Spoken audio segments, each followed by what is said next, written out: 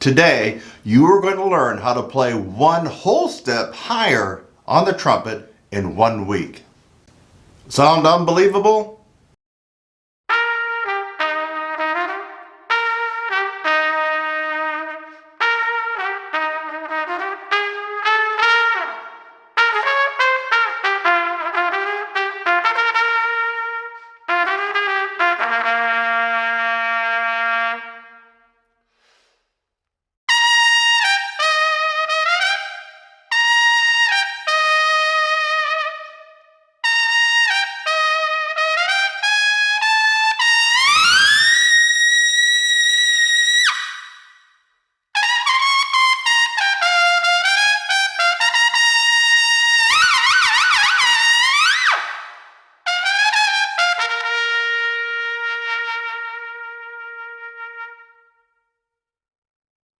This is installment 3, or Trumpet Lesson 3 in this series on how to play higher in 1 week.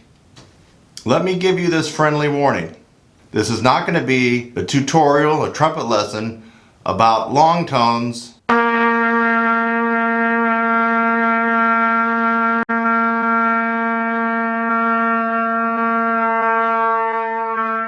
or lip slurs.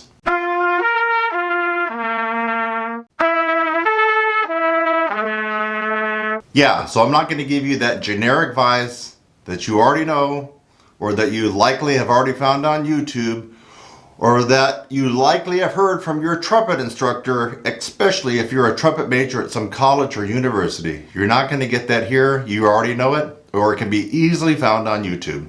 Before I continue, please make sure to subscribe to this channel to get amazing and unusual trumpet lesson tutorials. By the way, also lessons for tuba, trombone, cornet, flugelhorn, French horn, baritone, euphonium. Yes, it's all here at Trumpet Sizzle. So subscribe right now and hit that little bell notification so you'll be alerted anytime I put up a new video. So if you've been following along and watching the other trumpet lessons in this series, you'll notice that each trumpet lesson said you could gain a half step in range in 1 week. But if you listen carefully at the beginning of this video, I told you you could gain an amazing 1 whole step in 1 week. You didn't miss here, and I wasn't fooling around. This particular trumpet lesson is going to focus on technique. Yes, a lot of brute strength is required to play skillfully in the upper register on the trumpet or any brass instrument. However, you cannot forget about technique. Technique is essential. Unfortunately, so many people are using the wrong technique to play and excel in the upper register of the trumpet or any brass instrument. Okay, I can hear you say, Kurt, get on with this. What is this amazing technique you keep referring to that will give me 1 whole step in 1 week? Okay, you ready for the technique? You ready? Are you ready? The technique I'm going to share with you right now is called lip roll-in. Roll-in. R-O-L-L-I-N. Lip roll-in. And it really amazes me how many people don't know about this and how many people don't do it. And for those who know about it, they still don't do it. I can't tell you how many times I've gone on YouTube to see people start their playing and not roll in. And it looks something like this. The lips are just like this. The horn comes up like this. And that's it. There's no rolling. So if I'm going to play in the upper register, it's going to go something like this.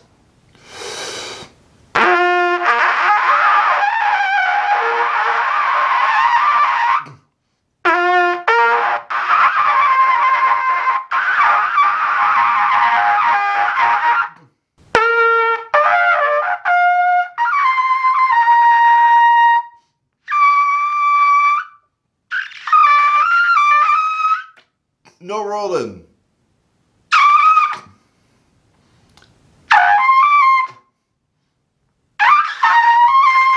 And what you just heard right now sounded like total crap. Why? No rolling. But you heard at the beginning of this trumpet lesson video, I killed it on Sesame Street.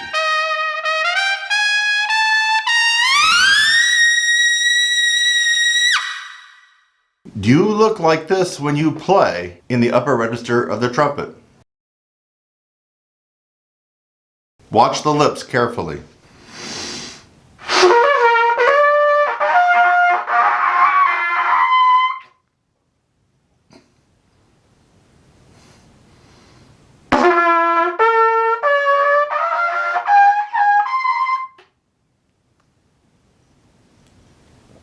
Let me actually roll in and show you the difference so you can hear it and see it.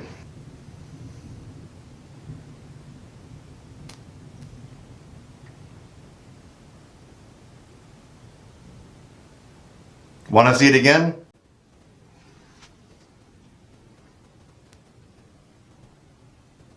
Now, let me go ahead and apply that technique of rolling to playing the horn. Remember, this could be applied to tuba, trombone, French horn, baritone, euphonium, cornet, flugelhorn, E-flat cornet. I put the mouthpiece up to my lips. If I'm going to play low, I'm going to keep a low C setting, what I call a low C setting. It could be a low B-flat setting if you're playing a bass clef instrument. A low C setting. Jaws drop down low. More of a pooch in your lips. Not much roll in.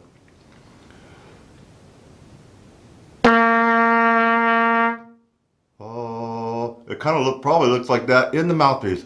Oh, lips apart, teeth apart.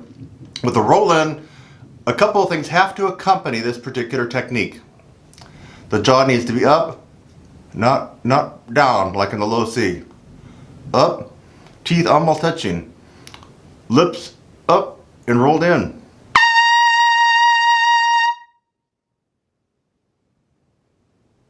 Rolled in.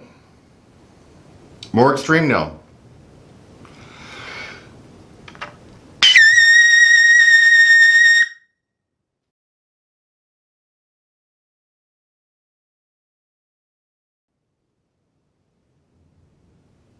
Extremely rolled in. If you can master this technique, you will be able to play one whole step higher in 1 week. Too good to be true?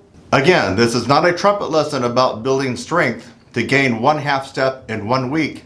It is a technique, and once you learn this technique, your range will go up 1 whole step. For those of you who are trying to count, that's 2 half steps in 1 week.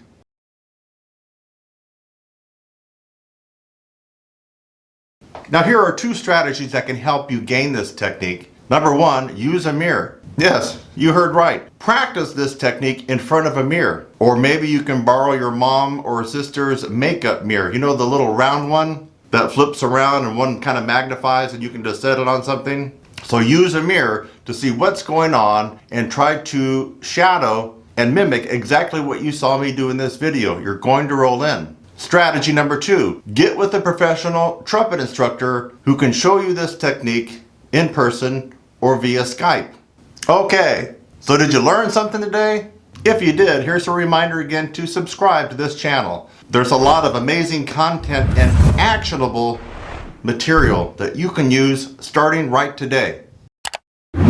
Now I want to turn it over to you. Are you going to use this amazing trumpet lesson technique to skyrocket your range in 1 week? Well, we're waiting. If you're going to try this technique, could you let us know in the comment section below? And what would really be appreciated would be after 1 week of trying this technique, how did it go? Let everybody know in the comment section. You're just going to be helping other trumpet players and brass musicians when you do that. Again, leave a comment.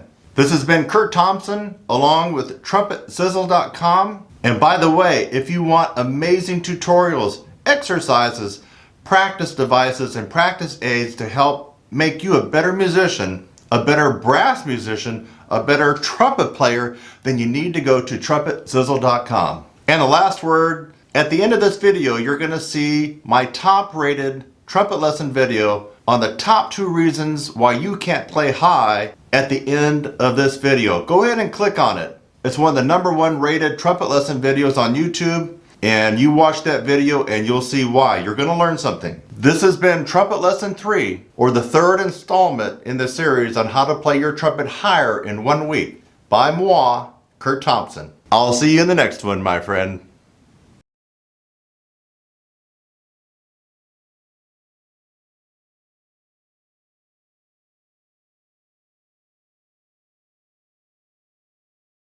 On the trumpet in 1 week. The trumpet technique that I'm going to show you today has really helped me improve my range, actually more than a half step. But we're going to let you guys experience the half step increase in range in high notes on your trumpet by using this one amazing technique. And thanks to this one amazing technique that I'm going to show you today, I am able to play extremely well in the upper register of the trumpet.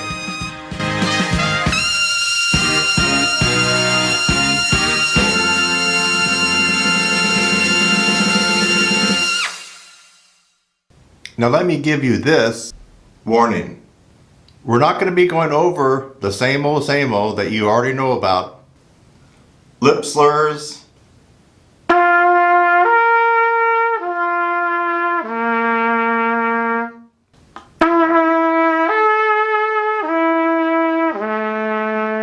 Okay, let me try some high notes here.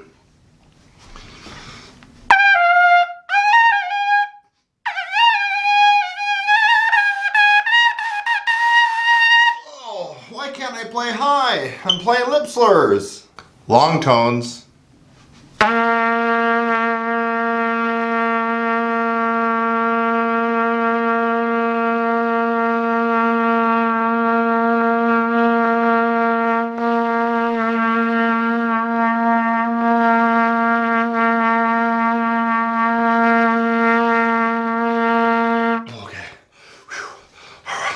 Okay, now I can play high. Just did a bunch of long tones.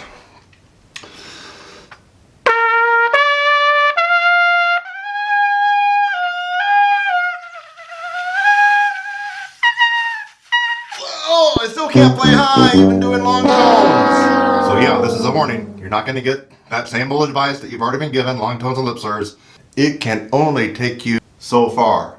You are going to get an amazing, unique technique. I'm Kurt Thompson, TrumpetSizzle.com. Let's dive into it right now. So are you one of those trumpet players that want to play higher? Yeah, me too. You're going to love this technique. I'm going to give you the good, the bad, and maybe the ugly of this technique. It's so simple. You're going to be doing Roy Stevens' no pressure system palming. Make your hand like this. Not like this. Not like that. Like this. Give me a high five. Your hand stiff and flat. Now I want you to turn it over. This is my left hand. You're going to turn it over. You're going to make it like a shelf. Almost like a shelf. You know, like you could set something on. See? It's a shelf. You can set a mouthpiece on there. See? Just like a shelf. Take your horn. Put it on that shelf. Do not allow your fingers to do this. Even a little bit. Your hands and fingers need to be stiff and straight, almost like popsicle stick. Lay the horn on your hand. Don't grab onto it. Just lay it on like a shelf. If you're not careful, it could actually fall off. That's how you want to do it.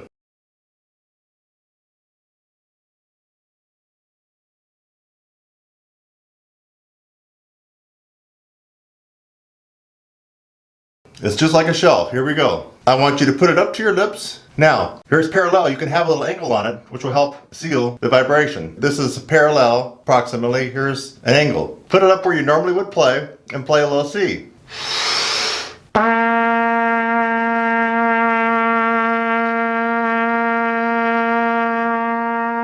Easy, right? Yeah. Step 2 in how to play higher on your trumpet for this 1 week technique.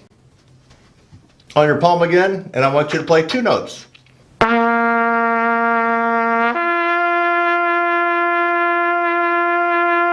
So far, so good, right? Yeah. Seems like we have an echo in this room. Step 3, you're going to add a note. So far we've done the low C on trumpet. We did the low C to the G on trumpet. Now we're going to add a 3rd note, the C. This has to be slurred, and it has to be about mezzo forte to forte, which means medium loud to loud. Remember, hands like a shelf. Lay the trumpet on the shelf. Parallel, you can add an angle to it.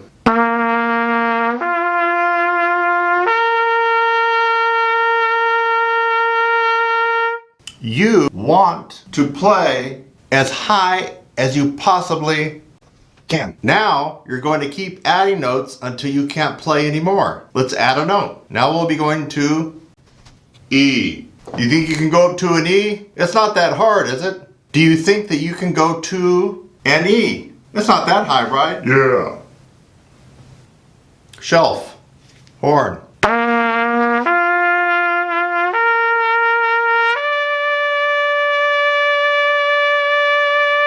Did you notice something? Each time I start down on the low C, we went low C, G, low C, G, C, low C, G, C, E. Each time that you repeat it, you always start back on the low C.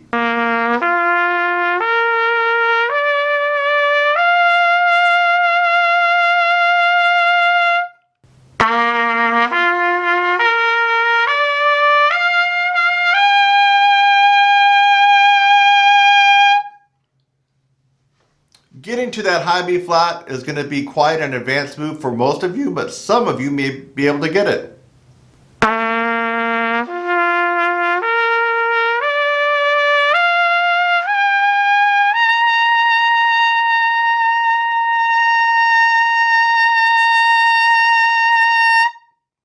That was high C, doing the Roy Stevens palming, no pressure system.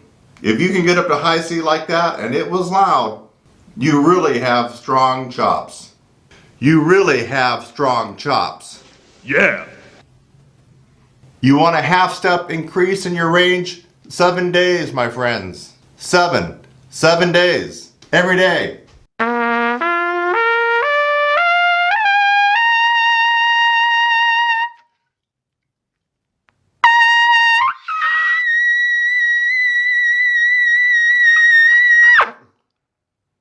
Pretty cool, huh? So now I want to turn it over to you. So did you learn something? Are you actually going to try this technique? Are you actually going to try it for 7 days? If so, let me know in the comment section. Love to hear from you. Especially if you tried it for 7 days and you got that high range happening.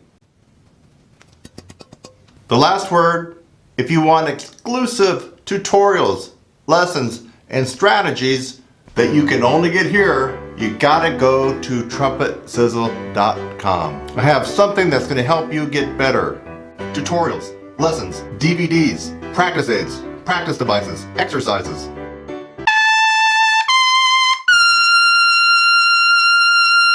I'll see you in the next one.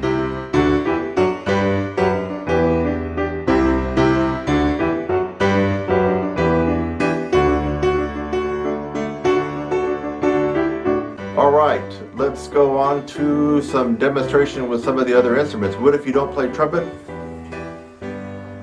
What if you play French horn? So for French horn, I'm going to hold it like this. Let me kind of back up a little bit. I'm going to hold it like this. And just, you can see how I'm holding it with my hands, just palming it. Alright, let's see what we can do with trombone.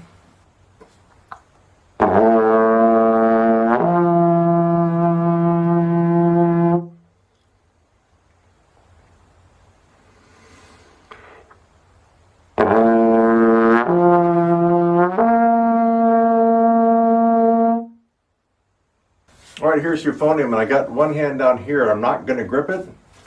And actually this is a baritone, and I got the other hand like this, so I'm not gripping anything like that. I'm not able to pull it in, and I'm just going to start on a lower note.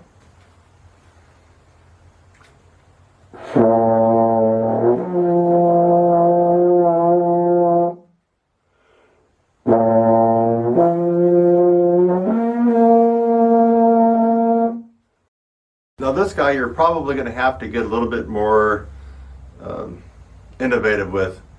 This is too heavy. What is it, like 25 pounds almost, just to try to do what I did with the baritone, which was pretty light. If you could fashion a way to hang it, or with a little bit of rope from somewhere in your house, that would be great. If you have a tuba stand, I'm going to just maybe try to wing it and do it on my chair. Let's just see what happens. So I'm on a chair here. Now let's just see if I can just work it up, just to show you that this can be done. So it's on the chair. I've got it lean like this, and I'm just going to keep it. I'm going to put my hands up here, so I'm really not going to use any pressure.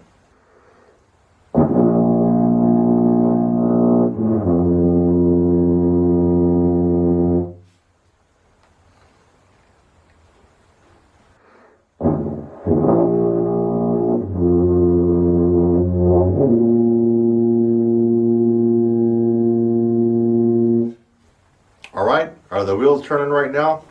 So this would actually be better if you had a tuba stand and you just bring your mouth up to it and don't even touch it. But you could see that I was using no pressure, just with the tips of my fingers.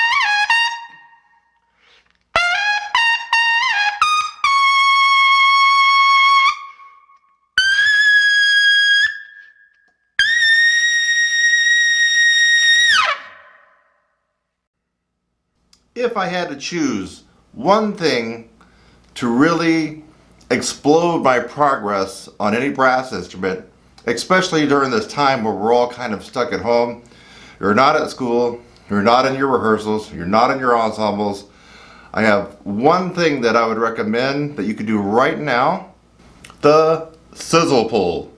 The sizzle pull.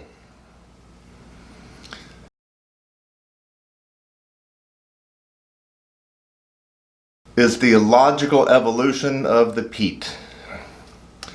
For many of you that have, let me get out of the way so you can really see it clearly. There we go, should come into focus a little bit better. For many of you who have the Pete, this is the evolution of the Pete. It does everything that the Pete does and a lot more. It's like the Pete on steroids. It has another, 10, 15, 20 variations that you can use. It's solid metal. It has some cushion beads on it, not to tear up the inside of your mouth. This is the sizzle pull. If you can get this, along with a tutorial for it. If you didn't want to embark on the best, #1 rated amateur improvement program in the world, which is my 16-week brass upper register course, the new revised one, if you're not ready to take on that and tackle that, which actually that's the one that you should really be doing. But if you just wanted to try something that's easy, not going to take a lot of time, but will give you almost instant results over anything else that you could try. I mean, I've looked at everything that is out there, anything that you can buy anywhere. This will do it. The sizzle pull.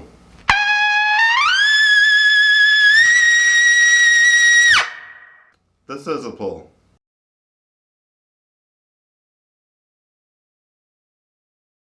Today, you are going to learn how to play 1/2 step higher on the trumpet in 1 week. This is a trumpet lesson on how to play higher notes on the trumpet. The trumpet technique that I'm going to show you today has really helped me improve my range, actually more than a 1/2 step. But we're going to let you guys experience the 1/2 step increase in range in high notes on your trumpet by using this one amazing technique. And thanks to this one amazing technique that I'm going to show you today, I am able to play extremely well in the upper register of the trumpet.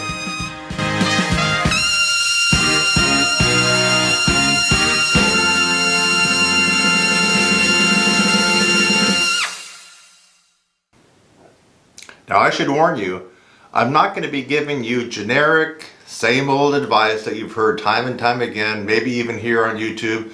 Definitely if you're a music major, of practicing long tones, practicing the Schlossberg, blah, blah, blah, blah, blah, blah, blah, blah, blah. You already know that, so I'm not going to be talking about that here. I'm going to be giving you this amazing technique that will work in 7 days. You probably already know who I am, but for those of you just watching me for the first time, I'm Kurt Thompson of TrumpetSizzle.com. Let's dive right into this amazing technique.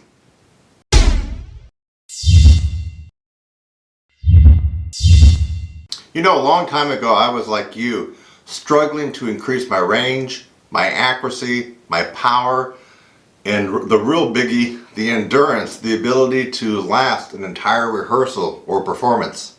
And yes, some of it does work. You know, I tried the long tone thing. In fact, I still play long tones. I still do that.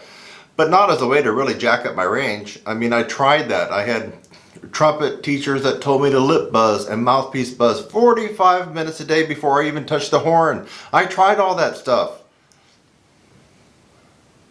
I didn't really get much out of it, folks. And we're just a few days away from St. Patty's Day, so why not tilt the odds in our favor? I got all green on because this is my lucky day, but it's going to be even your luckier day when you get this extra half step in range in 1 week. This is not a joke, this is the real deal for improving higher notes on your trumpet in just 1 week. This is quite cool. You just have to do it. All right, here we go. First, you are going to be taking the trumpet mouthpiece and placing it in the center of your chops the way you normally would. You're going to start off on a relatively easy note. Say, for example, middle C. Now watch carefully. I'm going to repeat middle C going to my left, and this will probably be your right, but I'm going to repeat it several times as I slide the mouthpiece across my chops to my left corner. That's probably your right. Watch.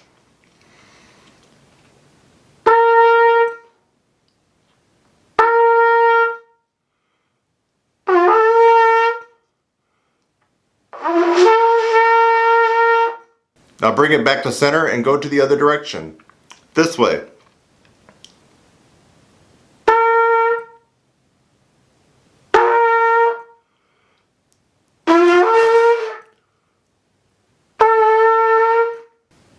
Crazy, right? Crazy like a fox. Now let's try going up to D.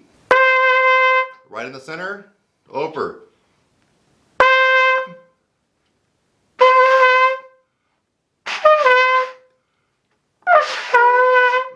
Bring it back to the center and head the other direction.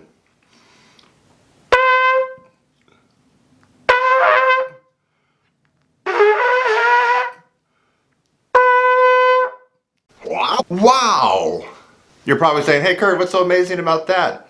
You are adding a different stress and a different placement on the chops that you're not used to doing. It's going to throw you for a little bit of a loop.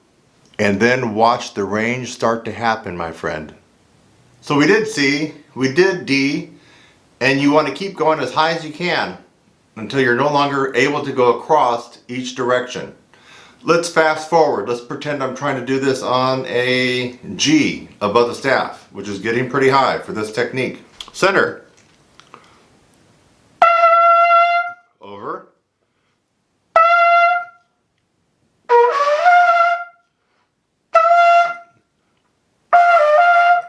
Getting tough. Back center. We're going to go this direction.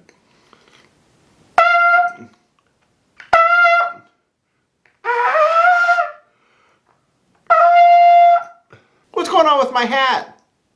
There we go. What? No. You didn't ask me right now to try this on a high C. It's a crazy, amazing, wild, quirky technique, but on a high C? Huh? What? Ah, what the F. You want to hear it on a high C? It's going to sound horrible. It's going to sound god-awful. Let's try it.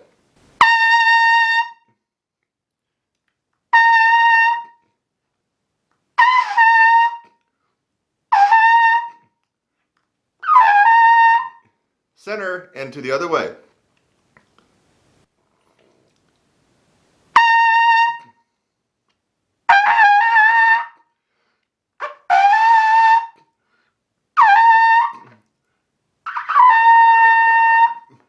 Woo! It was the green hat. The green, the luck of the Irish. The reason I was able to do this on high C. Now, this technique is an amazing technique, and you will get 1/2 step in 1 week on your trumpet. This has been a trumpet lesson on how to play higher on trumpet, and actually it will work for trombone, tuba, French horn, euphonium, baritone. Now, will this amazing, powerful trumpet technique allow you to do this?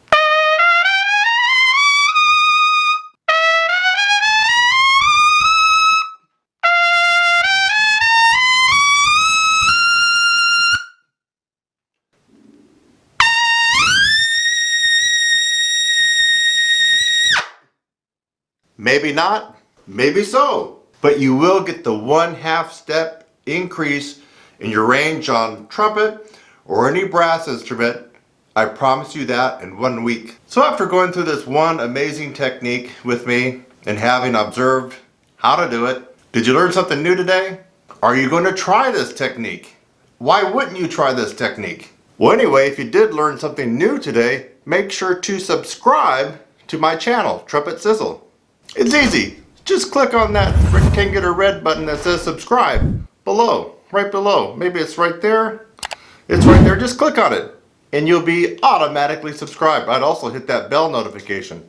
That way, every time I upload something you might be interested in, you'll get a notification of it right away. And by the way, if you want exclusive training, courses, tutorials, practice aids, exercises, all for brass players, trumpet, tuba, euphonium, baritone, French horn, cornet, flugelhorn, then head on over to TrumpetSizzle.com. TrumpetSizzle.com.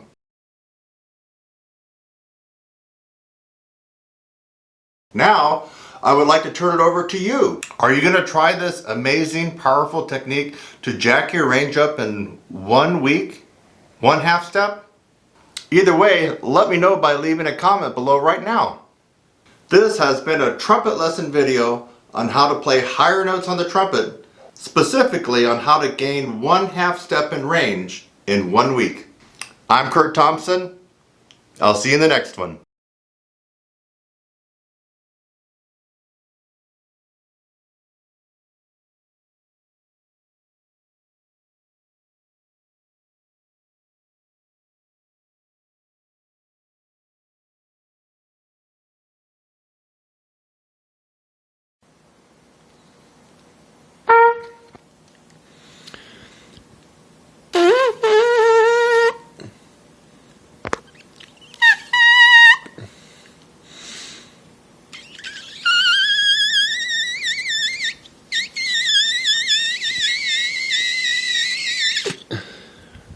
Okay, middle C, high C, and double C buzz. And that's the ultimate test in pure embouchure and lip strength. Notice I was doing the real lip buzz. So I wasn't doing the little puff out your thing that 8th graders do. No, I was doing the real lip buzz with an embouchure set, my lips rolled in, like I'm blowing into the horn. So make sure you're comparing apples to apples. What I did was the real lip buzz, free lip buzzing, like you got your embouchure set. So if you do this, that's not what we're talking about. We're talking about real free lip buzzing, which requires an enormous amount of embouchure strength. And you can always just about count on the fact that you can buzz a certain note, it's likely you can play about an octave higher than that. Buzz a high C, you can probably play double C. Buzz a middle C, you can probably play high C. Buzz a double C, like I just did, you can probably play a triple C, which is true. So there is a correlation between your lip buzzing and your strength and what you do on the trumpet, what you do on any other brasses, it doesn't really matter, tuba, trombone, whatever. So embouchure strength is the most important thing, the most important aspect of brass playing. Take it away and you really have little left. Little left. You might as well just become a singer. I mean, you really do. You don't have the embouchure strength. You can't play. I don't know. Maybe you can play in the low register, and that's about all you're going to get if you absolutely have no strength here whatsoever. Nothing really is going to happen on the horn. You could be Olympic swimmer with great lungs and air. No embouchure strength, that is going nowhere. So there you have it. And I will continue on with this brass improvement series right here. Hey, today we're going to be talking about chop strength or embouchure strength versus air. And it seems like every other day I'm getting an email from somebody with a counterpoint of view for myself about air. A lot of times you hear me say air is not the main thing that's going to get you your range. and it's not the only thing. And then people think that I don't believe in air at all, and that's not true. But we really need to figure things out. Now, I love Don Jacoby and his stuff. Bill Adams is wonderful. In fact, I do a little bit of his stuff in my 4-month upper register program, the lead pipe buzzing and stuff like that. So, and then the other yoga breathing techniques. But air, my friend, if you work only on air and think that's the holy grail to ultimate endurance and upper register, you're going to fail. That's just the bottom line. And we're going to find out why today. In fact, I'm going to prove that air is not the holy grail to upper register. It really is lip and embouchure strength. And then the second to that would be how you compress your air. So that is a very important part of being in upper register and playing that way, playing clearly in the upper register. So, and I'm not following a script here, I'm just thinking out loud, but you need to see a good up-close demonstration. That's why I have this camera so close.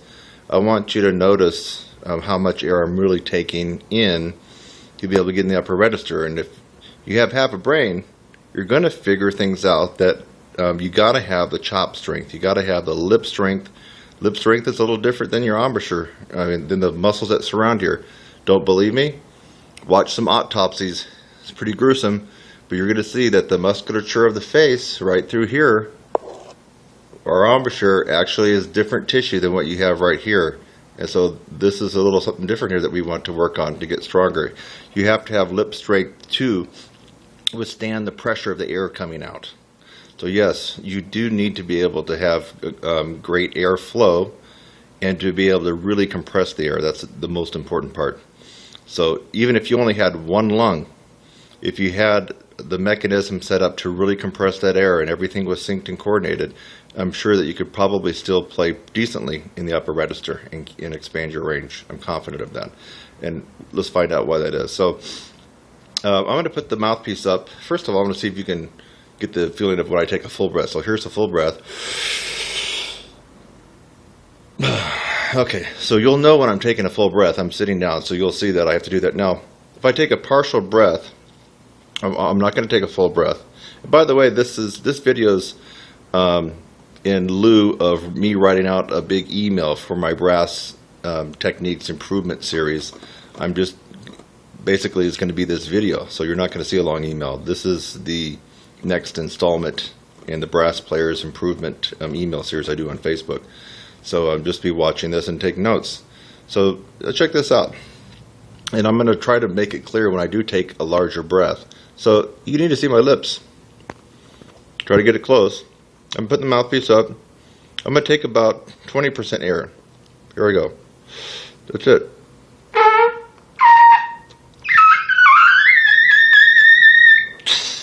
That's only 20%, folks. Now, I didn't exactly have the accuracy that I wanted because I didn't have the airstream pushing it forward. But that's pure embouchure strength. Let's do it again. I'm going to take about the same amount of air, about 20%. Here we go. There's only 20.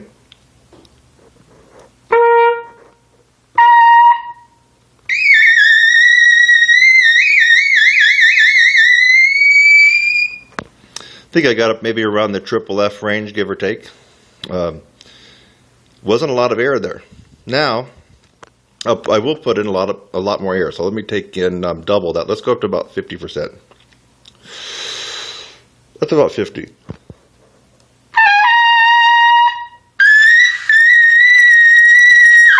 So I'm getting more sound out, and the air that I'm blowing through my chops is more air, more quantity, and it's actually probably a little bit faster, of course. Now, because I'm blowing more air, that's activating all the muscle contraction in here. It's got to still stay sealed on the mouthpiece, otherwise the lips would fly out and you're not going to be able to go up any higher. So anyway, that should be really clear. Let's just take another look at that. Not much air. So here we go. That's a big breath, and let me let it all out.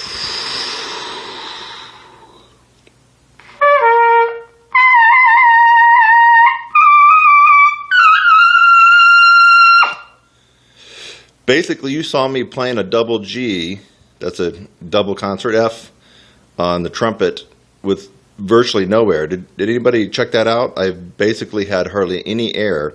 And how loud was it? It came out about MF. So wait a minute. Now let's go back to Don Jacoby, and we can even include Stamps and some of these other guys, Bill Adams, real big proponents. Even my hero Bud Brisbois, real big proponent of his wedge breath. He was the original wedge breath guy.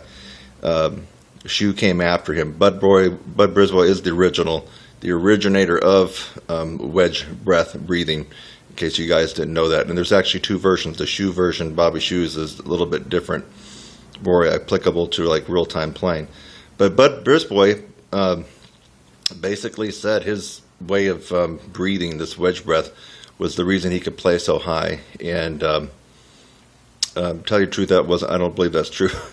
The guy had incredible chops, and I'm pretty confident that even if he had only one lung or wasn't breathing quite as good as he did in the wedge breath that he originated, he could still play very, very well in the upper register.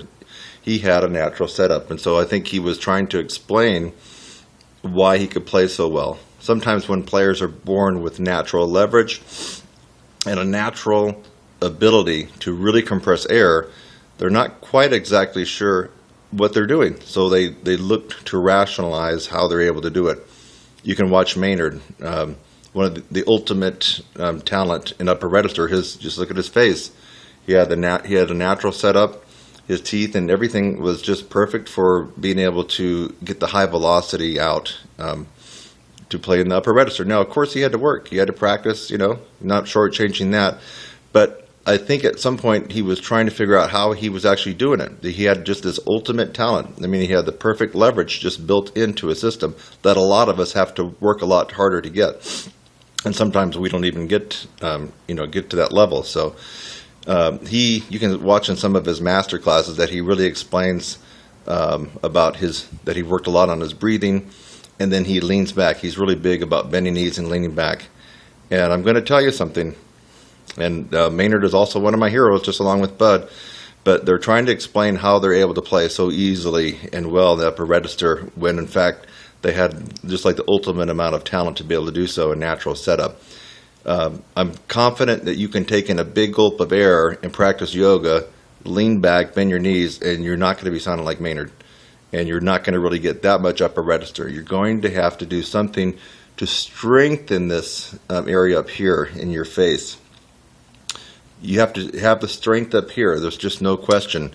And what do a lot of people tell you to do? Do long tones, take stuff up an octave, play in the upper register, and really work on your airflow, and you'll get there.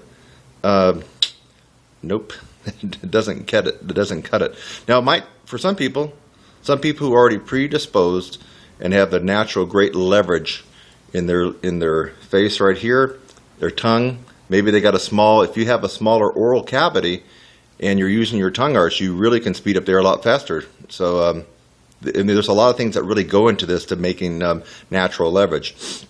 So yes, the people that have gained a lot of range and can excel very well in the upper and extreme upper register of any brass instrument, if they did the long tones, if they really worked on their breathing, if they played stuff up an octave, they might actually just get to where they wanted to be, where everybody wants to be, but mainly because they had already a predisposition for natural leverage and a great compression ability just through their genetics. So the rest of us, you're going to have to really be strategic about getting this strength. And unfortunately, for most of us, not one method and not one technique is going to get you there. In other words, you can't just do Bill Adams' method and get there. It's going to work for some people, but will it work for you or me? I don't know. Claude Gordon, love it. And I actually got something out of it, but is it going to work for you? I've been teaching for a long time, and that Claude Gordon doesn't work for everybody. It works for me, and not ultimately, but it did help me out at one point. So I love the Claude Gordon stuff. Roy Stevens, so palming and all that kind of stuff. Will it work for you? It may. and it may not. Reinhardt, all these other methods that are out there. Cat Anderson is probably the toughest method to actually go through. So there's a whole bunch out there. The only question is, will it work for you? And those methods are successful for some people, but not for everybody. Of course, we already know why it's not successful for everybody. It's just fact. If one method was actually successful at producing gorgeous high notes and upper register abilities and endurance, then we would all only use that one method. Think about it. Let's use our brain here. If one method was that successful, you wouldn't be listening to this right now, and I wouldn't be talking about it. Everybody could just do it. So the fact of the matter is, not one method is perfect for everybody. As a result, that's the whole nature of my 4-month upper register course. There's 65 techniques, and these techniques come from every method you can think of. The bulk of it are actually my techniques, and I include a lot of breathing for compression and some other stuff. So you have to take the macro approach to really building the strength. We don't know which particular technique is going to do it for you. I'm confident that out of 65, 5 or 10 are definitely going to be the magic bullet for you. But what's the magic bullet for you? Don't know. And whatever it is, it won't be the same for me or the same for the next guy or gal. So you really have to use your intelligence here if you want to improve your upper register. And keep in mind, I don't care what instrument you play. I don't care if you're a college professor or you're a comeback player or you're a hobbyist or you're a pro player, whatever. It doesn't really matter. What matters is you have to keep improving your range. You can't be settled on your range, wherever it is at today, because the more range you have, what happens? Even if you don't want to play double Cs, classical guys out there, if you can play a double C, what happens here? Boom. The pressure comes off your lips when you're playing in the tessitura that you normally play in, whether it's middle C up to maybe E's. So you don't have to have the desire to play double Cs. It's just if you can play them in your practice, the pressure comes off here. You get a better sound, a bigger sound, and a lot more endurance. So let's take one more look, and then I'm going to wrap it up here. Really, the air is important. And to compress the air, you really have to arch the tongue in your mouth up, like you're saying in or E or T. Your tongue's actually like this. That is doing the arch. Like that. And you're blowing the air from the back of your throat up and over the tongue, and it comes out the aperture. Now that's great. We got to have that air. But if you don't have the super strong embouchure, chops, and the lip able to contract and hold that air into the mouthpiece, all the air is just going to be useless for you. And that's this brass improvement email series. Hope you get a lot out of it. You're seeing a real good close-up of me, maybe too close. Let's take another look at the mouthpiece. So I'm putting the mouthpiece right on my chops and take a small amount of air.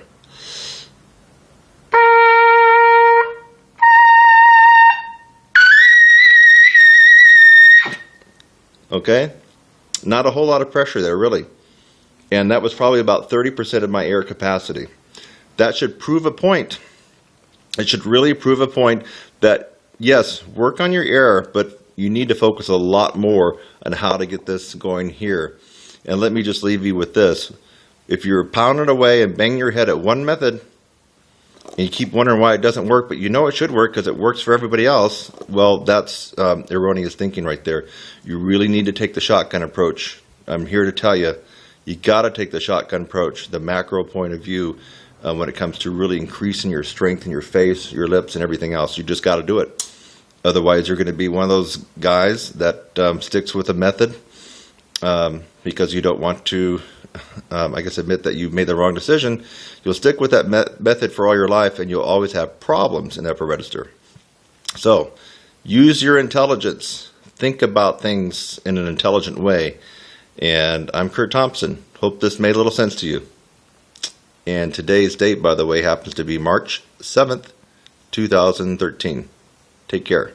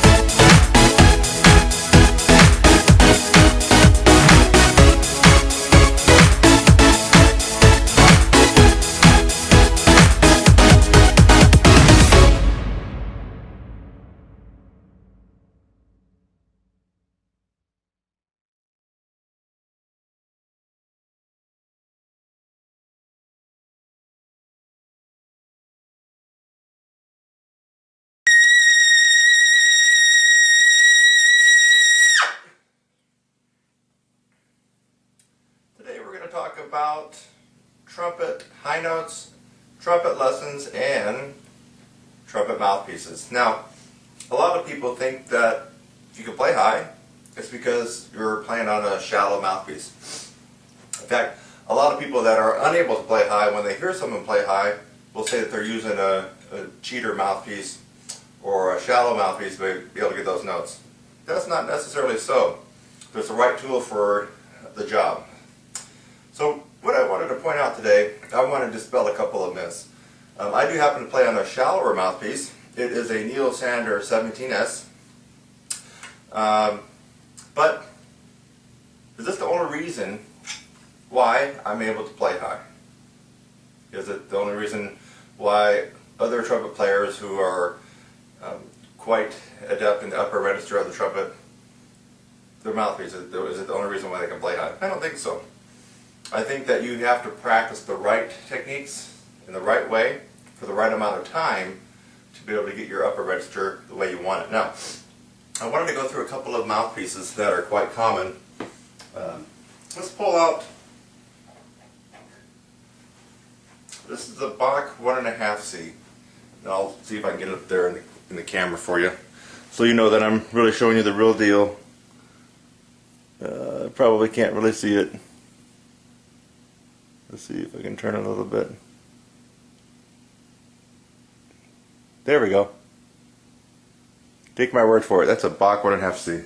Now it's a little bit cold. Now, according to a lot of people who can't play high, I shouldn't be able to hit a double C on this one. Now I will tell you that the mouthpiece I play on it for a reason. I like the sound I get, I like the tone, I like the accuracy, I like the volume I get out of it. Otherwise I could just play on any mouthpiece, right? So this one here will probably not sound as good to me and have the projection and some of the other qualities that I love in my Neil Sanders, but will I be able to play a double C on this one like I do on mine?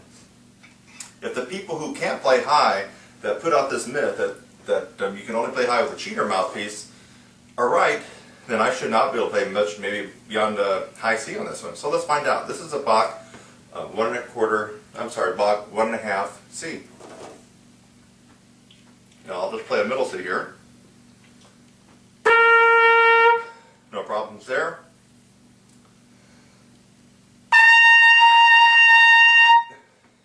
Does seem a little bit harder than mine.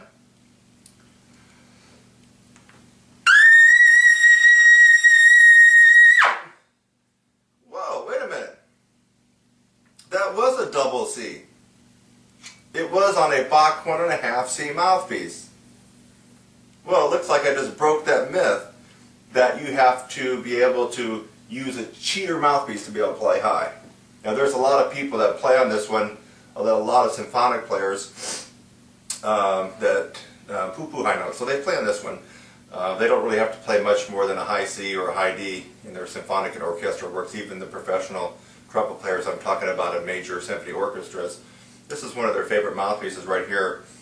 Would I use this on a regular job or a gig for playing Maynard stuff, playing lead? No, I wouldn't, because this makes life more difficult. But you heard it right here, folks. I played a double C on this Bach 1.5 mouthpiece. See if I can show you it again.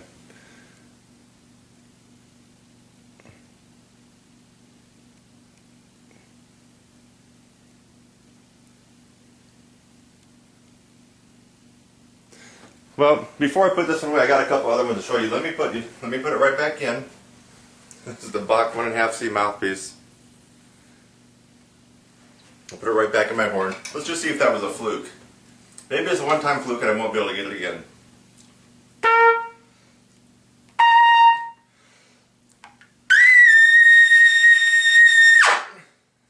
Nope, it wasn't a fluke. I am able to play high on a Bach 1.5 mouthpiece. Let's set that one aside. Now, what is the most common trumpet mouthpiece in all the world? If you answered a 7C, you are correct. I'm going to see what happens when we get out the 7C. Now watch this video carefully because this is all uncut. There's the 7C. Can everybody see it? I'm going to leave it in the video. I'm coming back around. Coming back around, there's no cutting or editing. Here's the box 7C. This is what you get typically when you buy a new horn. Typically what beginners play on it. Very few professionals play on a 7C. There might be 1 out of 1,000 that would play on a 7C. Well, let me try it. Now, supposedly, I shouldn't be able to play on high on this one either, right? It's a 7C mouthpiece, not a cheater mouthpiece, not a lead mouthpiece. Let's see what happens. Now, if you watch the video, I've been going on continuously there, so there's been no monkey business. It's still on my horn. It's cold.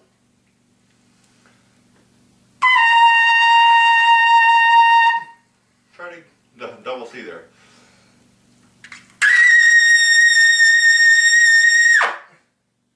Well, lo and behold, I'm able to get a double C on this 7C mouthpiece. Shouldn't be able to do that, should I? According to the people who can't play high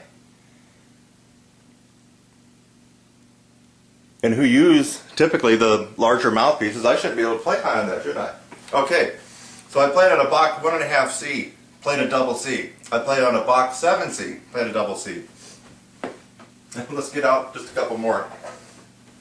This one here. This is a Bach 10.5C. Now this is the mouthpiece that a lot of classical players who really can't play high will actually use in their piccolo. See if I can show it to you. Sorry, it's not coming in clear. There you go. You can see it's there. That's the Bach 10.5C. I'll leave it in the frame so you can see me put it right on my horn.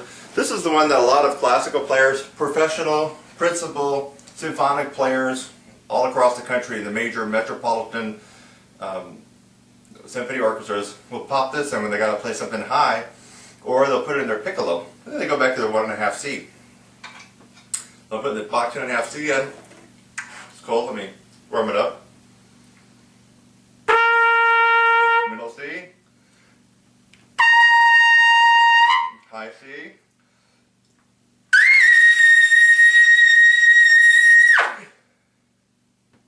Double C. I'm going to pull right on my horn. You saw exactly what I was playing on. This is no trick photography here. It's a Bach 10.5C. Oh, what is this? This is a Bach 12. Bach 12C. We'll try that one. I've actually never played on a 12C before. I borrowed a couple of these mouthpieces just for this demonstration. Bach 12C, I have no idea how I'd play this one. It is probably a little bit more smaller than the 10.5C, I'm guessing. Middle C. High C.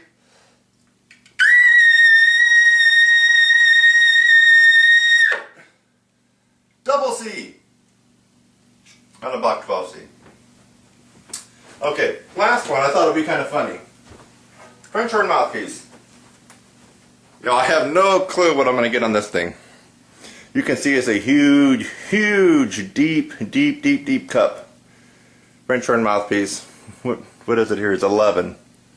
It's a Vincent Bach 11 French horn mouthpiece. So I still have it here. Let me put it in my horn. Of course, you know, it won't fit properly, but it's in there. Let's just see what I give this. It's not going to sound pretty. It's going to be out of tune. Probably swim around. But it's a French horn mouthpiece. I really shouldn't be able to play too high on it. Most French horn players can't play too high, so let's see what will happen. Definitely a different tone. A lot warmer. High C now. Real muffled. It's probably going to be very difficult to get the double C out.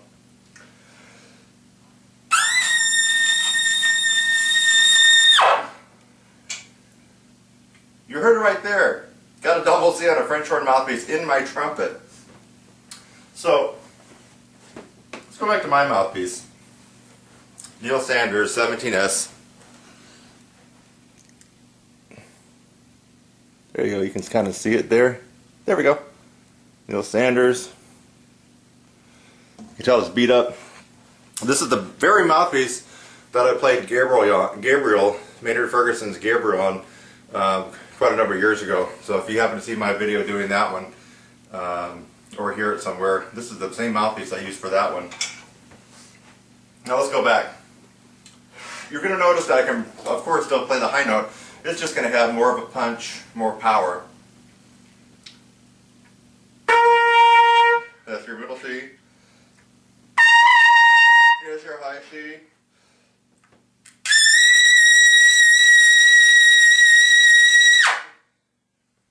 Love it the way it comes out. You notice that in all these mouthpieces I was able to hit the double C. All of us have different dental structure, different facial features up here, and therefore what works for somebody, for example, this works for me, might not work for you. And that's why I would definitely recommend, and I recommend all my students to spend some time going through different mouthpieces and making sure that mouthpiece is appropriate for what you do. This mouthpiece may not be the perfect mouthpiece for a symphonic player, but it shouldn't be the reason a symphonic player would say that they can't play high because they need a cheater mouthpiece. I've just broken that myth right here. You heard me play a double C on a Bach 1.5 mouthpiece.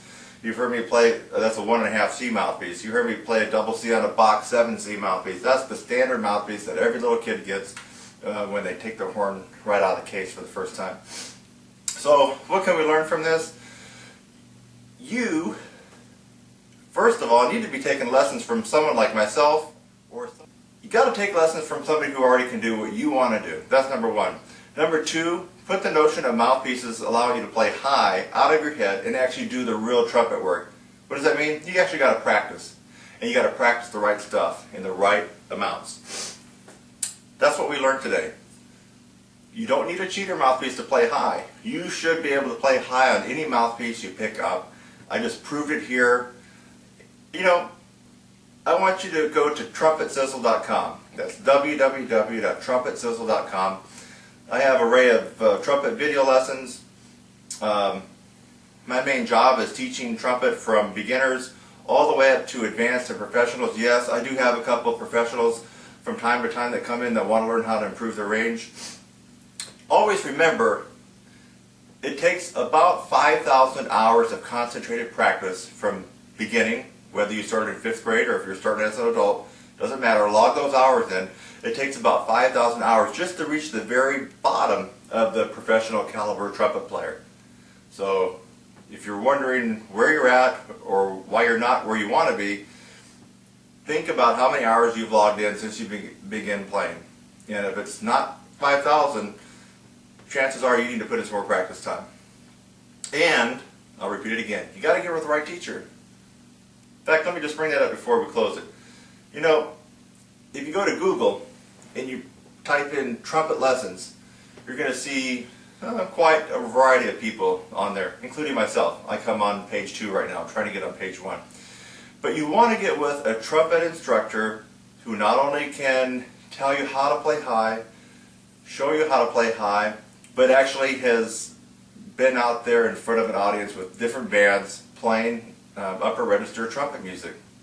Anyway, what I've noticed is that a lot of these trumpet players that you're going to find that pop up on Google on page 1 right away, if you try to search their name and find out what they've done, what they played, some of them you can't even find a live video of them playing.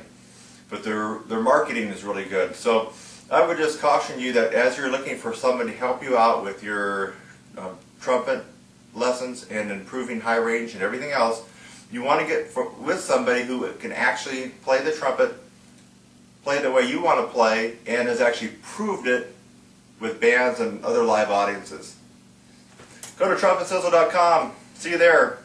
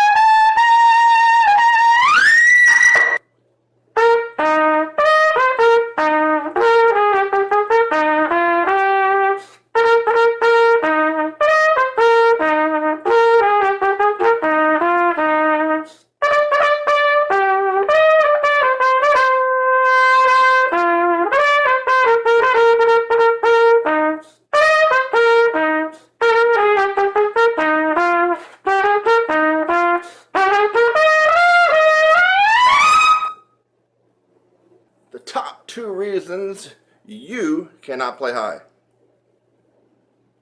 Well, I just demonstrated one of them.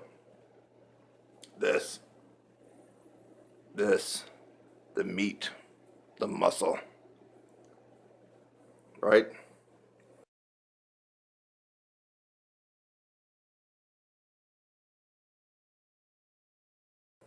But you already knew that, right? Yeah. You know you got to have chops. You got to build this. Everything. All these muscles, everything. It's all got to be built up strong.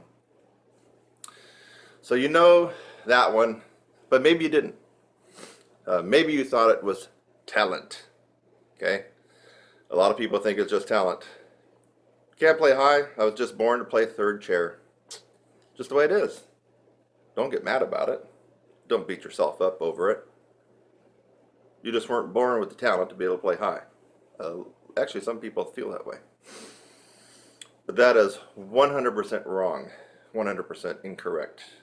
That's your belief system, but it's not reality. Your belief system, but not reality. So the top reason that you can't play high is you haven't gone through the process of training this and the whole mechanism from diaphragm to here to out to the horn. You haven't gone through that process. Now you can look at video, YouTube after YouTube. In fact, I just crossed over the 600 mark on my YouTube channel. Videos available to the public. You can watch them all.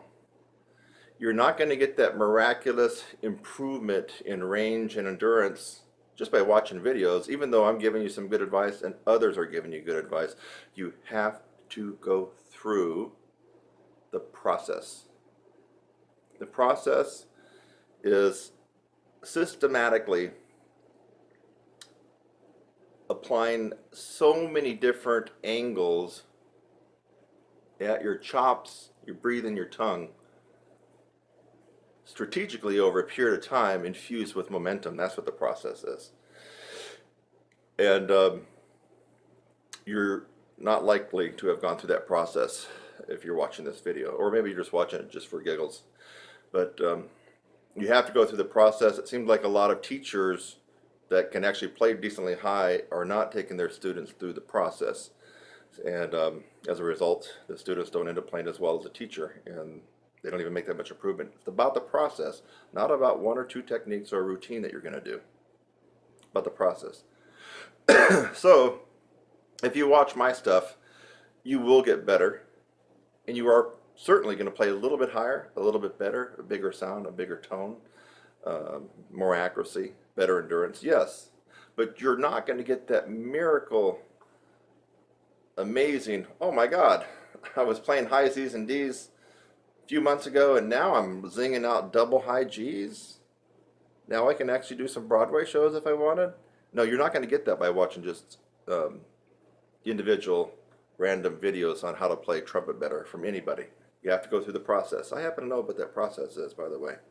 And according to most of the people that have been working with me, it seems like they know it now too, and they can demonstrate it. So let's go on to number 2, where the second top reason that you can't play high. That. Tongue and tongue arch. Now, you can still play high without the tongue arch. I'm going to play high right now, leaving my tongue dropped in a low C positioning. And now it's not going to sound good at all.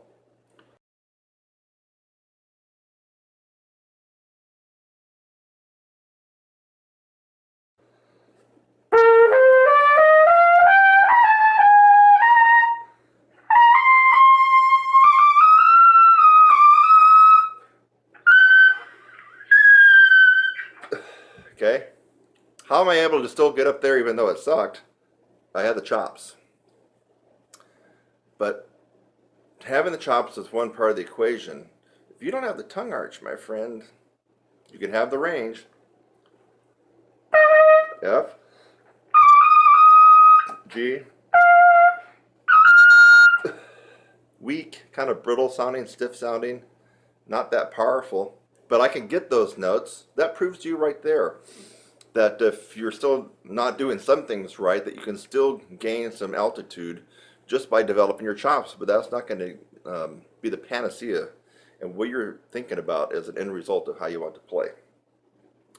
So the tongue arch, the less space you have in your mouth when the air is coming out, you're going to zing out higher notes because the air is going to be speeding past the lips, vibrating them faster, vibrating the air that goes into here, coming out here is going to all be faster. Okay. So how do we do that? It's the tongue arch. And it's kind of one of the most elusive techniques on the trumpet. It really is. I get people that can actually play pretty decently up to high C, D, even E, and they're not using tongue arch, but they're so used to not using tongue arch that they can actually play sometimes at the professional level or as a professional in a symphony. It's quite amazing how they can do that. They're making things in life very, very hard by doing that, but yet they've accommodated not knowing about the tongue arch or not being able to do it. So what if you had a screwed up embouchure, or what if you thought you didn't play correctly? Well, here's my natural setting. What if I played poorly? Let's move the mouthpiece over a little bit. There we go, see it?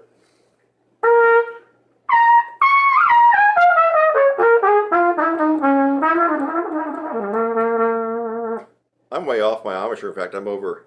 What about the other way? Well, now I'm back to center. Move it over. Now I'm really playing not where I want to play.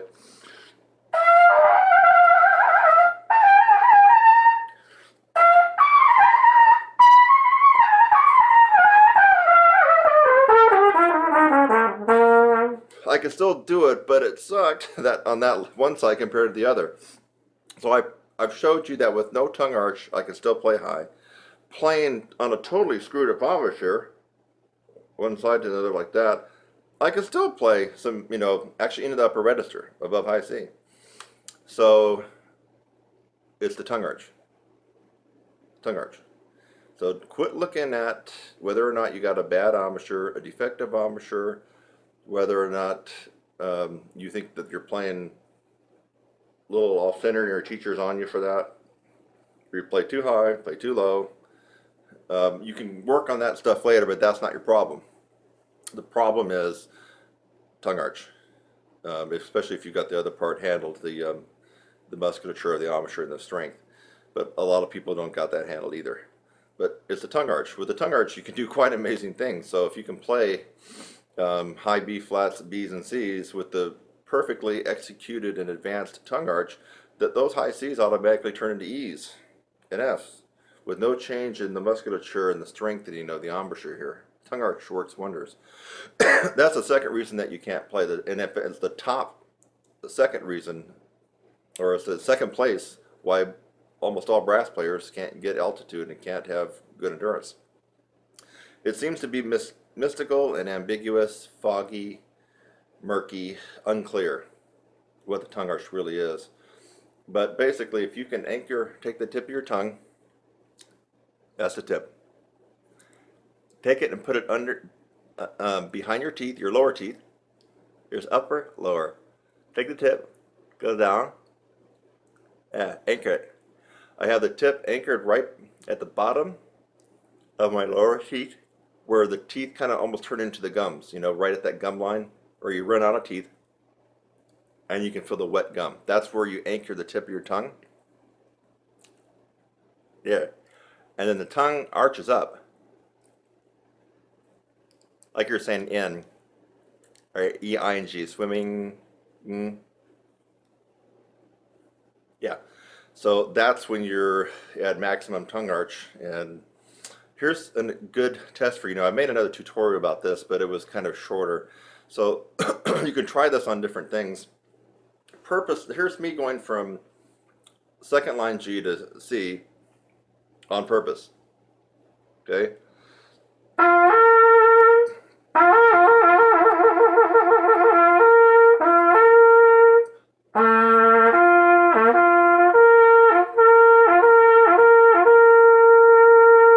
Okay, you're seeing movement here. I'm also adding a little extra tension when I'm going up to give it push. The way to really get the feeling of tongue arch, so it's not theory, it's actually something real that you're doing, is to purposely try not to get the top note, yet raise your tongue in an arch position.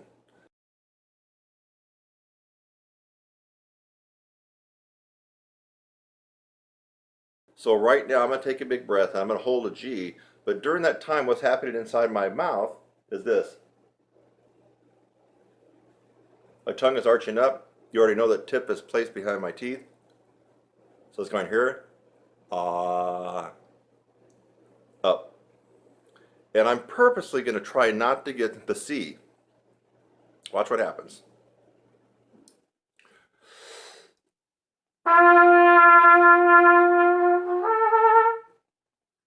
Hear that? Of course it didn't sound good, but I'm purposely trying not to get the C. I don't want the C to come out.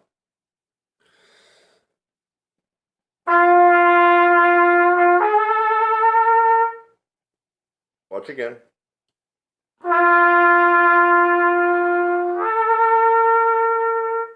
Again.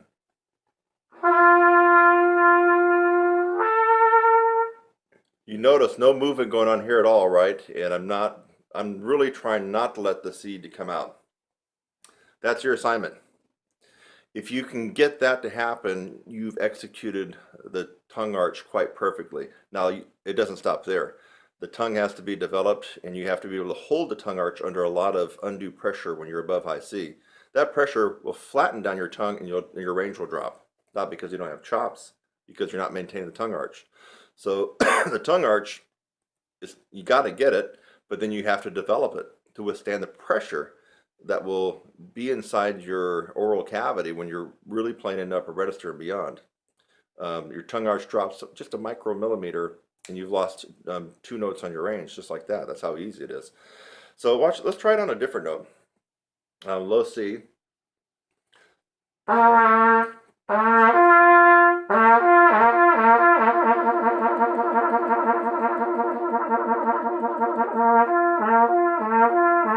I'm trying to do that, right? You can tell. What if I take a big breath and purposely stay on that low C? Don't let that G come out.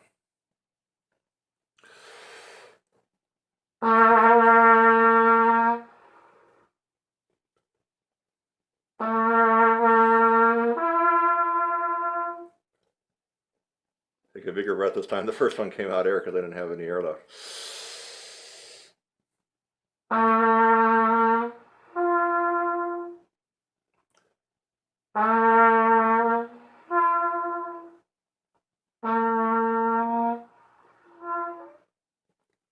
Even low C to G, which is a wider interval, isn't it? It's another note wider, so you're going to fifth. Now a lot more air is coming out on low C than it is on G because you have the placement of your jaw and your tongue even lower. But still, you could hear that something was happening. In fact, the air started to cut off. On that first one, did you hear that? It was almost no air. I mean, it was just air coming out. But the low C would not come out. So don't think that was a mistake. The low C would not come out anymore. Let me just see if I can go for the air again because that was pretty important. I'm raising the tongue up to the point where the low C will not vibrate anymore.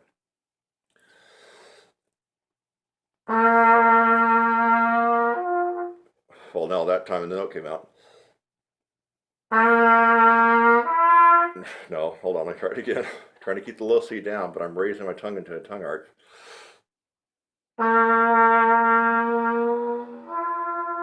No, it's not going to do it this time. I guess it was kind of a fluke, but still, that was important to realize I'm trying to play the low C, which even beginners can get. So you know something was going on inside here. I mean, if I can't play the low C, something really is bad, and something bad's going to happen. Maybe the end of the world tonight. I can't play a low C, and if you can't play a low C, it's probably the same thing. Now, if I'm playing a low C and I do something inside my mouth that causes the low C not to come out, you know I'm doing something. You know something is going on. You just have to know that. So I was probably speeding up the air too fast for the low C to come out, and it was in the little twilight zone area right before the G was going to snap out. So I'm not even sure if I've even tried this on C to E. Now, I'm thinking that as you get more narrow in intervals, that's probably going to come out easier. So I'm not sure if this will be the best demonstration or not. Let's find out. So middle C to E. Oh, normally.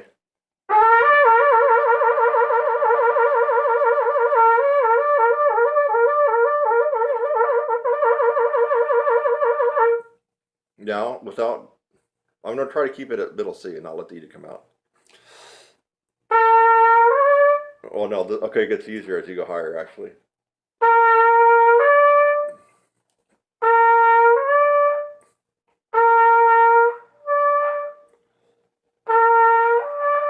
Yeah, okay, so that's why I was experiencing that error at the low C to G. So this demonstration is actually perfect for you at G to C. And if you do have a range up to about an A to a high C, you might want to try it from middle C to E because it's actually easier. But it might be so easy that you don't really get the feeling of it. So you've heard me do 3 different ones. G to C is commonly what I show students. Low C to G is going to be harder, and C to E is going to be easier. So you got 3 different intervals that you can slur to using the tongue arch. And remember, you're trying not to let the top note come out. You're trying not to let the top note come out. That's what you're trying to do. But you're arching up, you're trying to arch the tongue as high as it will arch, but with the goal of not getting that top note. Because if you have the goal to get the top note, then you might add a little bit more pressure here. You might blow harder. You're going to be doing some things unconsciously that you've just already trained yourself to do to get the note to come out. That's why it's important to really, it might go against your ego, but really do not let that top note come out. Just keep arching the note up and hope it doesn't come out. And when the top note does come out, if it does for you, then you know that you've got the tongue arch decently perfected, but just not strengthened. I mean, the tongue arch, you either get it or you don't, right? There's not really a gray area. You got it perfected, you can do it, or you don't have it at all. There's not really a middle ground. You either got it or you don't. After that point, it's about developing your tongue and the tongue arch to really be refined and just amazingly versatile when you're playing. That's where I come in. Have you ever heard that I got a website called TrumpetSizzler.com, and then I teach a lot of people, especially a lot of advanced and professional players that want to get better with endurance and range? Well, if you haven't heard about it, you're just hearing it now, I actually do that. That's kind of actually what I'm good at. And I'm good at some other things too, but I kind of have this natural knack for helping people out with that. So if you'd like to learn more, you can definitely look at more videos here. And if you're watching this, why not go ahead and subscribe? You can support me. You're going to get an instant email when I put up new videos like this. And I don't know, I think that you're going to learn something and become a better player. But if you really want to take the horse by the reins and run with it, you got to do something, and that's called going through the process, which I alluded to earlier in the video.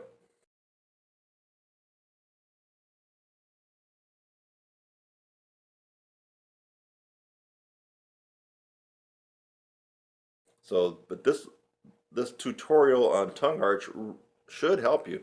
And now if you're not getting the note to come out at all, even though you're trying not to, but it still doesn't come out, that's where, again, you need a coach, you need someone to work with you on that, because that is the second reason you're not able to play high, play with power up the upper register, or even have great endurance.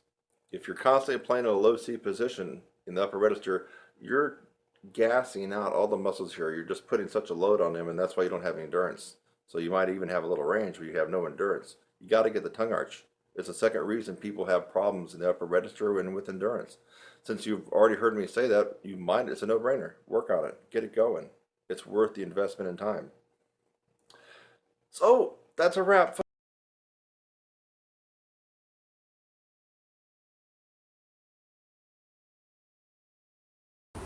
Hey guys and gals, I've been using a cool little tip, shortcut. Again, this is not a substitute for the process or for enrolling in lessons, and specifically we're enrolling in some of my pedagogical specific courses like upper register, technique, lead trumpet playing, breathing. But I have found that this is a very potent and quick results producing technique.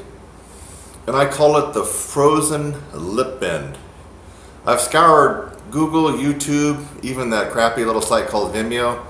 No, there's nobody else that has come up with this, so the date of this video will be the copyright for this particular technique. It's the frozen lip bend. We could almost call it deep frozen lip bends. And so you've seen people demonstrate lip bends almost in a half-step fashion, and it looks impressive. They're doing things like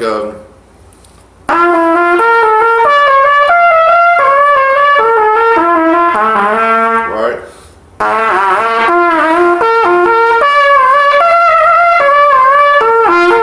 Well, that wasn't a lip bend.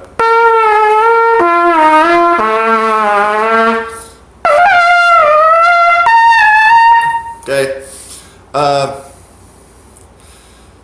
I was doing that in 9th grade, folks. I mean, come on.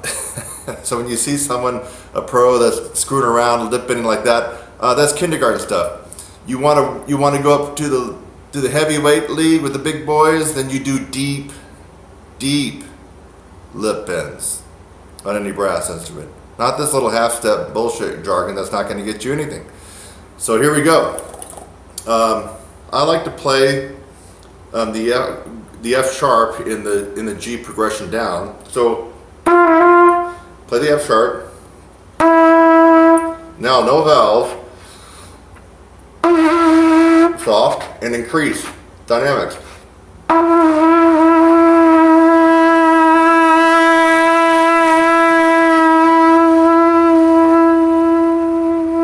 Control, baby, back it off. Okay, now that is the half-step lip bend that you hear all the time, except that was a frozen lip bend, not quite deep, but now it's going to get deeper. Now let's go to something that you don't hear anybody doing unless you've watched another of my tutorials on lip bending. We're going to go down to F natural, which is going to be the whole step below G.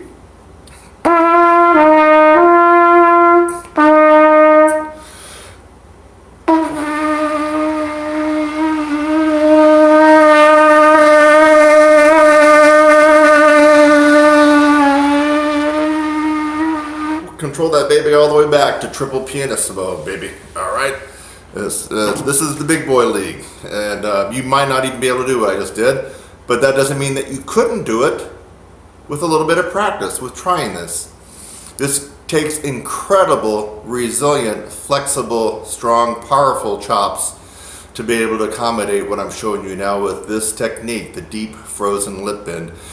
Let's go even deeper. Now, you'd never hear anybody, I haven't heard anybody lip bend down to an E in this part of the range of the horn of the trumpet. So G to, now we're going down a minor third.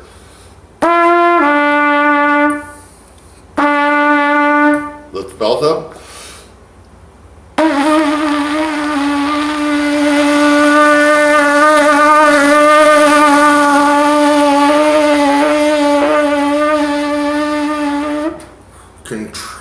Incredible amount of control there and finesse to be able to accommodate that.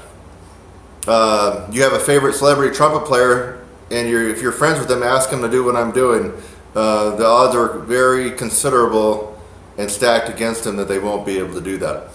So now we're going to get into the extreme minority of all professional, actually this is not even professional, this is way above professional level of playing.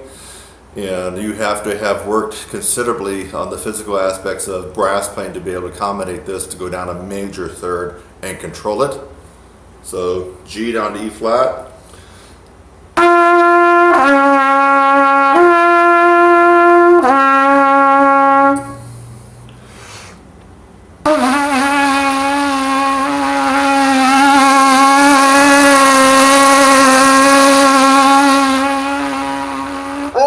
Down to quadruple piano, ladies and gentlemen.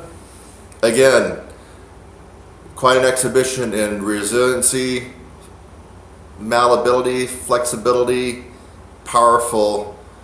What other kind of adjectives can I come up with this? It's just, you really have to have excelled way above the typical professional commercial or orchestral player to be able to do this.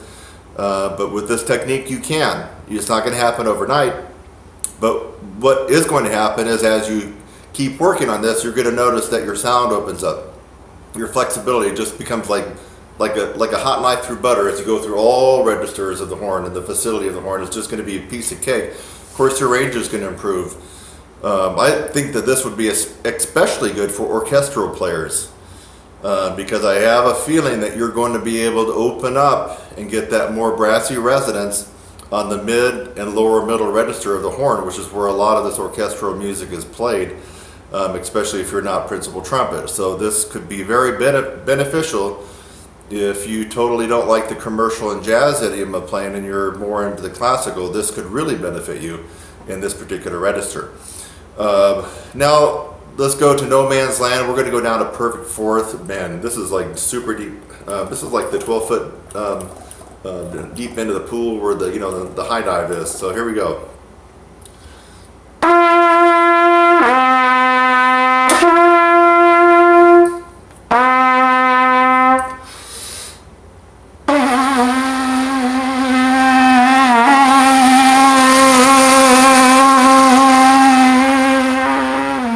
Very difficult. In fact, you even heard me falter a little bit. I'm not perfect. I'm close to perfect, but not. No, just kidding. Just kidding. Well, when it comes to looks, yeah, that's been pretty close. But when it comes to playing, yeah, I have my problems. It's just like everybody else. So I guarantee you, most of you are not going to be able to do that, but you do not need to be depressed because you can start just on the F sharp in this progression down from middle G, second line middle G for trumpets. Everybody else you can transpose to the notes in your instrument. That would be practical. I've just thrown it out here. For example, probably for trombone, I probably would be playing first position F. That's fourth line F in the bass clef staff. For trombone people, I would probably start right there, first position, and then of course you're going to have to bend it down without moving the slide, right? So you're going to find it very, very difficult. But that's just an example if you're playing another brass instrument. Now let's go for the quintessential granddaddy gold medal Olympic winner. Yeah, if you can get this one and control it, and I gotta be honest with you, sometimes and some days I can't get this one. That's how difficult it is. But that would be going down the tritone from G down to C sharp, D flat, and harmonic. This is almost a nightmare to try to do on a regular basis and be consistent, but I'm going to go ahead and give it a shot right now. So we're playing our G down to D flat.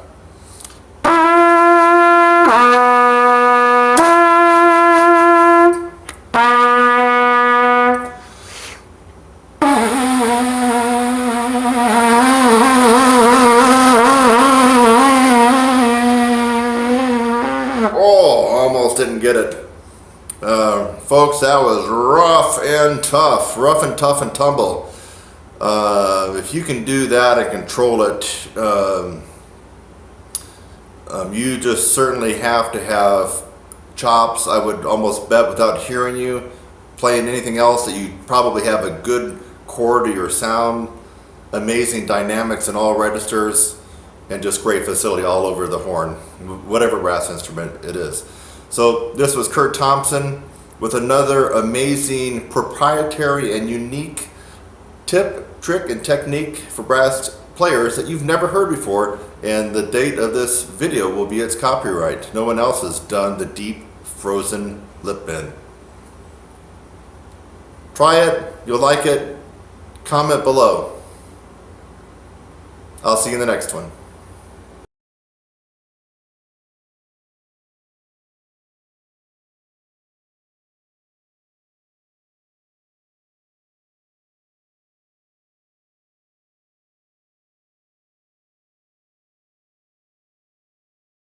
I've been kind of messing around doing the palming Dr. Charles Cullen lip slurs and lip trills, and I've been finding it quite tough. I mean, you can't use any mouthpiece pressure. So I'll just give you an example. You do the horn here, it's palmed. So you make your hand. Now, French horn players, you'll probably have to do this. Trombone players, maybe also. Baritone players, I'm not exactly sure how you would do that unless you could put your, like, you know how a tuba will put their tuba in a big tuba stand. And if you put the tuba in the stand and you just went up to it with the mouthpiece like that, that would be almost the equivalent. So if you could put your euphonium or baritone in some kind of a stand, then you could probably get the technique we're after here. So you make your hand like a shelf, and I would just kind of mess around doing some lip trill, just seeing where I was at.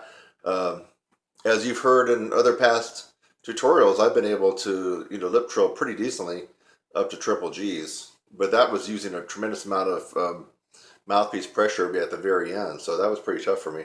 But here I am. I'm going to just do it this way so you can see.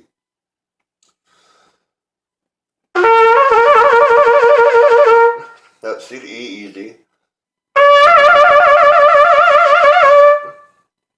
Obviously that's E to G, G to B flat, B flat to C,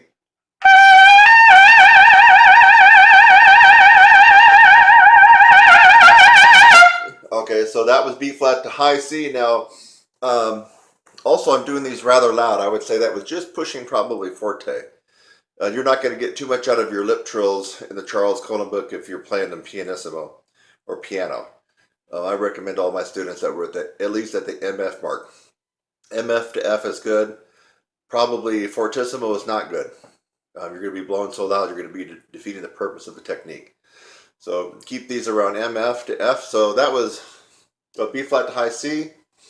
So palming. Now look how I got it. I don't know if you can see. I'm only using the weight of the horn, and I'm not doing this. I'm not grabbing and pulling. There we go. Let's try to go a little higher.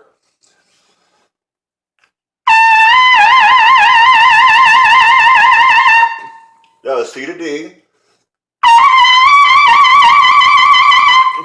D to E. So this will probably come out flat.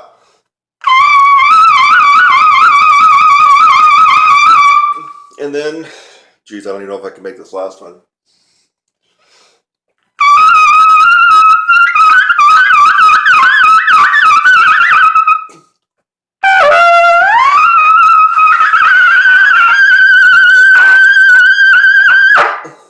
I can't get the G to lock in, but I will get it. So I was going for the trill from F to double G. I think it kind of came out. It got a little bit weak. Let's see if I can get it again.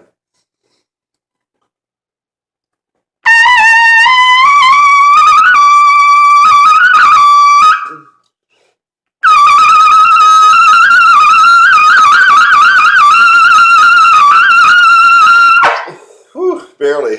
So I ended up on a double G. Now, folks, I'm probably making that look too easy, so I want you to try it. And why would I say I'm making it look too easy? Well, one of the techniques in my course does kind of focus on the Roy Stevens, William Costello, no pressure system palming. Now, we're not doing it exactly as Roy would have had his students do, because I'm not doing the whole gap in the teeth thing and the forward jaw and the upstream type of embouchure that is the Stevens embouchure. So we're not really doing that, but we're actually doing the physical exercise to kind of strengthen up our chops. So the reason I mentioned that might have looked too easy is because when people come into my course, a lot of people have trouble just doing this.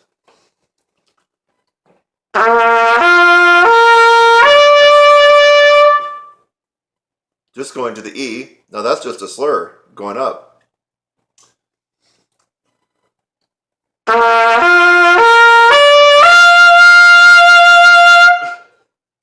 would say more than half the people getting in my course cannot do what I just did there. That was simply going up to a high G. Low C, G, C, E, G. And to go up the next one, now we're going to whittle out almost all people that start my course.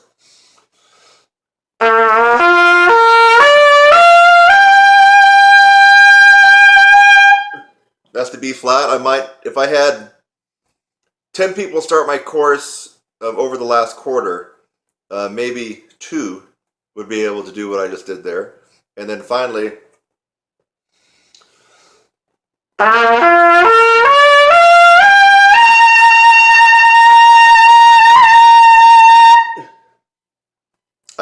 had 10 people start my course over the live course now, the one that they're seeing me every week live, either via Skype or on the phone. Maybe one would be able to do what I just did right there. And that's just a maybe. So take this technique to heart in this drill, and it's a good challenge. I mean, we're all brass players, and it seems like brass players, and especially trumpet players, like a good challenge in the competition and to challenge ourselves. And wow, can you think of a better challenge than this? Yeah, because I mean, come on. If I got on normally,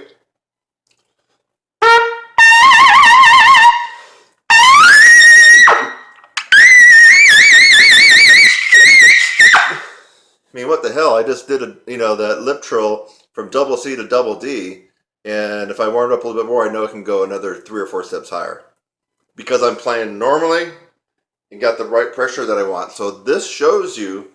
You saw that I kind of thinned out going up to that double G, lip trilling it. So if I can go an octave higher playing normally, there's something to this technique, and I highly recommend that you start playing around and challenging yourself. Think outside the box. Use your brain. You have to constantly keep moving upwards and expanding everything and advancing your horn. It doesn't stop. It hasn't stopped with me.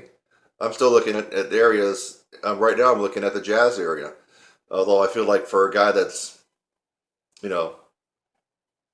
done it for, I'm not even really seriously doing it, but I am looking at it. I am doing some different things with the jazz and jazz improvisation.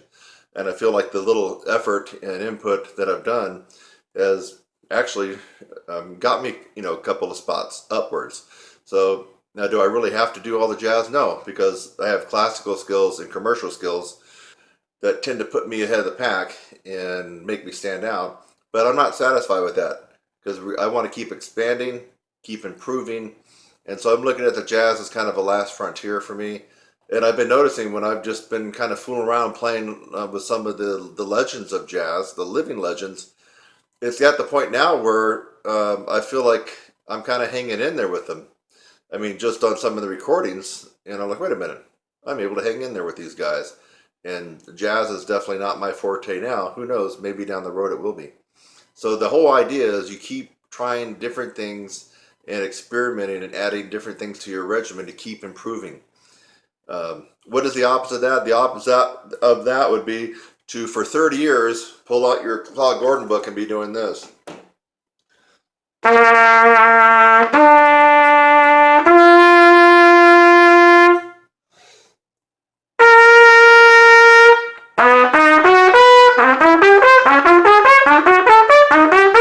and on and up. I mean, if you're doing that for 30 years and you're doing nothing else, I can guarantee you just aren't that far along, my friend. Be smart. I'm Kurt Thompson at TrumpetSizzle.com, and here on YouTube, you're a brass instructor. I'm a professional trumpet player and teacher, and I want to ask you a question. Would you like to learn how to skyrocket your range, improve your endurance, and reduce mouthpiece pressure? At the very least, you should discover that improving range and endurance is a process. It is not one book you're going to read, not one ebook. It's not one lesson you're going to take with a celebrity trumpet player. It is a process that you will have to go through. If you're willing to go through this process, I can almost guarantee that you will get fantastic results on this instrument or any brass instrument. And for right now, I would just like for you to subscribe to my channel. Look down below and click the subscribe link. I would love to have you as a subscriber on my channel, Your Brass Instructor. I'm Kurt Thompson. I'll see you in the next one.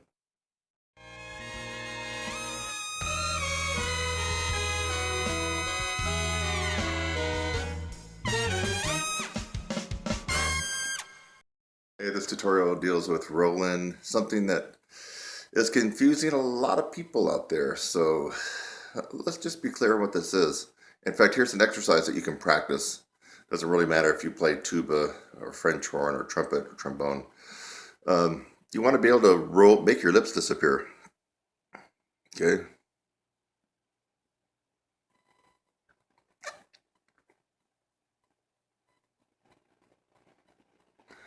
That's a double C roll-in position.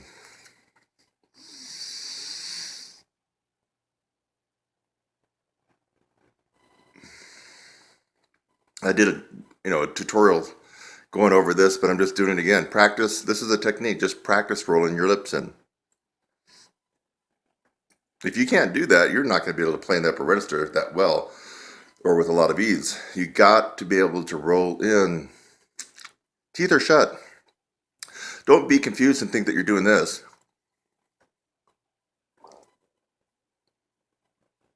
That the lip is over the teeth. And here too. No, we're right here.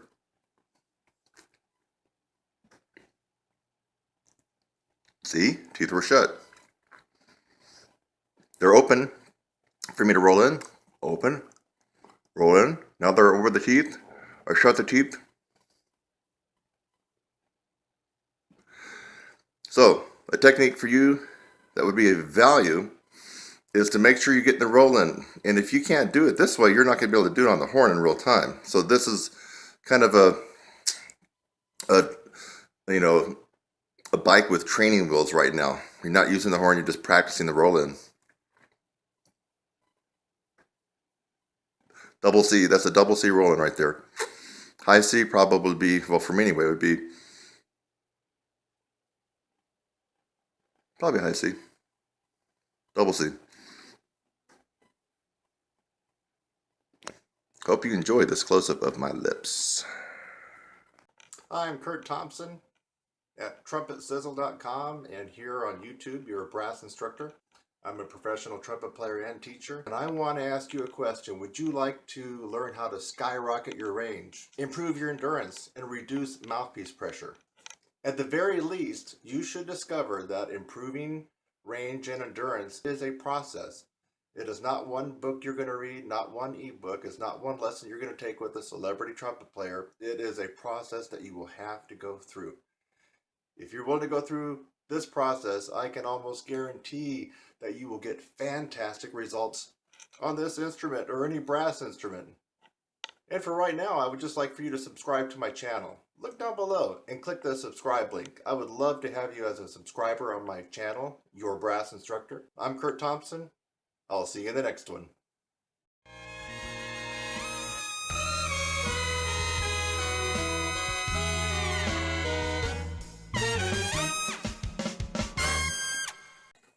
Hey, one of my students, Tom Granoff, told me about a master class that he went to quite a long time ago where Bobby Shue came in, talked about his breathing techniques like the wedge breath and all that, and then picked up the trumpet by a second valve and played a few high notes that were pretty meaty. And so I thought I would try to see if I can demonstrate the Bobby Shue. I would just call this probably the Bobby Shue no pressure high note test. So you can do this after you watch this. You can try it right out if you're in a practice room. So what I was told by Tom is that I guess Bobby just grabbed the middle valve like that and proceeded to play a couple. My valve's starting to unwind. Proceeded to play a couple of notes. So I'm going to try it here. Just a couple of notes.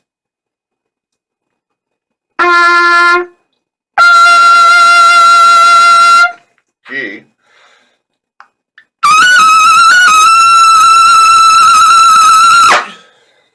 So that was a pretty loud double G just by doing the Bobby Shue method of holding on to the middle valve. Even though I was trying to pull in, you really can't pull in too much, folks, as opposed to when you got, both arms grabbing and pulling in. So you got just your fingers holding on to this. Part of it's holding the weight of the horn from dropping. So anyway, that's the Bobby Shue no pressure high note test. You saw it here probably for the first time because I just found out about it from Tom Granoff. Thanks, Tom. Thanks again for watching this video. I hope that you got something out of it. Sometimes I make a video just to make you laugh. A lot of times I make a video to educate you on something and maybe even help solve a problem. So I hope something like that occurred for you in this video. And while you're at it, again, subscribe, click on my website link, and go on to the next video. It's lovely out here. Have a great day.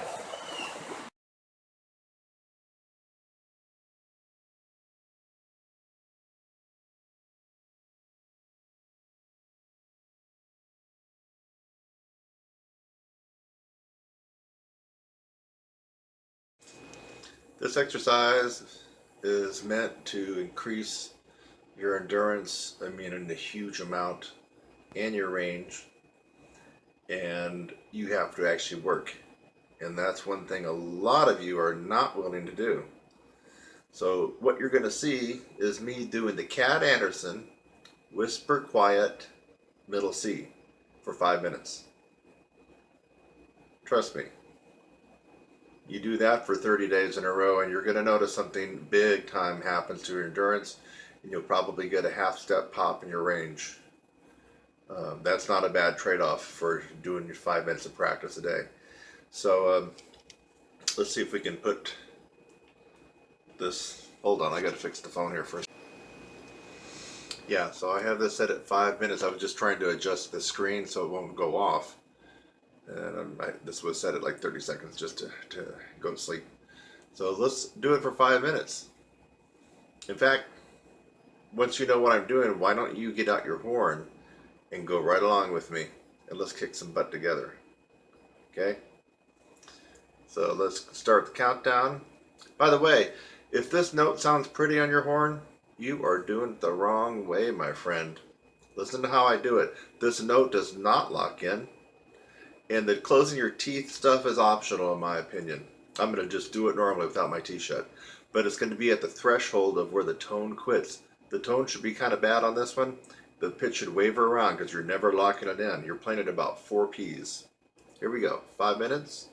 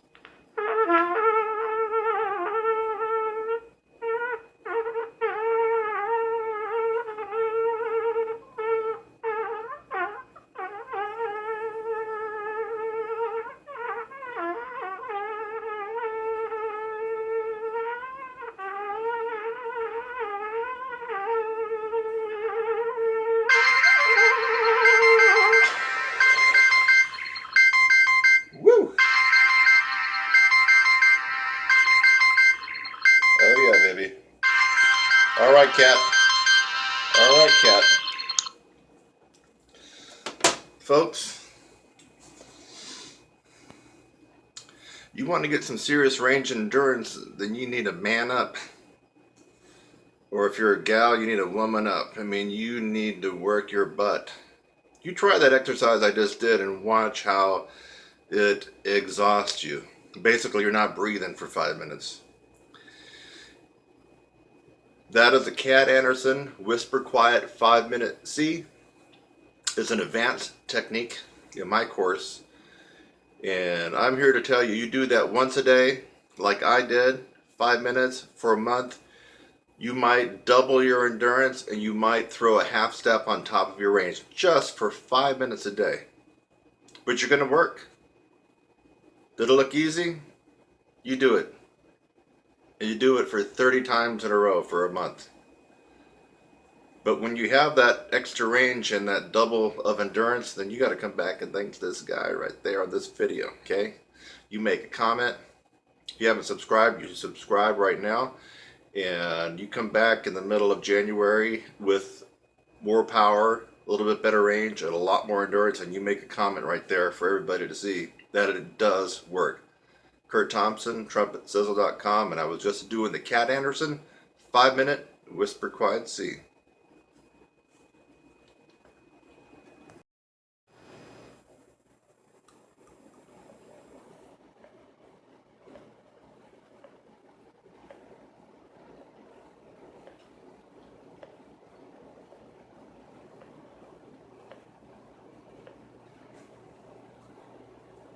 Say hello to my little friend.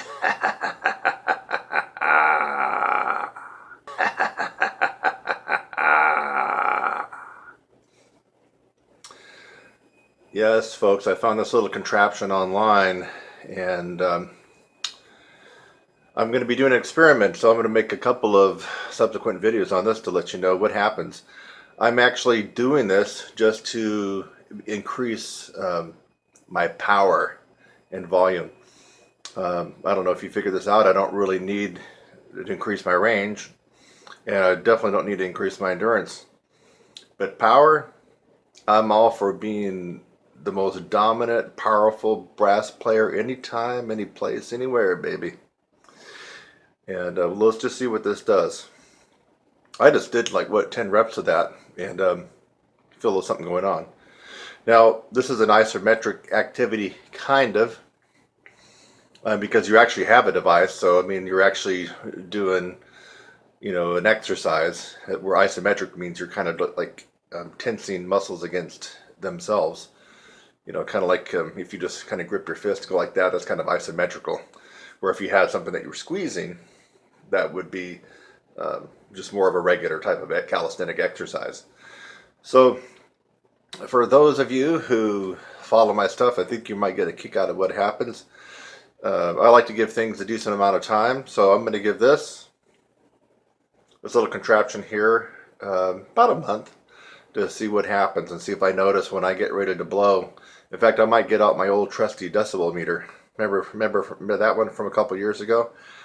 And the threshold of pain, if you remember watching that one and the new one I just put out, the threshold of pain for your ears is 130 decibels. Now, if you watched that one from a couple years ago, which I just recently kind of edited, I got my double A up to 126.5. Folks, now that's trained whistleblowing loud. And then I included a couple examples where, I buried the band with that note. What I would like to see is if this guy can get me up to that 130 mark on my double A. Yes, that would be cool. That means anybody that I don't like would experience the threshold of pain at 130 decibels on my double A. Yes, it will become a legitimate weapon of vengeance. And you too can be able to exact revenge on people that rub you the wrong freaking way. So, for those of you who play trumpet, watch my progress on this little contraption. And by the way, I'm thinking that even if you don't play trumpet, guys, this could be a wonderful Christmas gift for your girlfriend or wife. You know what I'm talking about, baby? Yes. So even if she doesn't play trumpet or is not a musician, you still may want to order this for her. Get my drift? Let's exit with a little bit more exercise here. Ready?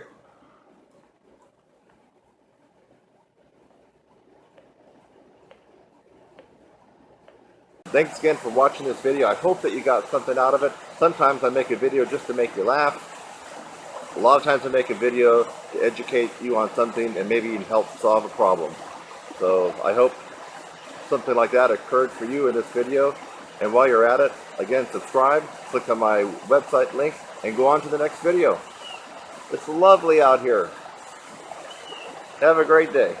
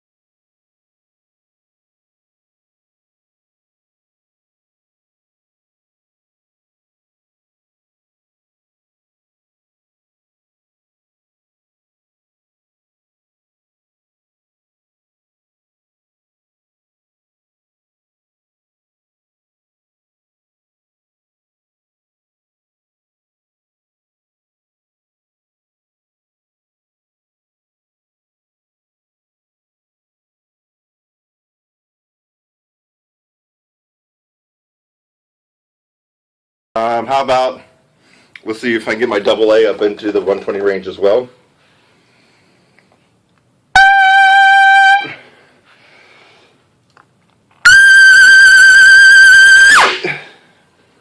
I'm proud of that. That's almost 130. I think I got up to 127 range. It's a wonderful little tool. You ought to get one of these decimal meters and you can kind of critique yourself on how much power you really have.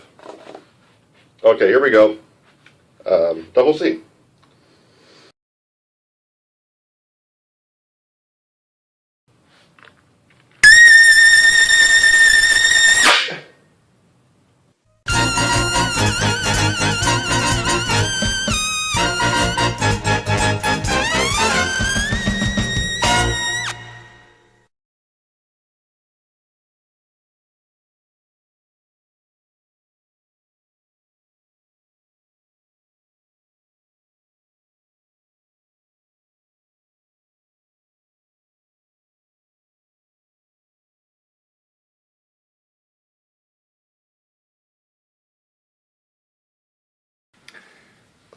Lip buzzing is a poison, so you really have to be careful.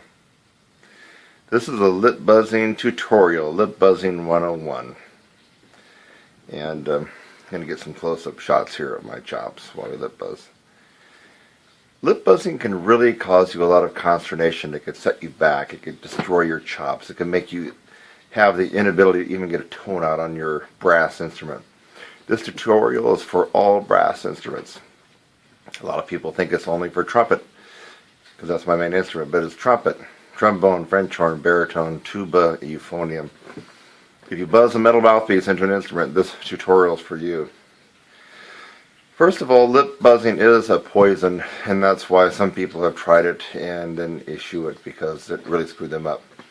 You know, some people take nitroglycerin for heart problems. Think about it, folks. Nitroglycerin explodes. That's that little liquid that if you have a certain amount of it, you throw it, it will really explode like dynamite. So nitroglycerin is a poison, but yet people take it for their heart problems. Zoloft and Lexapro and a bunch of other drugs are good for people that have depression and bipolar disorders. You take too much of it, you're really going to be screwed badly. Anything you can think of that can help you in small doses could also kill you. Let me think of one other thing. Well, let's just pick Vicodin. You know, Vicodin, the painkiller. You know, you take a little bit of it, it makes you high, gets rid of the pain. If you take too much of that, man, it will definitely kill you. So poisons can really be beneficial, and they can also kill you. And lip buzzing is a poison.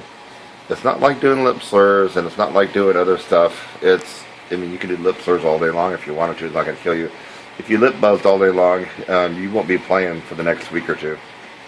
I can guarantee that. So lip buzzing is a poison, but it's a necessary evil to incorporate because it does focus on one thing. Here. Lip strength. A lot of people confuse all this as embouchure. Not true. You really need to investigate this for yourself, but if you happen to see a cadaver and you peel back the skin, and I know it's kind of gross, the tissue fiber here in your lips is different than the embouchure, the feather-like muscles that surround your lips, the corners that we all work on real hard, right? The corners, all these muscles here that are real tight. Well, the lip flesh and tissue is different, and so you can actually work on strengthening the lips. And the reason that you want to do that is because the lip muscle in the aperture is the final stage of compression. You have your diaphragm. That's number one. You have the tongue arch and the bottleneck that happens with the tongue arch and the squeeze, number two. And then you have the aperture, which is the third and final stage of compression. The aperture is just a fancy word for the little hole. That's the aperture right there. The little area where the air comes out and goes into your mouthpiece. That's the aperture. Excuse me. Those are the three stages of compression. And you must work on all of those if you want to get a good tone, good power, and of course good range and endurance. If you fail on one of those, you're going to be lacking. And a lot of people tend to fail on the aperture part. Basically what happens is if you don't have a strong lip strength here, when you blow enough air through the mouthpiece, your lips will blow apart. What happens when your lips blow apart? When your lips blow apart, you have more air going through the aperture, but at a slower velocity. So think about that. Your lips blow apart slightly. It's not exaggerated, but they blow apart enough to slow the air down. You get more air through the aperture, and your range goes down. Okay? What happens? You end up cramming the mouthpiece against the horn. Cramming the mouthpiece against your lips, and your lips start swelling. Your endurance goes out the window, and you end up having a bad night of playing. So, lip buzzing 101. You really need to get involved with lip buzzing. But the thing about it is a poison. So if you lip buzz 30 minutes, 45 minutes, or an hour, like some college professors told me a long time ago when I was in high school,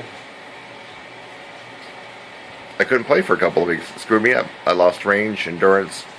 It's horrible. It took me years and years and years of experimenting with lip buzzing to find the right mix. So I would recommend that you check out my website, because lip buzzing and several techniques related to lip buzzing actually is incorporated into my 16-week brass upper register course.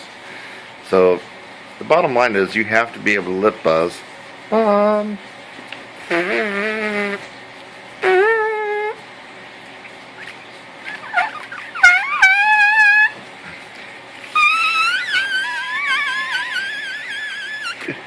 Almost a double C there. That wasn't warmed up. You have to have the strength in your lips to buzz without the horn to really magnify your range and endurance and really increase the compression that happens in your aperture. So this is Lip Buzzing 101 tutorial, just basically telling you why and the hows, and hopefully that you'll pursue it further. But last word, and I've said it several times, and I know it's repetitive, it is a poison. So you go beyond a certain time limit with your lip buzzing or buzz too loud, and you will make things really, really bad for yourself. Maybe the inability to play for a few days or a couple of weeks, so be careful. If you want to know more about lip buzzing and how to incorporate it in your practice, and the different various techniques that you can employ in your practice to help that last stage of compression, then go ahead and click on the link you see below. You have to click on the description and open it up, and you'll see my link there. Go there and you can email me, or simply email me at kurt@trumpetsizzle.com. KURT@trumpetsizzle.com. So I hope this video tutorial made a little sense to you. If you don't employ lip buzzing at all, I'm convinced you will never gain and master the range on any brass instrument. That I can guarantee. You must master the lip buzzing. I will see you later, my friend. Bye-bye. Why do you really need to have more range than what you see on the page in your rehearsal and your ensembles? Well, I'm going to show you why. I'm going to show you why that the notes and the highest notes that you have in your ensembles is not where your range needs to be. Your range really needs to be a lot higher than what you have to play in your music. And the reason is you need to have a cushion of 3 to 4 notes of range above and beyond what you are required to play in your ensembles, from orchestral to concertos to lead trumpet to rock, and I'm about ready to demonstrate a couple of those right now. Having more range simply allows you to play a wide variety of music without killing yourself. And here's a really awesome piece that I love. I've played before and I plan on playing it again. Concerto in La Bemol, or otherwise known as Vivaldi Concerto in A flat for piccolo trumpet. Now, I don't happen to have a piccolo handy, so I'm going to use my big horn, which means I'm going to be using my piccolo fingerings on the big horn, because this is a transposition that I'm doing, and of course some of the notes may be a little bit out of tune on the big horn. But I'm just going to go down to one note before, let's see, where are we? Maybe near the very end. Like one note before number 3. That's the second line from the bottom of this first movement, Allegro.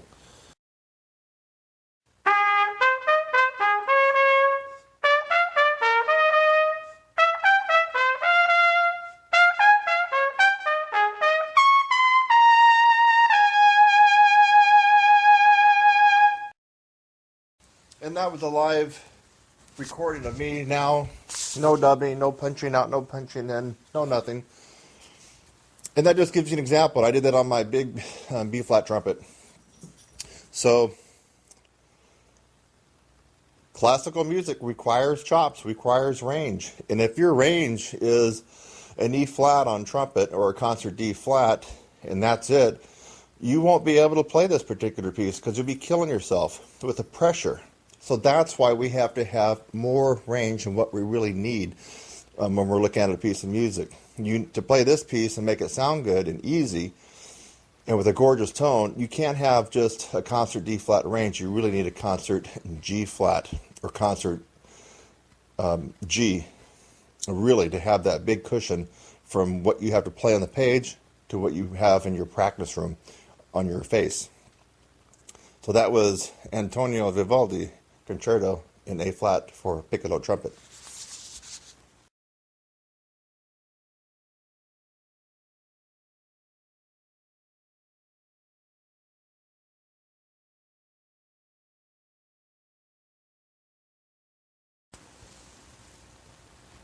Here we're looking at near the very end of the first movement of the Humble Concerto. And actually, if you play the Humble Concerto on an E-flat trumpet, it's a million times easier, but you will see a lot of people play it on their bighorn. In fact, I'm going to do a little bit right now. Some of the stuff that I'm going to be playing goes up to a high C on the B-flat trumpet or concert D-flat. If your range is only a high C or high D, you're going to have a lot of trouble with this piece. In any piece that has high C range, you have no cushion. You're going to be playing on the skin of your teeth. You're going to be using too much mouthpiece pressure. You're probably out of tune. You'll probably miss a lot of notes. You won't have any endurance. It's not going to be fun. That's another reason why you have to have a lot more range than what's called for in a particular piece. I'm starting at, it looks like measure 273. It's the second line down, right near the end of this first movement.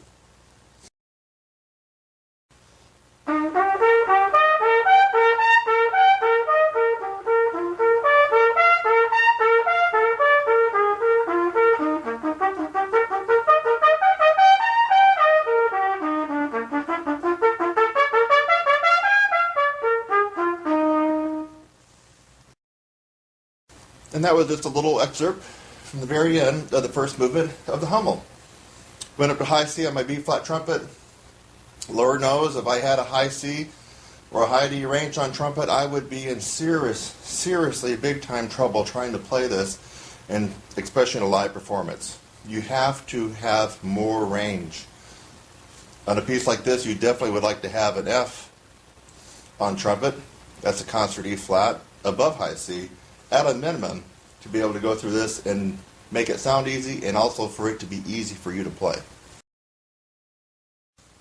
Here we have a slow rock ballad. It's a second trumpet part, but don't be fooled by that, because the second trumpet part here is actually playing the lead part. As you know, Maynard's playing the solo. So don't let the sun go down on me. If you look at the very beginning, it's not really that horrible. In fact, this one never really gets that horrible for the lead part, which is played by the second trumpet player. But still, you have to have more than the high E flat that you're going to see there on the first line.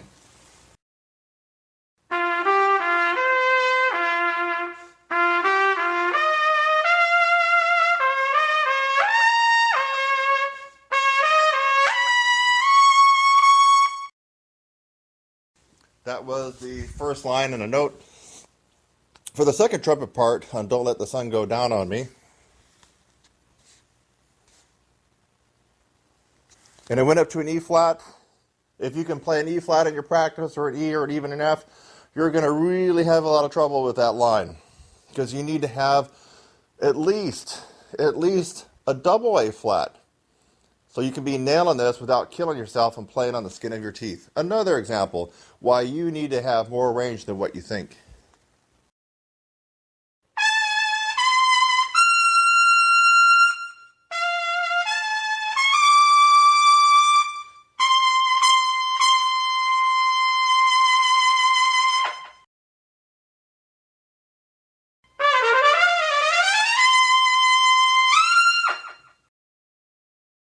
That's a little lick in Birdland right after measure S.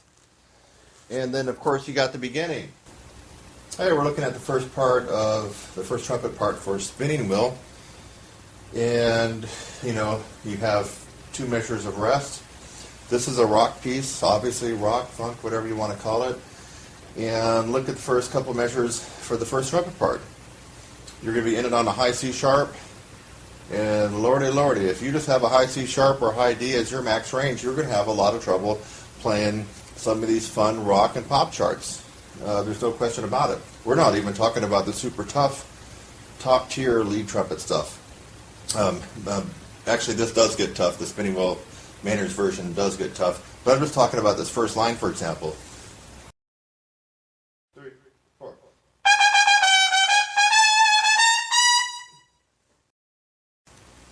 To put some meat on the bone and have some sizzle, you have to have a lot more than a high C sharp or high D on your B flat trumpet to be able to play stuff like this. You really do. Otherwise, you're going to kill yourself. You're going to be out of tune. You're going to be wondering why you're using too much mouthpiece pressure. You're going to be having endurance problems. Another reason why you need to have more range than what you actually have to play when you're looking at a piece of music. So I just did that the first couple of measures there just to show that you do have to have more range than just what's on the page. Otherwise, you're going to run into problems. Demonstration and explanation why you really have to have more range than what you think. It's amazing how many students I get in my course and they'll tell me that they have a high D or a high E flat, and when I ask them, well, what typically do you have to play in your big band or your rock band or your orchestra or your community Broadway shows? And when they tell me high C's and D's, I just kind of cringe because that's tough, folks. To have a high D max range and you're playing up to high D in your ensembles, I mean, that's a recipe for disaster and pain and torture and bad endurance problems, everything. You got to get your range up. I hope that some of the examples I provided, even to you classical players, I provided an example of the Hummel and also the Vivaldi concerto. I mean, it really makes sense. You have to get your range way, way well above where you are required to play in your daily performance and rehearsals. I'm running some very good Black Friday specials that are going to conclude this evening. I'm going to try to get this up. If I don't get it up in time, I'll put a note below, look below, and I've had a couple people request that I extend it until tomorrow on Monday. So depending on when I get this video up, if it doesn't come up until mid-evening, that doesn't give a lot of people time to react to this particular video. In which case, look down the notes and I might extend it until tomorrow. But really, my programs, I'm cutting some of them almost in half just for this weekend, just to get you involved so you can see what all the buzz is about, why people are getting good results. So TrumpetSizzle.com, I'm Kurt Thompson. And look down in the description below this video, you're going to see some links where you can click on and start learning how to play first trumpet, lead trumpet, in a rock band, swing band, jazz band, or if you just want to up your game for concertos and pick work. You got to take advantage of these programs now. They will resume at their normal offering price probably late tonight or late Monday night. You'll have to look down in the description to see what I decided to do. Bye-bye for now. So you want to play like Maynard, huh? Yeah, you and about a million other people do too. So we're going to talk a little bit about the desire to play like Maynard, and then the reality, and some people's very close attempts to play and sound like Maynard, and some people's attempts to sound like Maynard thinking that they do, but they really don't. And we're talking about some of Maynard's most famous lead trumpet players. And some of these guys are some of the A-list players in LA and New York and Chicago. We're going to find out what the difference is. First of all, if you're listening to this and you don't have your range up to a pretty good level, I would stop this video and immediately go to my website, TrumpetSizzle.com, and get enrolled in the 16-week upper register program. You're wasting your time. Maynard is about having the acumen and the facility and the power in the upper register. And if you don't have that, then this video is just a waste of your time. It might motivate you to get busy and start working on your range. But frankly, I'm talking to people that either have already developed their range or thinking about playing lead, or they already play lead, or they've already even tried to play some Maynard before in rehearsal or at a concert. We're going to be talking about some of the things that cause people to not sound like Maynard. In fact, I guess it was about a year ago, I had some hater idiot that said that you sound like Maynard, but why don't you play your own way? Why don't you be yourself? Why don't you do your own thing? Why are you trying to copy Maynard? And my response to this individual, without all the explicatives, like F you and mother effer and, all that kind of stuff, was pretty much this. Maynard is a style. He's not only an individual and a player, but he created a style. So that would be like asking some organist on Easter morning or in the holiday season, what in the world are you thinking? You're trying to copy, Handel. Why? Why don't you just do your own thing? Hey, what are you thinking? You're sounding like Bach. Hey, what are you thinking? That symphony's, No, it sounds like Beethoven. What are you thinking? Why don't you just play your own way? It is because some of us musicians like the style of a particular composer, era, or individual. And we want to play in that style. We want to sound like that. That is a style. So, who in their right mind would play Brahms and try to sound like Scott Joplin? Right? Ridiculous. So when we're talking about trying to sound like Maynard, trying to play like Maynard, what we're really saying is we want to play with his style, in the style of Maynard Ferguson. Can anybody ever play like Maynard? No. Even the people that come closest still do not play exactly like Maynard. It's impossible. He was a one of a kind. So no matter how hard you try to copy Maynard, the best that can happen to you is you become better because you have some of the essence of his playing in yours, but you will never be a Maynard clone. Nobody is. Let's get that out of the way. So when we're trying to play in a particular style, we can call player Maynard Ferguson a style.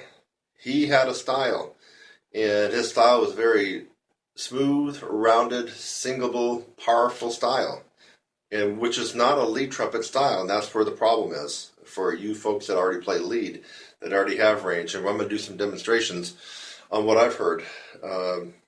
People, and I'm talking about some high-powered, high-caliber people that came from Maynard's band, and one of them gets all the gigs in LA, seems like, gets just about every gig, and he's been featured on several Maynard. He's never done a Maynard tribute. A Maynard tribute means you got to get out there and face the audience, in my opinion, at least 8 Maynard songs by yourself. That's a Maynard tribute by one individual. So this particular person I'm talking about has never done a Maynard Ferguson tribute like I have, like Eric Miyashiro has, like a guy up in New York, Ron Reski, has. But this guy is the top dog in LA. I think we all know who we're talking about, but I'm not going to mention names. He's never done a Maynard Ferguson tribute. 8 songs on a concert at least. And no stand. If you're going to play in the style of Maynard, you do not use a stand and bury your freaking head in the stand. Hello? Are you kindergartners out there? Maynard was not only about his style, but he was about his connection with the audience. I think on some new charts you might have seen him go over there and glance at his stand, possibly, but on the songs that he knew well, he got right out there in front and wanted to connect with the audience. And being buried in a stand, like you're the studio sight-reading fool that you are, you know who I'm talking about, Mr. LA guy, that's not Maynard. If you have to have your eyes locked on every note on a solo that you've been playing for 20 years by Maynard, that's not Maynard. Okay, you just totally missed it. So, playing Maynard is in playing a particular style. It doesn't mean that you're going to turn into a Maynard clone. You let me know when you find someone that's turned into a Maynard Ferguson clone that plays exactly like Maynard.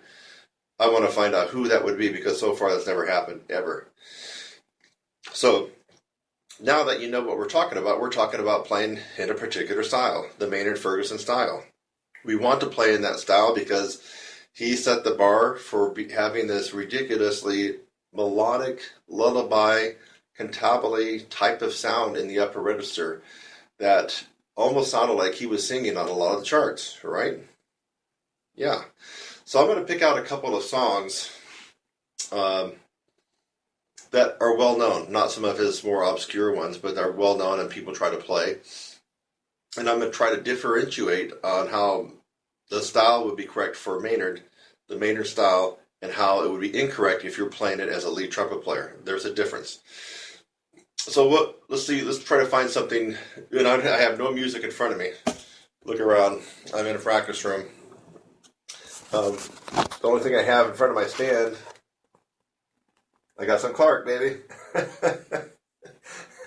So I don't have any Maynard music in front of me. It's going to have to come from my head. I got Herbert L. Clark there, but that's not going to help us out with the Maynard.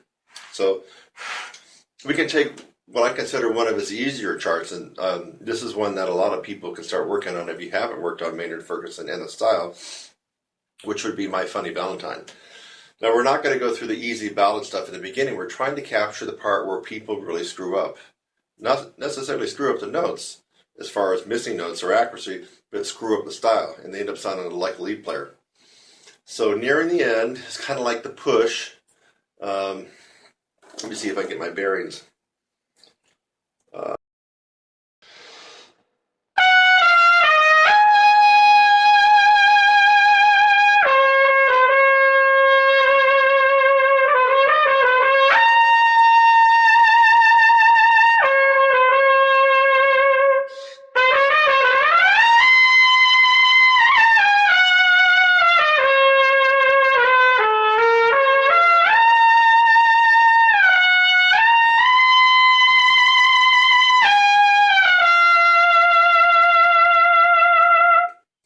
Okay, that's a very sweet singable part in My Funny Valentine near the end that Maynard just sounds wonderful on.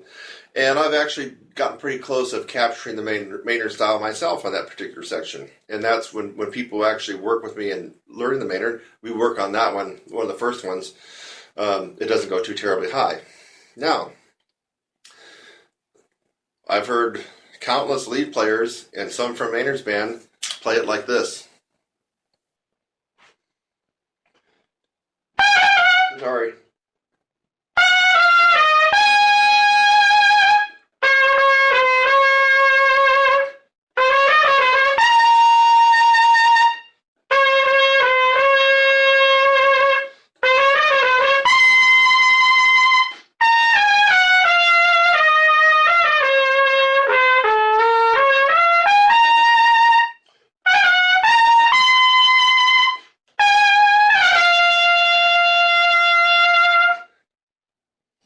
All in all, they're hitting the right notes, right? Yes, they are. What's the difference? And as we get into May 4th, we're getting very close to Maynard's birthday of 2016, which is on May 4th. You're going to hear people pop up playing some of the Maynard stuff. I'm confident of it. In fact, I heard there's a big shindig in LA with some of the Maynard's alumni. Now, I want you to use this tutorial and listen to what they do. You're going to notice almost all of them, except for probably Eric Miyashiro and maybe one other person, is going to sound like the lead trumpet player trying to play in the Maynard style, not playing the Maynard style. Don't take my word for it. Watch this video right before you see some of these guys play, and you'll know exactly what I'm talking about. And no, they aren't trying to play in their own style or play with their own personality. That, like, again, that would be like playing toccata and fugue in D minor and you know, playing it like you're some kind of jazz piano player, right? Or playing it like Barry Manilow, right? No, when you play in the style of something, you play in that style. You can bring in whatever you want from your own personality, but you play in that style. You don't screw up the style, okay? And you're going to hear these lead trumpet players screw up the Maynard style. They're going to get the high notes, they're going to get the notes, but they're screwing up the style. Just like I did on My Funny Valentines. So, playing it like a lead player, you smack the notes harder than you normally would, just like you would in lead.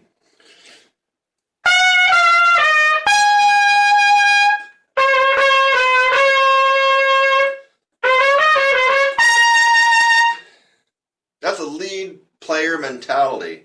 Lead playing the Maynard Ferguson solo. No, you've just totally screwed up the entire style, my lead playing friend. So that's one example about why even people that are the top professional level lead players cannot seem to play like Maynard and play in that style. They're playing like a lead player, right?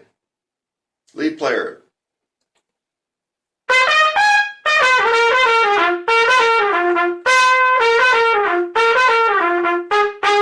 Lots of harsh articulations and pops and percussive attacks that go right along with the rhythm section. No, we're not playing that way when we're playing Maynard. Lead trumpet player. Turn on a light bulb. Think. Let's go on to a harder example now. What would be harder? Okay, a lot of people try to attempt this particular song, and most crash and burn on it, but the ones that actually get through it are not sounding like Maynard. So, again, you know I don't have the music in front of me, and I'm having to do this off the cuff. I'm just trying to get the song in my head. Let me see if I can get it.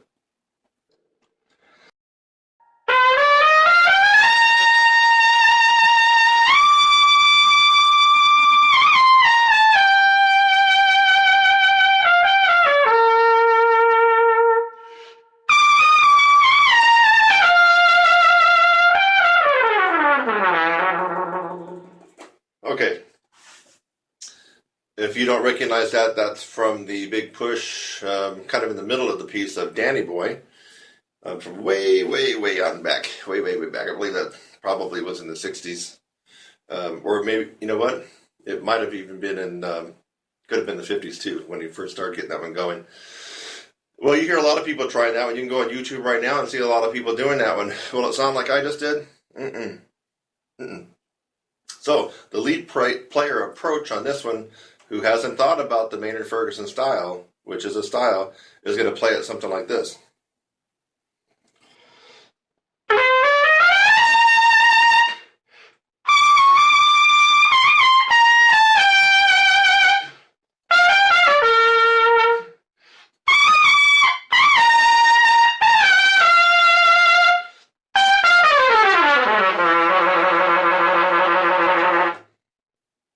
I got pretty much all the right notes, didn't I?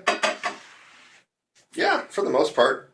But it sucks if you're trying to play it in the Maynard style. That's a lead trumpet style that I just did there. In fact, I could have even overdid it more than what I just did. So the singability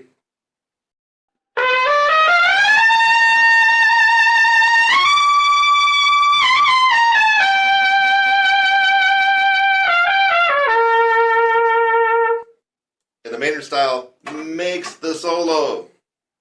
Not your high notes or how loud you can play or how rough you can attack stuff. Lead trumpet players out there. That's another example, Danny Boy.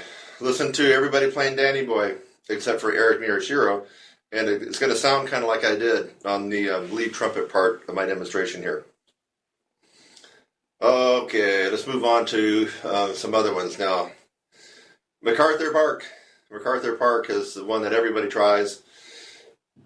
This is one that features that top LA trumpet player who's got his, he looks like this when he's playing. He's in the stand, he's playing like this. He's played this a million times, but he's still got his nose and his horn buried in the stand. Yeah, totally not playing the style of Maynard. And then his playing is not in the style of Maynard. People go ooh and ah because he's hitting the high notes. I don't go ooh and ah on his playing at all. Ever. Zero. Nada. So, what is he doing that's not in the appropriate style of playing Maynard? Well, let's see what part of MacArthur Park are we going to pick. Let's see here. I guess maybe near the front of it.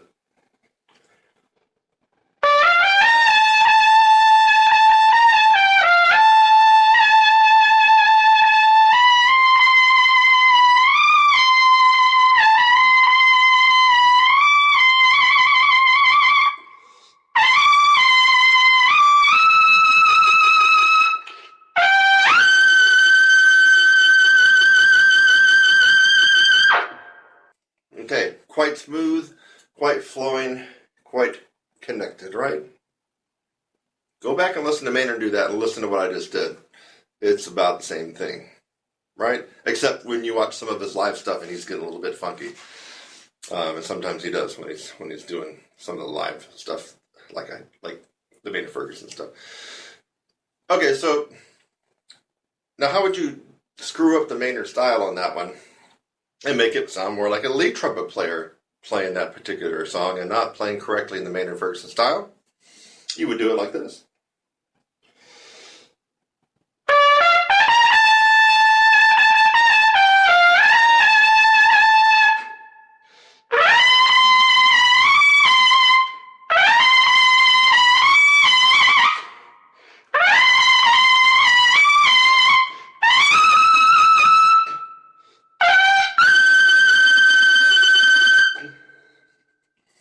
That's a lead trumpet player mentality coming at what could have been a gorgeous, beautiful, singable, melodic solo, and you're pounding it and you're pounding it and you're pounding it like a lead trumpet player.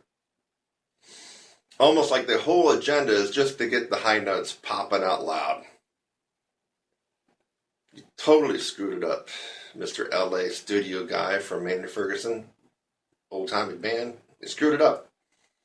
How come you can't play it like Maynard? Like I just did, because you're missing the important part of the style. Okay, it's not about playing lead trumpet with the Maynard solo. It's about playing the Maynard Ferguson solo style, which this person obviously, until now, still hasn't got. Let's go on to another one. Yet another one. So this one's one that's also very famous. You might even hear it on May 4th when they do the tribute. Let me see if I can remember how it goes.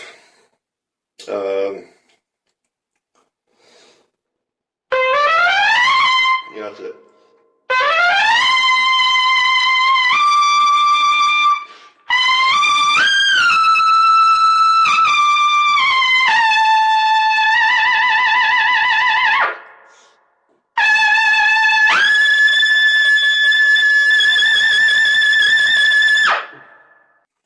Okay. Now, in all fairness, the Gonna Fly Now theme and the Rocky theme does have a little bit more punch, percussive, articulated attacks than, say, some of the other ballad solos that we were talking about earlier. So the lead players that are playing this, that were in Maynard's band, can somewhat get away with having that lead player mentality because that's just kind of the style, part of the style of this one. But still, there should be a flowing, effortlessness and connectedness with the solo. So how can I make this solo less like Maynard and more like a lead, more like an LA top tier, world class A group lead player?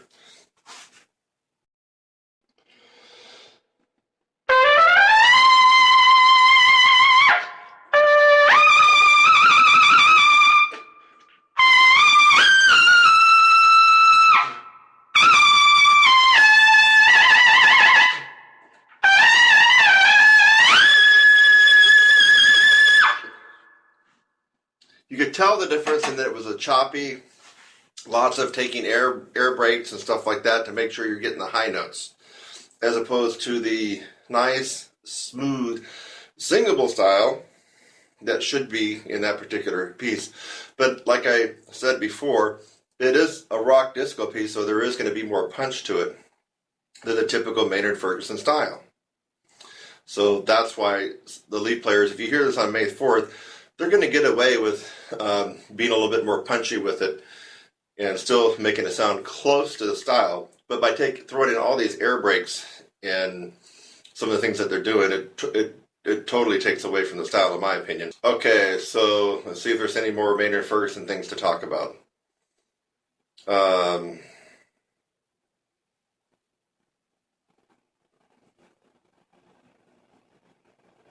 But maybe the Gospel John thing, right?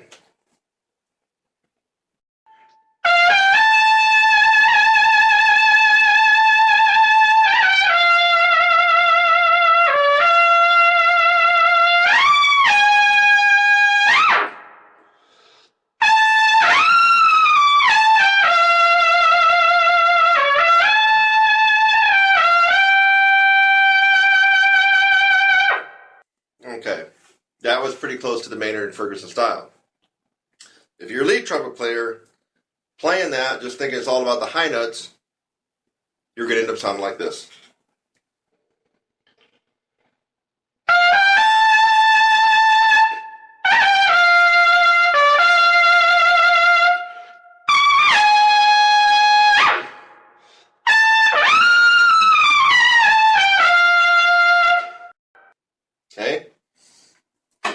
typical lead player coming at the Gospel John Maynard Ferguson solo and playing it as though a lead trumpet player would.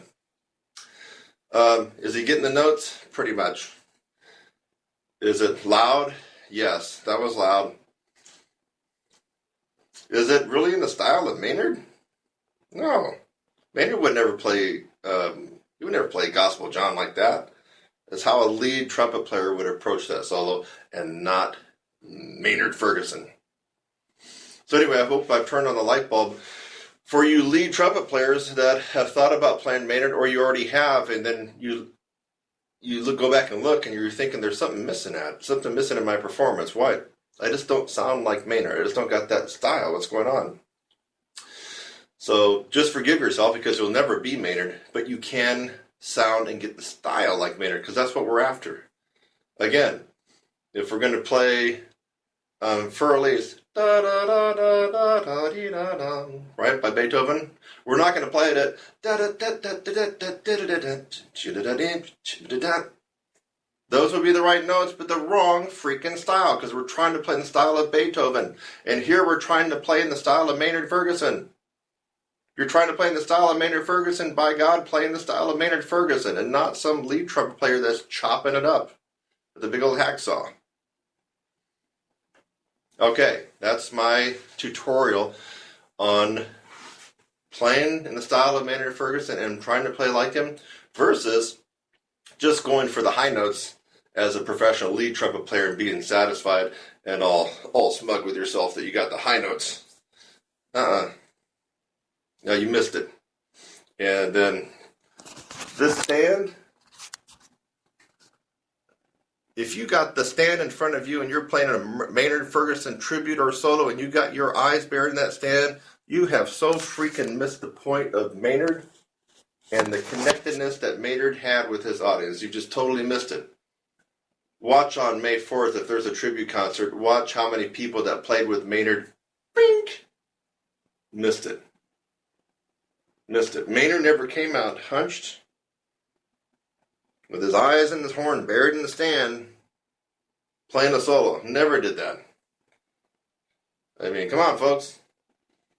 So if you're trying to play Maynard, rewind this video and watch over and over and over again, and you just might be able to get some of this into your playing and sound better. For those of you who have the range and have some lead but would like to start venturing out playing Maynard Ferguson stuff, I'm telling you, it is the hardest part that you can do on the horn. Playing Maynard Ferguson or another written high note solo, whether it be Doc Severinsen or Bill Chase, really doesn't matter. When you are playing the written high note solo, folks, there's nothing else. There's no other harder music for you to play.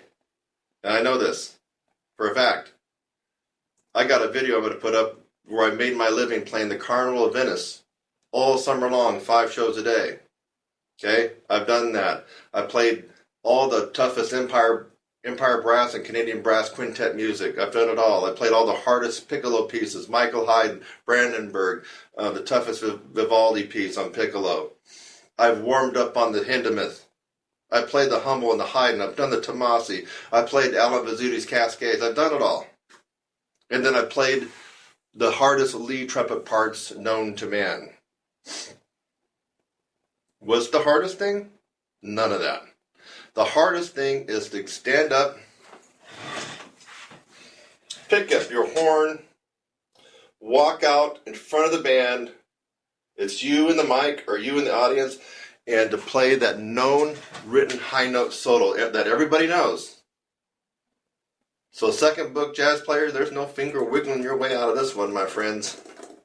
There's no taking the horn off and listening to the rhythm section do a little something while you're resting your chops. When you play the written high note solo, it's game on. It's you play to the end. You make it or you don't. It is the hardest. I've done it all. It is the hardest. Don't believe me? Let's put you to the test. I'll pick 2 Maynard Ferguson solos for you. We'll go to a rehearsal big band and we'll make you step out front and play it. Got to play it from memory too. What's the point of burying your nose in the stand? That's not Maynard. Then we'll see what you think. It's tough love, baby, and you need it. Ever feel stiff? Not in that good way, guys. Come on now, get your mind out of the gutter. Do your lips ever feel stiff? Is what I meant to say. You know that you felt better before, the day before, a couple days before that, but you're playing today and you're missing a couple notes, and even lip slurs, just normal thing. It happens to everybody. I think it happens to every player on the planet, whether they will admit it or not. Even the best players in the world. You know what happened to Maynard, because you can watch some of his live performances where he actually was having some trouble. So yes, your lips do get stiff from time to time. You lose your flexibility from time to time. And have you ever noticed that on some mornings and some afternoons you're playing and you got this kind of fuzz and you're airing your sound? And let's just pretend that you're not even a guy that, or a gal, that cares about playing above high C, and so you're not playing in that extreme register. But you got this fuzz in your sound, so it's obviously not from playing too high and playing too loud. And it bothers you. It bothers me. Well, I teach my students a plethora of many remedies for this particular situation. And one of them is weird. One of them's crazy. And one of them you just won't believe.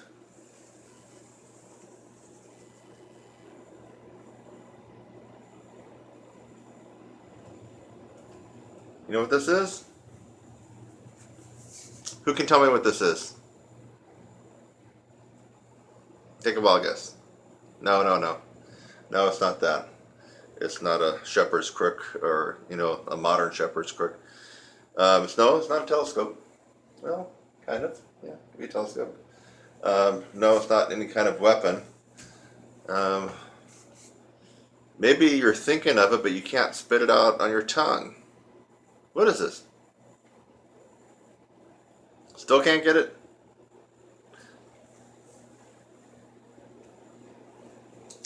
This is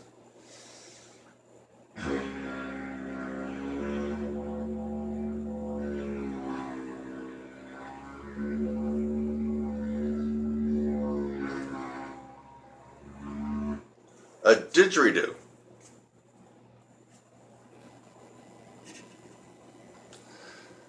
Didgeridoo.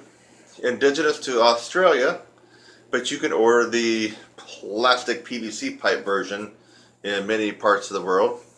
And obviously, if you want the real thing with the real wood that comes from Australia, carved by the indigenous aboriginals from Australia, of course, you're going to pay about $1,000 for it. We don't need to do that. We're not trying to learn how to play this guy. This is a didgeridoo.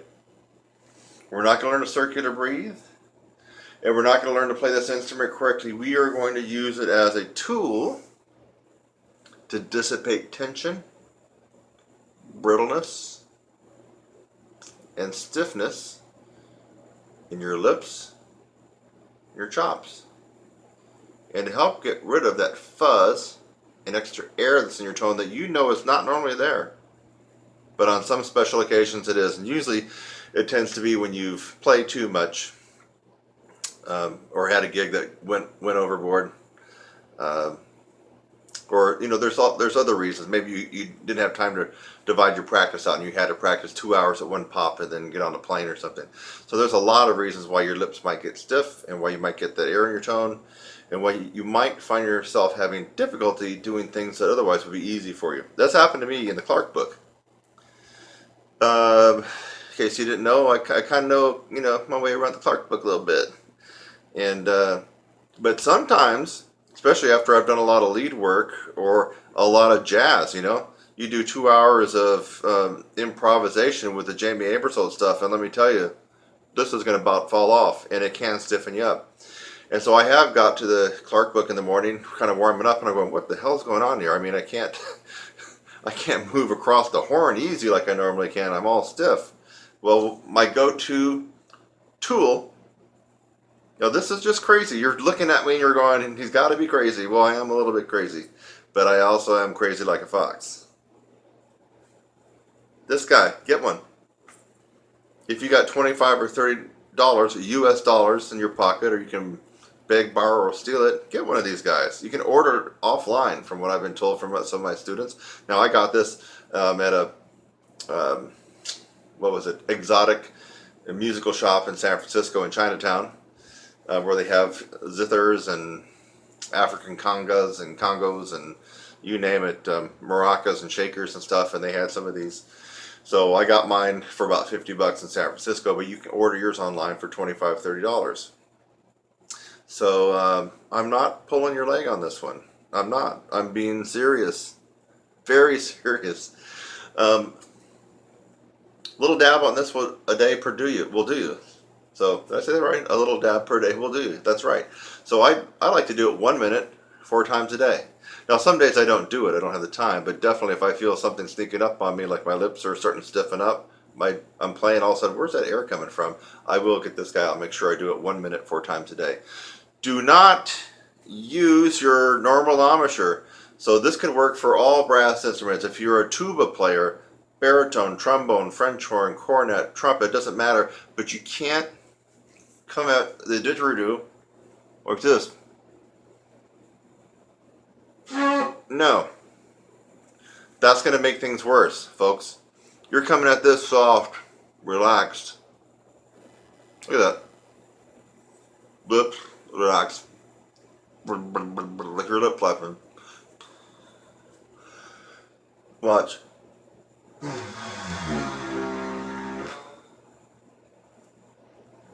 You've seen me enough. That ain't my normal embouchure, right?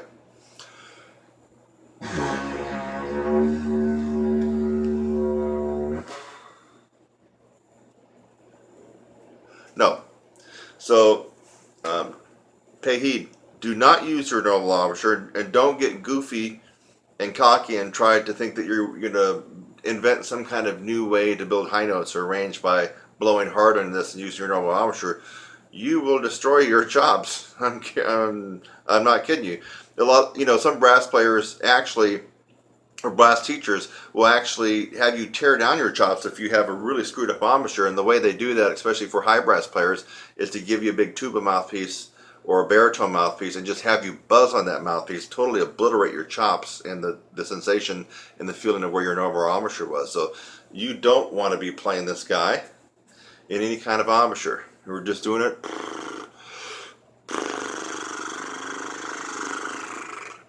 We're getting all the circulation going in there, all the vibrations. We're loosening it up. It's almost like a massage for your face. It's loosening everything up. And you do this for a couple of days, easy, don't blow it loud. 1 minute, times 4, spread it out evenly, and you will be amazed. Now, it might take you a day, and it might take you 3 days, but you don't have to go longer than 3 days to have your problem of stiffness and air in your tone remedied. And guess what? You got this all from me for free, right? Amazing. But I gotta plug my course, right? You know I do. I gotta plug my course. So you should have thought, wait a minute, how is he coming up with all this stuff? And guess what? There's a ton of stuff like this that's a little bit quirky and wacky that I got in my 16-week course. Stuff you've never even thought about. Stuff that even the masters, Gordon, Caruso, Stevens, Reinhardt, Adam, Clark, and on, they didn't think about either. It's in my course. I got some really wacky stuff that works. This is one of them. But now some people do know about the didgeridoo for dissipating tension and stiffness, but there's a lot of stuff in my course that they don't know about because I'm the one that actually discovered it, invented it, or created a hybrid of 2 techniques and made a unique technique. So of course I'm going to plug my course. I'm giving this to you for free to build some goodwill and value. I hope that you can see the value in this right here. It's just amazing. Go out and spend your $30 on a didgeridoo. And the next time that you find yourself not feeling quite normal, or playing, you got that fuzz in your sound, or maybe you had to play a big band gig until 1 a.m. at a wedding reception, and things are bad the next couple days, get this guy, get it out. Yes, you can thank me right now. Here, I'll shake your hand. There you go. You'll be wanting to thank me when you get this out and it solves your problem in a couple of days. Cool? All right. About a pound. There we go. Kurt Thompson. You should have my site memorized by now, but it's trumpetsizzle.com. Trumpet sizzle, all one word. Trumpetsizzle.com. Go there. You're going to be surprised at all the stuff that I got there waiting for you. Tongue-controlled embouchure, TCE, spit buzz, Jerome Callet. And I know I'm leaving out, I think, a couple of German people. Sorry about that, German folks. I think there's a very influential German trumpet player. His name is just escaping me right now. He might not have actually taught it, but I think he was employing the TCE, and he sounded pretty spectacular. I can't think of his name right offhand. I believe the guy I'm thinking of died at an early age of early 40s due to alcoholism. But he was a pretty good player, and I believe he's associated with the TCE, tongue-controlled embouchure. So if the TCE is the holy grail to playing brass and trumpet, why isn't everybody doing that? Forget Claude Gordon, forget Stamps, Maggio, Reinhardt, Stevens, Adam, Caruso, on and on and on. They're just balanced embouchure, everything else that you've ever heard of. Forget it all. Why not do tongue-controlled embouchure? The reason is because the tongue-controlled embouchure really doesn't take you through the process, in my opinion, and you need to go through that process. It's kind of a radical,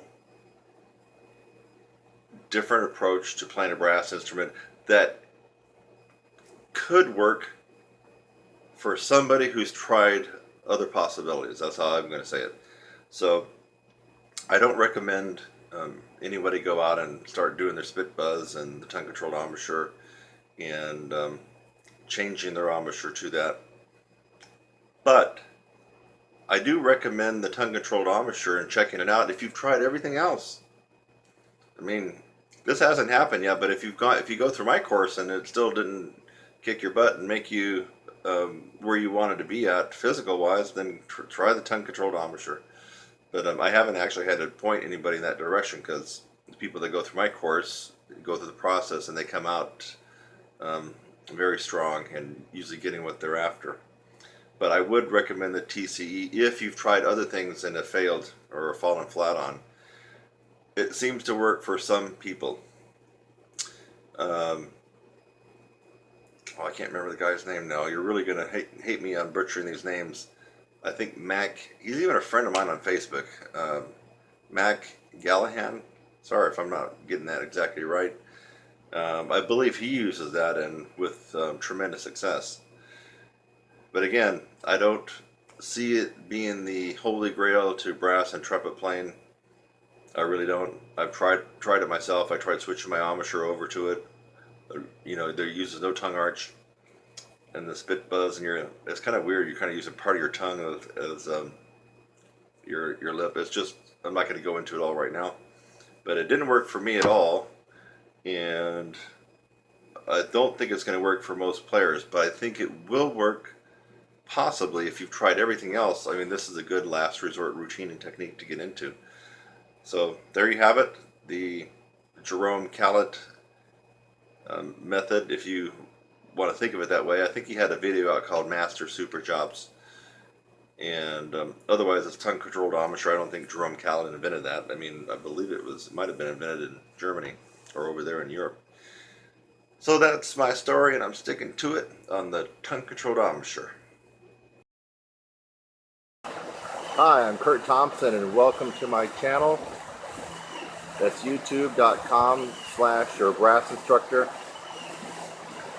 Thanks for just watching the video that you did. Maybe it's the first one that you've watched, or maybe you've watched tons of my videos. In fact, as of June 2016, as a brass player and trumpet player, I have the most tutorials free on the planet. I have over 600 videos on my YouTube channel currently, all free. So again, thanks again for watching this video. I hope that you got something out of it. Sometimes I make a video just to make you laugh. A lot of times I make a video to educate you on something and maybe even help solve a problem. So I hope something like that occurred for you in this video. And while you're at it, again, subscribe, click on my website link, and go on to the next video. It's lovely out here. Have a great day.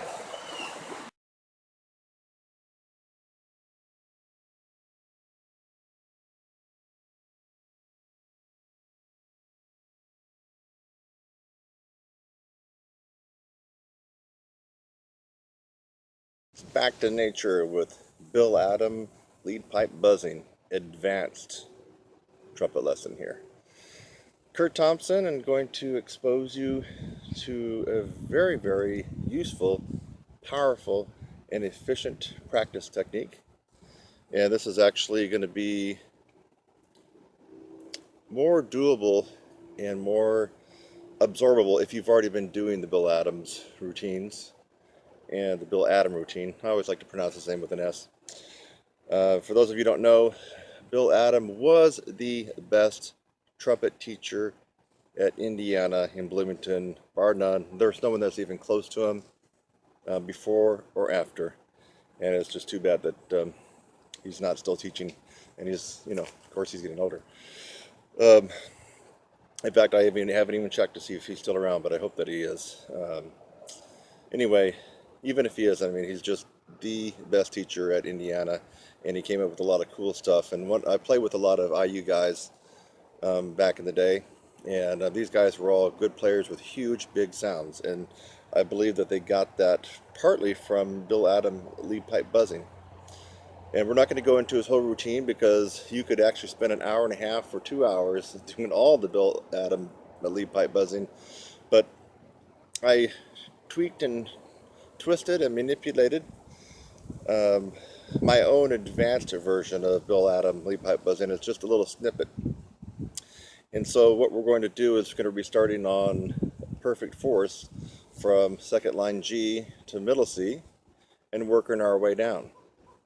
And as you'll soon discover, this is going to be very, very difficult to do unless you have extreme flexibility and power built up in your chops. So G to C.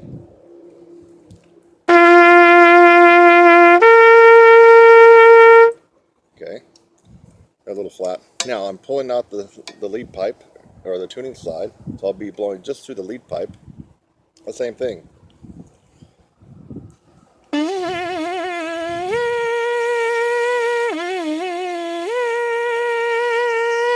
So you can see that I'm actually blowing out through here and not through the whole horn. And you probably could tell by the tone quality. Okay, let's work our way down. Now, most of you probably can get that one. That was G to C. How about F sharp to B?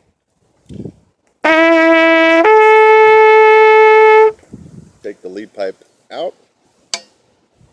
I'll do it like this so you can see what's going on.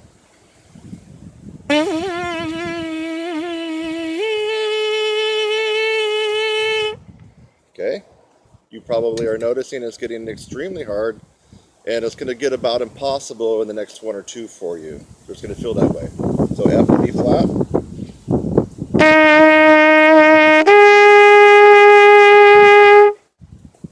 Pull this guy out.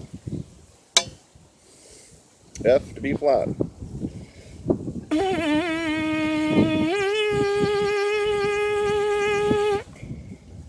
Taking a lot of intention and focus on my part to get that out. And now we're going to go to a little fly on my lead pipe. Now we're going to go to E to A. So 1 and 2, bottom of the staff, E to A.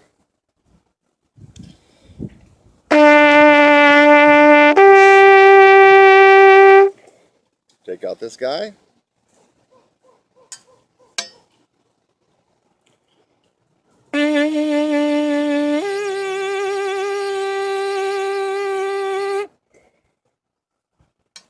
For many of you, that would have been almost impossible. I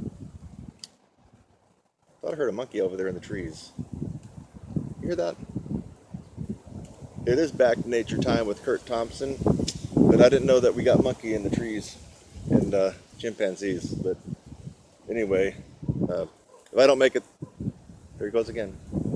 If I don't make it through this video, you'll know what happened to me. I got taken out by a monkey or chimpanzees. Okay, now it's going to get really hard. In fact, this gets hard for me. E flat to A flat.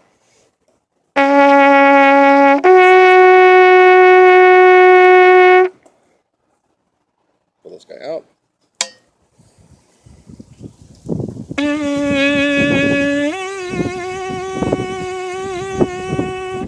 Boom, center that note. And the last one that we will do will be D to G.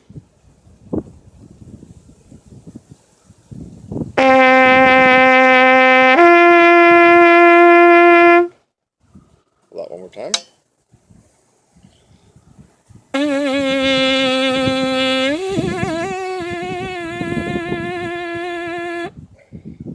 And there you have it. You can consider this extremely advanced. And I put this particular technique that I just did to even the best players on the planet. And if you just sprung it on them and made them do it right without even having a chance to look at it, probably 9 or 10 out of them, I don't care who it is, would have difficulty going through this advanced Bill Adam lead pipe buzzing technique. So the physical part of the horn, yes, the high notes, but listen, so many people that can play high have a real shrill, thin sound. And so it's not about just being able to play high. If you have a real shrieky, shrill, thin, falsetto kind of sound, who cares? There were people that were playing back when Maynard Ferguson was kicking butt when he was a lot younger in the 40s and 50s that could also play high. Well, how come we didn't hear about them and they didn't get that famous? It's because they had that shrieky, thin, falsetto kind of sound that nobody wants to listen to. Maynard's sound was thick and brassy all the way up. That's why. So this is a technique here that will improve your sound. So with whatever range that you have, you're going to have a thicker, fuller, maybe even warmer type of sound in the upper register, and then all registers, really. Now, if what I just did today on the horn seemed almost impossible to you, there's usually just one reason why that would be. It's simply a lack of embouchure strength.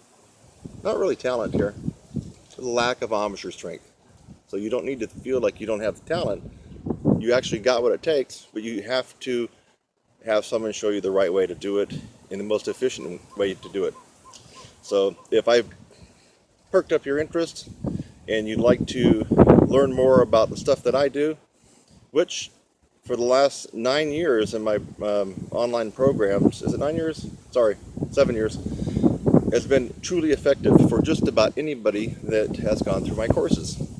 It's not a walk in the park. You will pay your dues, you will invest time, and you will invest money. And it will take some hard work and effort, but the results are pretty amazing. And they're long-lasting for your life. So it's something that if you've been thinking about it, you just need to pull the trigger and do it now. Take care of this, get it handled. I'll see you in the next one. Hey, you won't believe this. One weird trick to solve your dizziness problems. I don't know too many tuba players that get dizzy from blowing high notes. It might, I don't know, could be there. Trombone maybe more, but basically it's your lead trumpet players that are playing above high C. They get dizzy. I'm not going to go into the entire medical delineation of why you're getting dizzy or maybe not, but basically it works like this. You have a certain amount of blood in your body, right? Gravity makes a lot of your blood go down to your lower torso. Now, when you blow hard, you see the veins popping out. What's going on? You're blowing, you're spreading the blood away from your brain and your heart. It's going away. Okay? Now, if you happen to have a lot of blood hanging out in your lower extremity, your feet and your ankles and your thighs and your calves, and all the stars line up right, you will get dizzy. And in fact, if you keep blowing high notes, you're going to pass out. Passing out is not a bad thing because basically the body wants you to go prone. It's your body's way of having you actually pass out to go prone to save yourself, so all the blood can immediately be pumped back to your heart and to your brain. So in case you didn't know why you're getting dizzy, that's what's going on. Now a lot of factors come into play too. Your age, your weight, your height. Chemicals like, do you smoke? Drink a ton of caffeine or coffee, Red Bulls and things like that, 4-hour energy. Your water intake, how hydrated are you? Your stress and your sleep. So these factors all conspire against you and give you that feeling that you want to pass out. In fact, if you don't acknowledge that feeling, you will pass out. So I used to be afflicted by that when I was, well, I guess let me go back one more step. Also, if you're playing loudly and for a long period of time near your max range, that will also tend to want to make you pass out. And when I was a younger guy in college, I did notice on some of the lead trumpet charts that I was playing on that were top tier back then when I was 19 and 20, I would kind of like do this thing. Whoa. After I got done, I was like, oh my God, I'm just about ready to pass out. Well, the reason for that was because back then at 19 or 20, I think I had a good double A, double B flat, double B, double C max range, which is not bad, right? But when you play and butt up against that max range, you're going to probably feel dizzy and pass out, because that was my max range and I was playing at it using the maximum mouthpiece pressure, blowing. And what was going on is the blood from my brain, my heart was being pressed away. And my heart, no matter how good it was, could not pump blood from my feet and my ankles fast enough back up to my heart and my brain. And that's why you get dizzy. Your body really wants you to be forced to go prone. Standing up, prone. So it's not like you're in bad conditions. Your body wants you to do that, saving yourself. So one weird trick that solves this problem. Also, I forgot to mention other factors like heat. I remember I drove from Santa Monica to Fullerton to play at Steamer's Jazz Cafe. It was 93 freaking degrees out. And I was stressed out. Took me an hour and a half in crappy LA traffic. Why was I stressed out? I hadn't played in a couple of years. At that caliber. And I got called in to sub the lead chair. And I actually ended up doing pretty good, but it was stressful. I had some anxiety. It was hot. I don't know if I was hydrated enough. But I did take one precaution because he said there would be several Maynard charts on there. So here's the one weird trick, folks.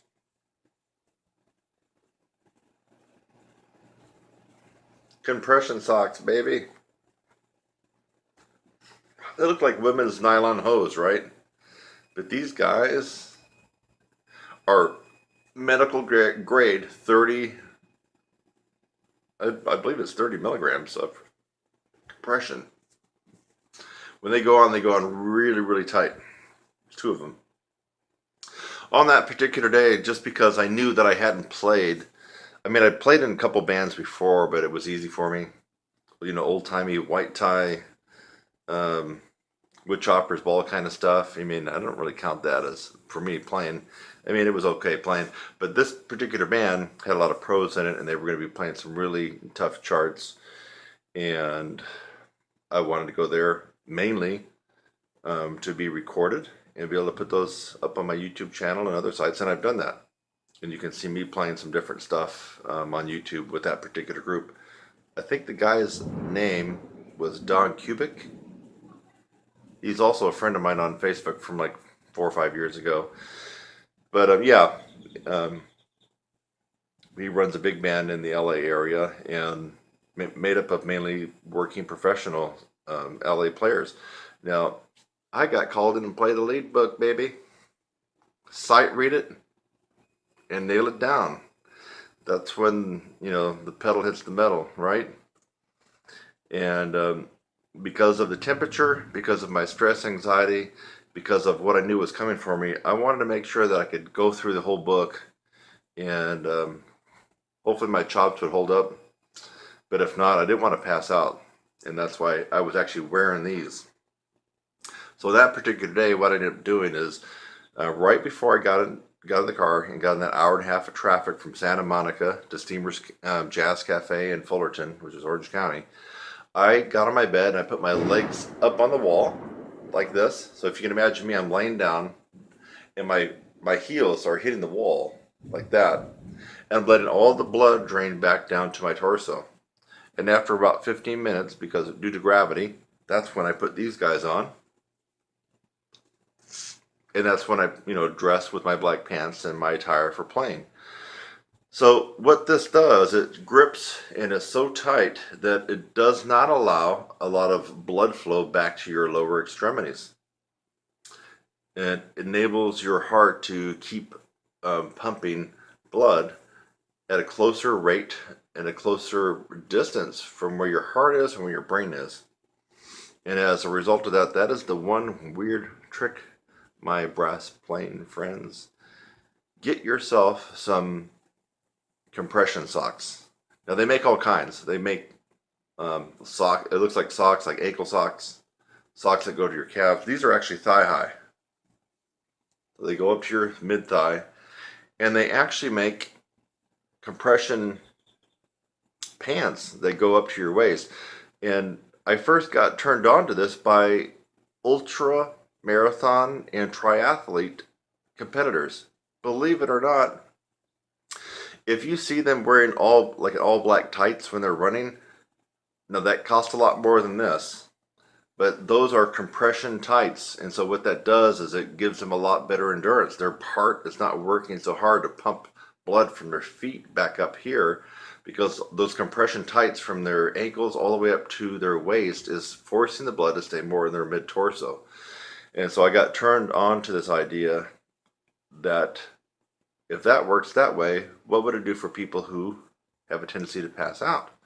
So there's no site out there telling you that this is working for trumpet players and trombone players that are playing extreme high lead stuff and getting dizzy. You heard it here. Let me toot my horn on that one. You heard it here right now. I'm the one that discovered that. It's a quirky idea. It's a quirky, weird tip and trick and technique, but it works. And you know what I'm talking about. If you get dizzy, it's a horrible, impotent feeling, isn't it? Impotent. You got the chops to blaze away on that note, but dang it, you can't, because you're going to do this. And that's a very impotent feeling. To know that you got this and you got this, but you can't do it that much because you're going to go, you're going to fall out. Now, with this one weird trick, and it is weird, baby. Compression hose, compression socks. Get them online, because when I first checked this out, I bought them at CVS. Man, it was like $80 for these. I returned them when I found out I can get them online for about a third. These were about $28. So, yeah, you can go to CVS or Walgreens or Walmart or whatnot, and you're going to pay about, it is expensive. You're going to pay about $70 or $80 for thigh high, 30 milligram compression, medical grade socks. Don't do that. Save your bucks, go online, order them, the same damn thing, and just wait a little bit, and you're going to save yourself $50. You might as well put that $50 and buy a nice trumpet lesson for me. There you go. Yeah, that'd be better use of your money than giving it to Walgreens. You got to give it to starving and low-income teachers, right? You got to give something back. There you go. So try it. if you're a lead trumpet player, or you're just a guy playing around but you can't have that much fun playing because you're getting dizzy, try this one weird trick and prove me wrong. You won't be able to. This is the real deal. Compression medical grade socks. These are 30 milligrams. They come in all ratings from, I think, as low as 15 milligrams up to 50. I would recommend somewhere in the 25 or 30 milligram range. 50 is for people that have had vein surgery and people that really have a horrible, horrible problem with, let's see if I can remember what the term is. Vasal. No, I'm not going to remember what it is. It's a, dang it, I wish I could remember that name of that term. It's a syncope disease that affects some Americans and some people in the world, where they're always getting dizzy. They're not playing trumpet. They're getting dizzy when they stand up, when they go off from bed and they stand up. They're really getting dizzy, and they really do have this medical condition. Oh, I just thought of it. It's vasovagal syncope. Vasovagal syncope. That's when your heart is not able to pump up blood for your lower extremities quick enough and you're getting dizzy all the time. Not because of trumpet or trombone. But for us, we're not concerned about that, and I'm not a medical doctor. It's a weird trick. Go spend $30, $40 on some medical grade compression socks, and you're going to be amazed that when you go out to your gig or your rehearsal, you can blow your brains out and you will not pass out.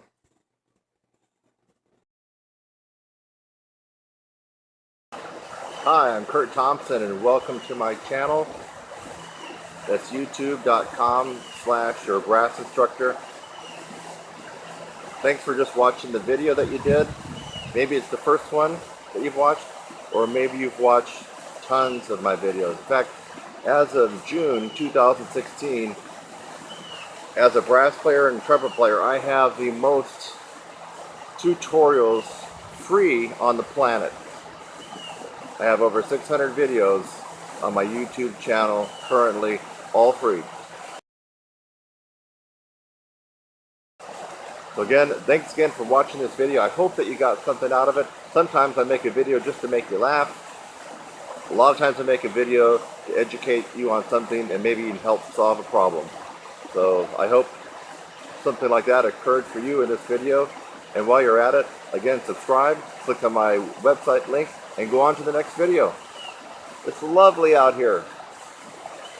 Have a great day.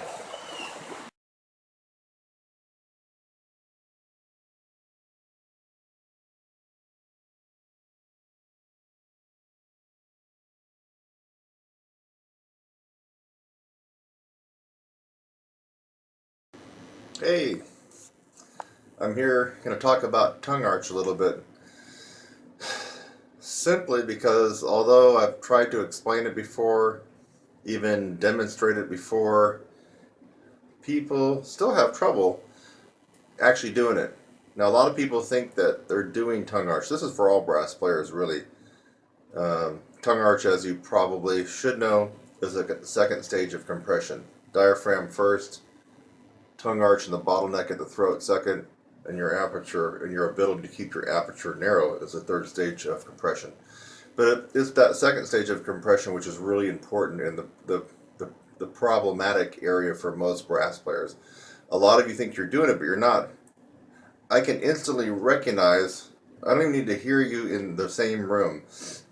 And that's why I'm so effective teaching on phone and by Skype. I can hear when someone is not doing tongue arch because they have this strained, forced sound that does not come with a tongue arch. It comes when you're not doing the tongue arch. You got the tongue arch, it's free and it's effortless. You can just tell there's a different kind of quality to the sound. I'm going to try to get down and dirty in my mouth. I think you can see it. It's not going to be pleasant.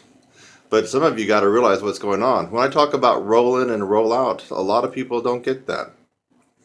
I'm not sure why that is. So first off, you need to understand the concept of roll out and roll in. Roll out, roll in. Okay? When you are going higher, eventually, when you really get an expertise at the upper register, you can do both of this in real time. And you can do it in the form of a glissando. Here's like low A. I'm not warmed up, folks, so pardon me here. Look at, that's kind of a roll out, isn't it?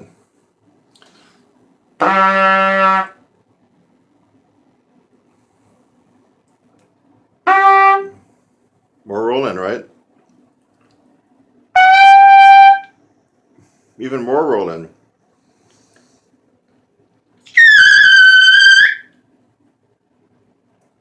Awesome roll in, okay?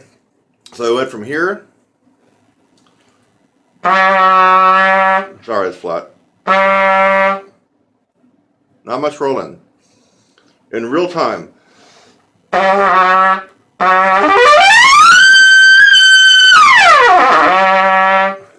little bit sloppy. That's real time rolling, folks.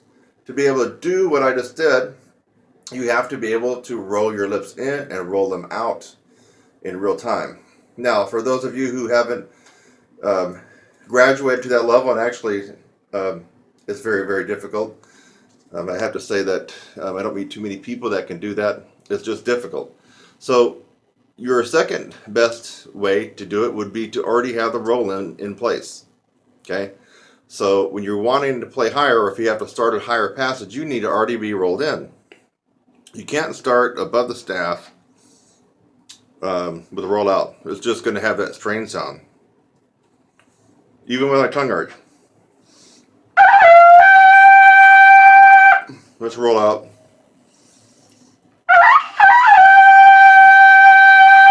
Recognize that sound? I certainly do. Because I hear it in a lot of people that I teach. And most of the time when they get done with me, they don't make that sound anymore. Because they've learned proper tongue arch and roll in. So you can't start a passage. Let's go back real quick. Ultimately, you want to be able to do what I just did. Roll in and roll out in real time. Okay? That's ultimately. But during the interim, while you're still getting this down, you at least got to roll in when you're starting a higher passage. So you can't start above the staff with a roll out.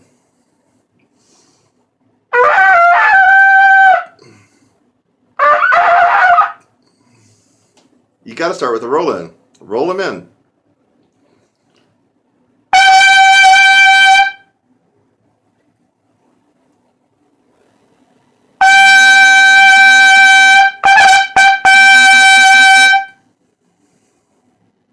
Rolling. That's rolling, folks. Seems like a lot of people don't get that. I hardly ever get on the forums anymore for obvious reasons, but when I've gotten on there, it seems like every other topic is about roll in and roll out. So people are still having tons and tons of problems with roll in and roll out. So get the roll in down. Now when you get the roll in down, you roll in your lips as much as possible, and you're trying to put as much lip tissue into the mouthpiece as possible to play higher. So I'm rolling in. Let's say I want to go, let's just like ridiculously higher. I got to really roll in. I am a dry lip player, by the way, but sorry. I'm just trying to get my roll in without scraping up my lips too much. Roll in. Now I'm going to put some pressure and put as much lips in the mouthpiece as I can.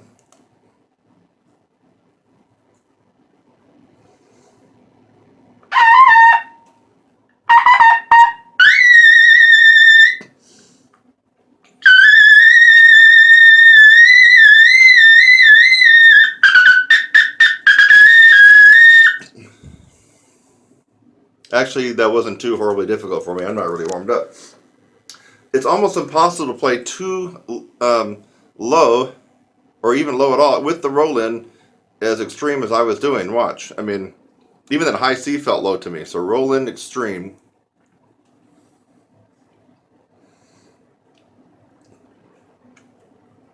I mean, I'm having trouble getting the high C out practically because I've rolled in so much and I got so much lip tissue that it really narrows down the aperture.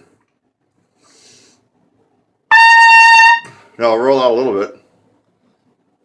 A little bit more.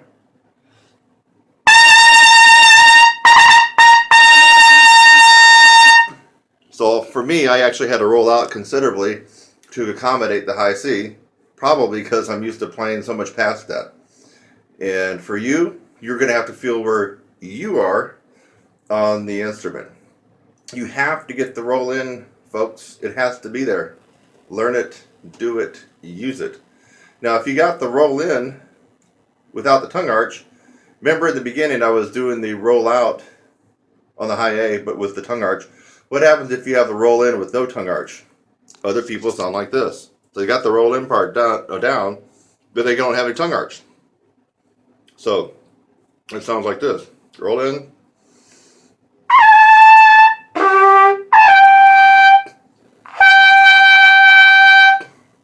Roll in.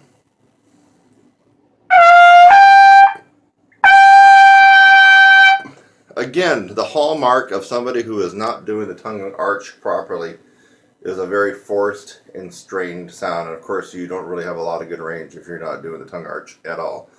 So, hope you recognize that sound. If you hear that in your own sound, you need to start paying attention here and get with the program. Get that tongue arch down, get the roll in.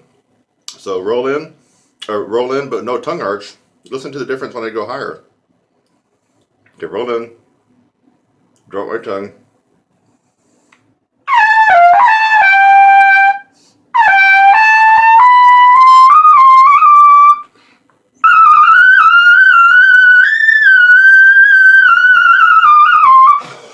Sounds like crap, doesn't it? It's got that forced, strained, quivering, wavering tone that people get when they're not using tongue arch.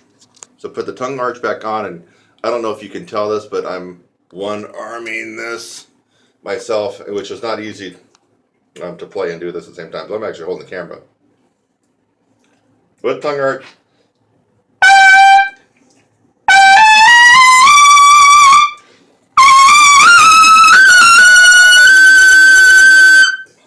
Notes lock in.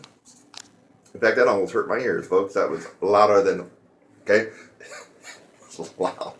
So, and I was one arm banded on that double A scale, right? So now let's go back to what's going on inside your mouth. Low C positioning. Ah. Ah. There you go. You can see my tongue. Ah. So for low C. Ah. I'm going to freeze my tongue when I get done playing with no tongue arch. Low C. Notice there's hardly any roll in. It's just more of a roll out.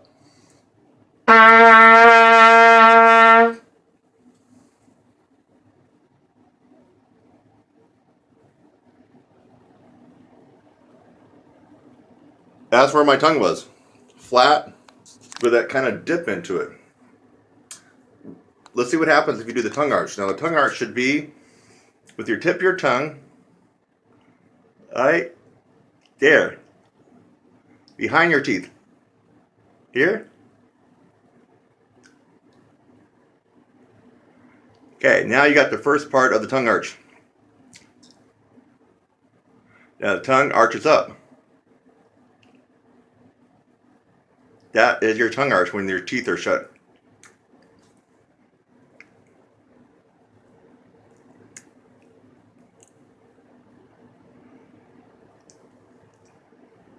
Okay? That's not here. Some people are doing all kinds of wacky crap and it's not going to help you. In fact, I don't even know how some people can do it. Your tongue arch is not just arching up like that. I don't even know how you can play if you're doing that, but some people are arching it up, but they still sound pretty bad. And the reason is you have to have your tongue anchored. The tongue can be anchored at the top of the bottom teeth. Here's the bottom teeth, obviously, near the top. Right there. Or down lower. I'm right down almost at the gum line.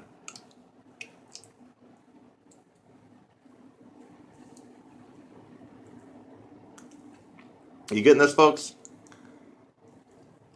Folks? Why are we doing this? Because no air is coming around the sides of your tongue. Only the air can come up and over the tongue and come down and come out your aperture. That's why just building lip strength and chops is not the be all end all to everything, because you have to have this air sped up at the second stage of compression. The air is coming up here. Now you've already got the first stage down. We're not going to talk about that right now with the diaphragm. But basically it's a bottled up high compressed air. So that's diaphragm. The air is coming up through your throat. It comes in and immediately it should meet the resistance of your tongue. Resistance meaning you reduce the space in your mouth. Ah, E. Now it has to travel up and down. When it comes down right there. It comes out your aperture. You got to get that, folks. If you don't get that, you can actually go through my 4-month program and build up chops of steel. And yes, have gain in range and endurance, but you haven't hit that sweet spot. You're still going to be struggling with mouthpiece pressure, even though you have strengthened all this up. You have strengthened up a lot of things during my course, or if you take somebody else's course. But if you don't get the tongue arch, you're really missing that sweet spot that a lot of people that excel in the upper register are enjoying. It just makes life a lot easier and more efficient. So you got to get that down. You need to invest whatever time it takes for you to get the feel down for yourself. Ah. That's low C for me. Ah. Ah. Ah. Ah. Ah.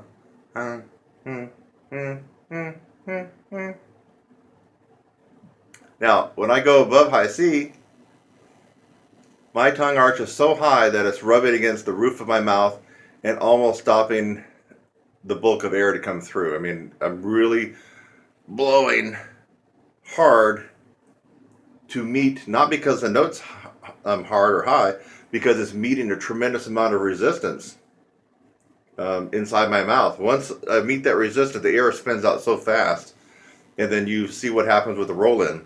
Everything links and syncs up to be able to get those high notes out with the least amount of effort and the most amount of efficiency. So, again, low C. I'll freeze it.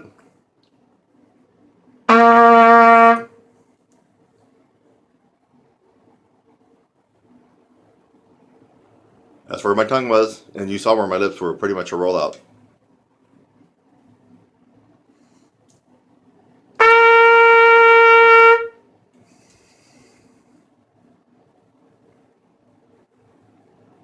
Tongue still low, but it is higher than it was with the low C, and my jaw is up. Low C, middle C is more up. So I think your jaw dropping down when you go lower. I'm exaggerating. And it goes up as high as you can get it when you're really going into the upper register and the extreme upper register. So high C.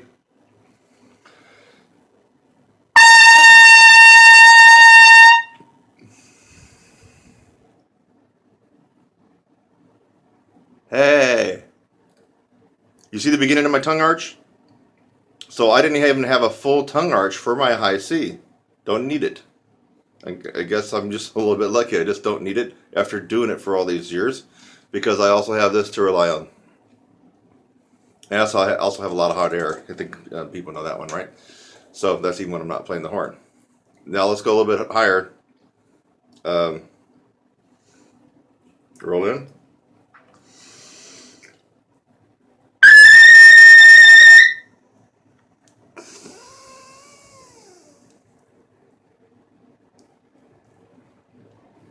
Oh yeah, tongue arch was up there, way up there, and almost probably at the max, but not quite, because my max starts to get, my tongue really, I can feel the brunt impact of it when, for me, when I'm going to my highest notes.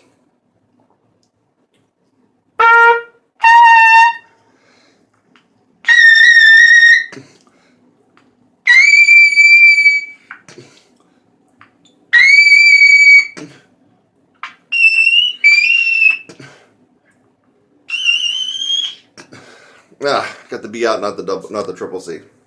Once I'm at, for me, triple A, triple B, and triple C, my tongue is like, it's just shaking, it's just grinding as hard as it can to lift up and close off the air at the roof because it's trying to make just a little pinprick of a space for the air to come through extremely fast and then come down. And then after that, it's up for my lips to be able to continue grip into the mouthpiece and hold that narrow aperture. As soon as you have a millimeter flinch where your lips can't do that, all of a sudden you drop. You could drop a fifth when you're up that high. So I hope this video helped explain what most of you think you are doing, but you're not.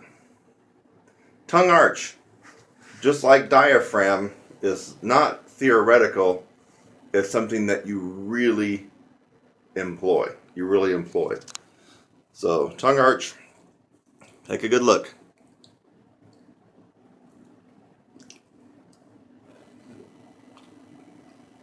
Roll in.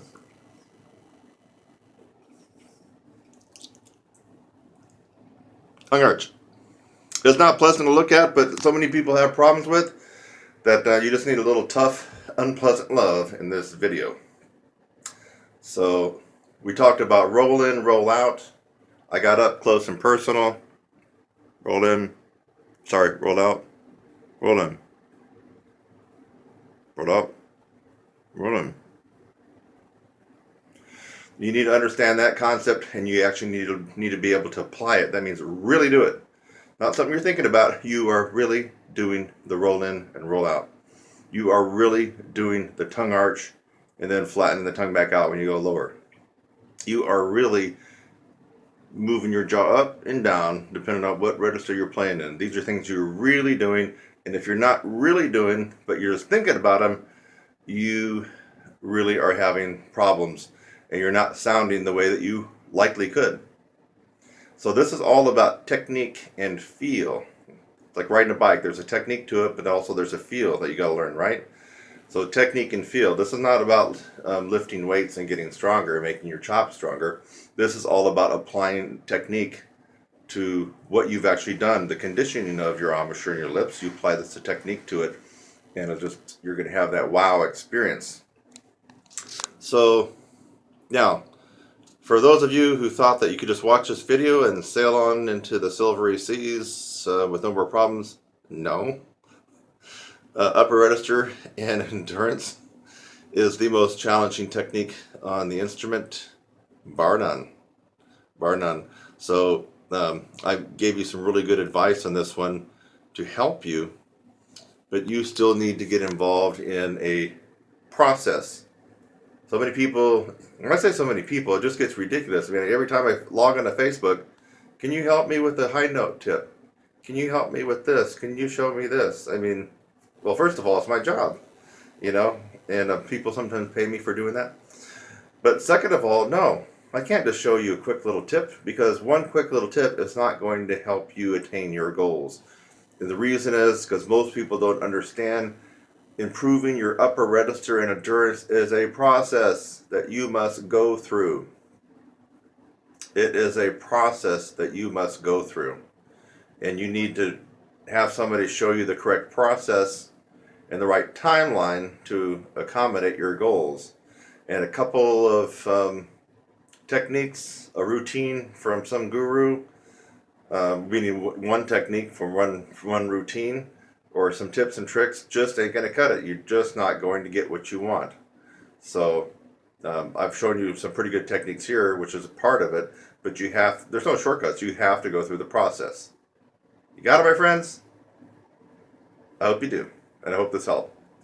Bye for now. It's Kurt Thompson, and you haven't forgotten my website, have you? TrumpetSizzle.com.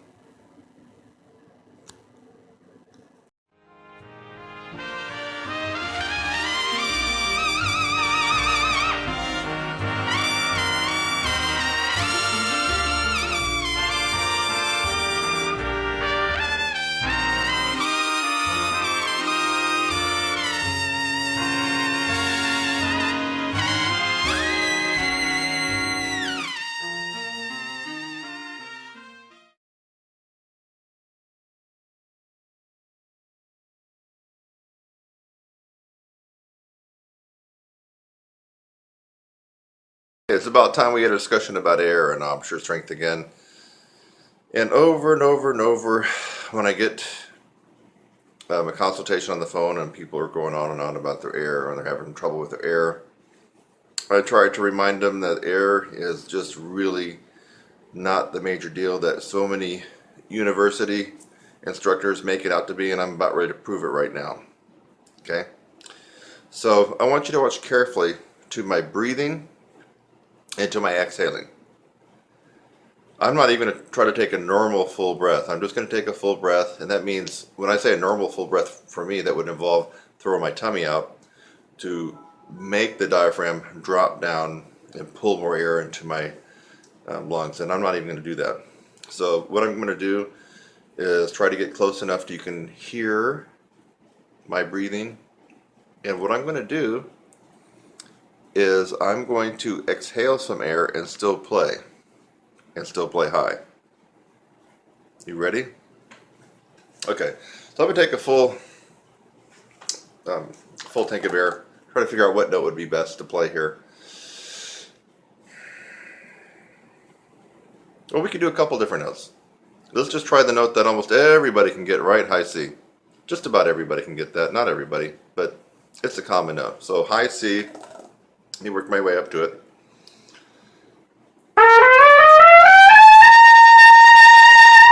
Right there is about forte, really, folks. So I'm going to take a big breath.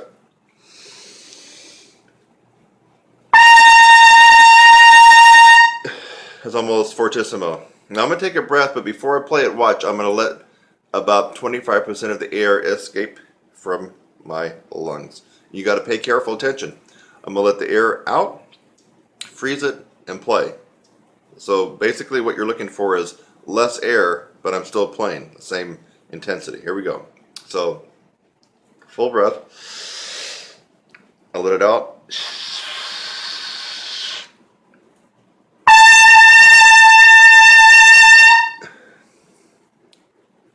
Loud, powerful, full.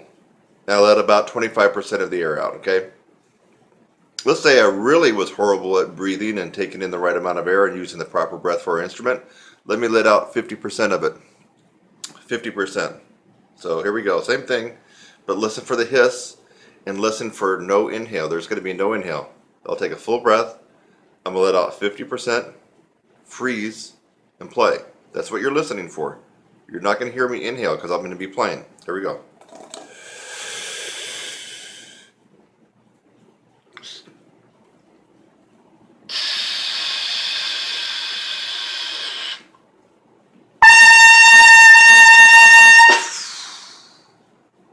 I don't have much air left. I think I actually let too much air out that time. Still, a significant loud round high C. If you were in the room, you probably have to plug your ears. It's pretty loud. Let's go crazy. How about I let almost all the air out of my lungs? Let's say 75%.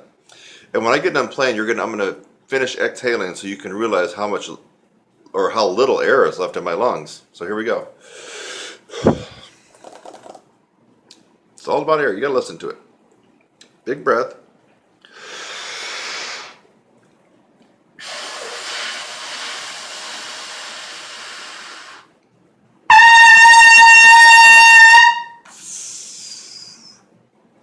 Not much air left. Not much air left. That was probably down. I probably let about 80% of my air supply out, or maybe even 85%. Can you see that? Or this? Think, folks. Just because he or she has a PhD doesn't mean anything. It means they were good at taking tests. They're good at doing this, and doing this. You got to think. Smart. Get your advice from somebody who knows what they're doing. Why don't we take it up to a more advanced level, because I feel like high C is doable by most people. Let's take it all the way up to right past upper register. And who knows what that means? Upper register is high C to double G. Let's take it out, no argument. It's the high C to double G. You go past double G, you're going into extreme upper register playing. Let's do One of the first couple notes you come to outside of upper register, and I'm talking for trumpet, this would be a concert G and R double A. Why is it double A? Because low A is here. Low A. Below the staff, low A. Middle A. Second line A in the staff.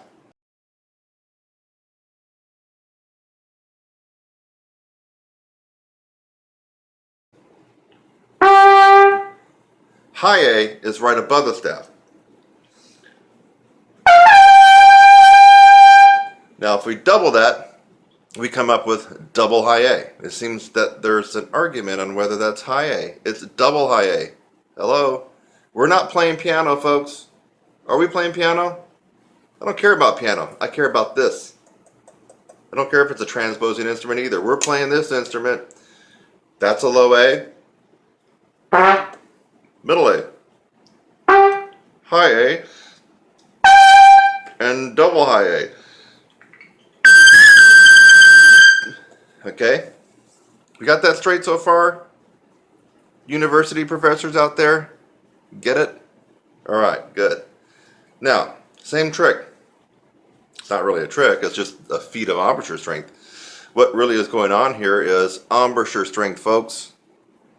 I don't care how much you breathe, really. I mean, breathing is part of the compression, and I will advocate that in our course, but if you have one lung and asthma, you can still play lead trumpet. You can still play piccolo trumpet. You can still do the Maurice Andre stuff. Don't let anybody fool you and tell you otherwise. It's not your air, it's this. You don't got this, you're screwed. Let's do the same test on the double A. Full breath. A little tester note.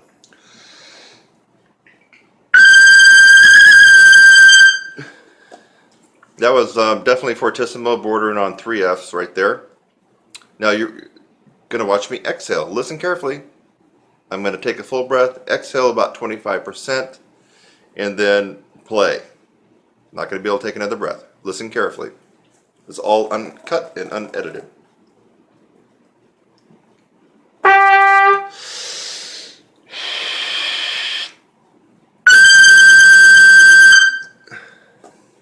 Big, full, piercing round.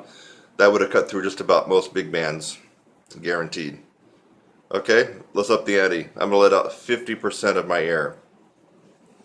If I let out 50% of my air, folks, I'd be down to probably the physical attributes of a 6th or 7th grader playing this instrument, because I am an adult male and I have a large body and big lungs. But if I let out 50% of the air in my lungs, I'd be down to a 6th or 7th grader as far as anatomy goes, physical anatomy. Here we go. Listen for the exhale and listen for nothing after but me playing. So there's no more inhale after that.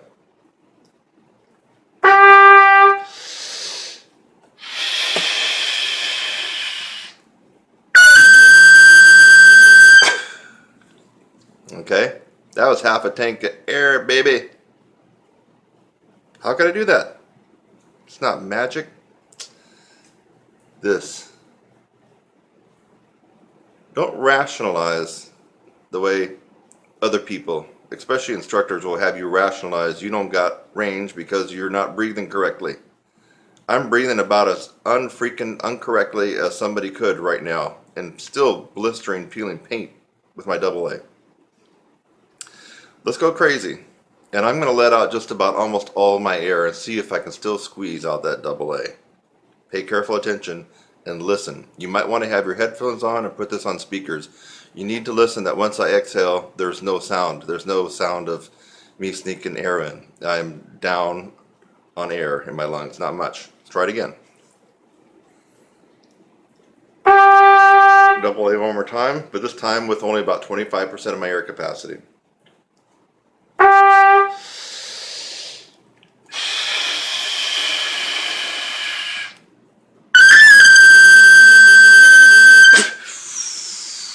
That's all I had left. No more air. There's a light bulb turning on inside your head for some of you. It better be. It better be. You can practice breathing exercises and stand on your head, run marathons, do yoga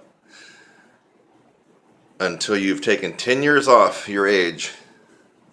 You still are not going to be able to master this instrument and this part of it and the chops and the power until you do what it takes to get the strength here. Go out and run your marathon and go swim 3 miles, go bike 110 miles. You're not going to be able to do what I just did. You're going to have to work on this and this. You're going to have to get tough. You're going to have to do some real work on your embouchure and also smart work. Quit listening to people with advanced degrees that can't play worth crap. Yeah, they do the same stuff over and over again, don't they? The Hummel and the Haydn and the Brandenburg and the blah blah and the blah blah. I did that stuff when I was in high school. Quit listening to them. Yeah, almost everybody can do that stuff.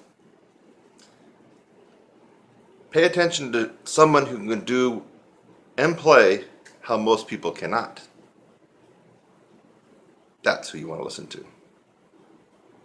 I'm Kurt Thompson. You already know my site, trumpetsizzle.com. Go get you some right now.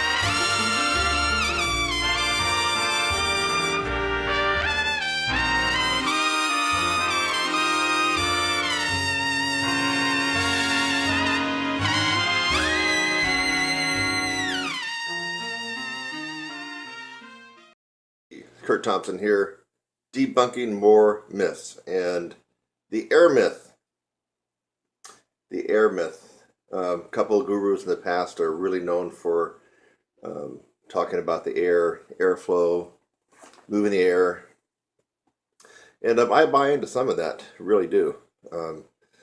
For especially playing in the low register and the middle register. Quantity of this air that they're talking about, really breathing from the diaphragm and all the way up and letting the air come out and help you sing up in the upper register, that is a myth, folks. And let's talk about the physics so you can understand when your university professor tells you it's all about the air. I actually had a French horn, Dr. Olson from Austin Peay State University.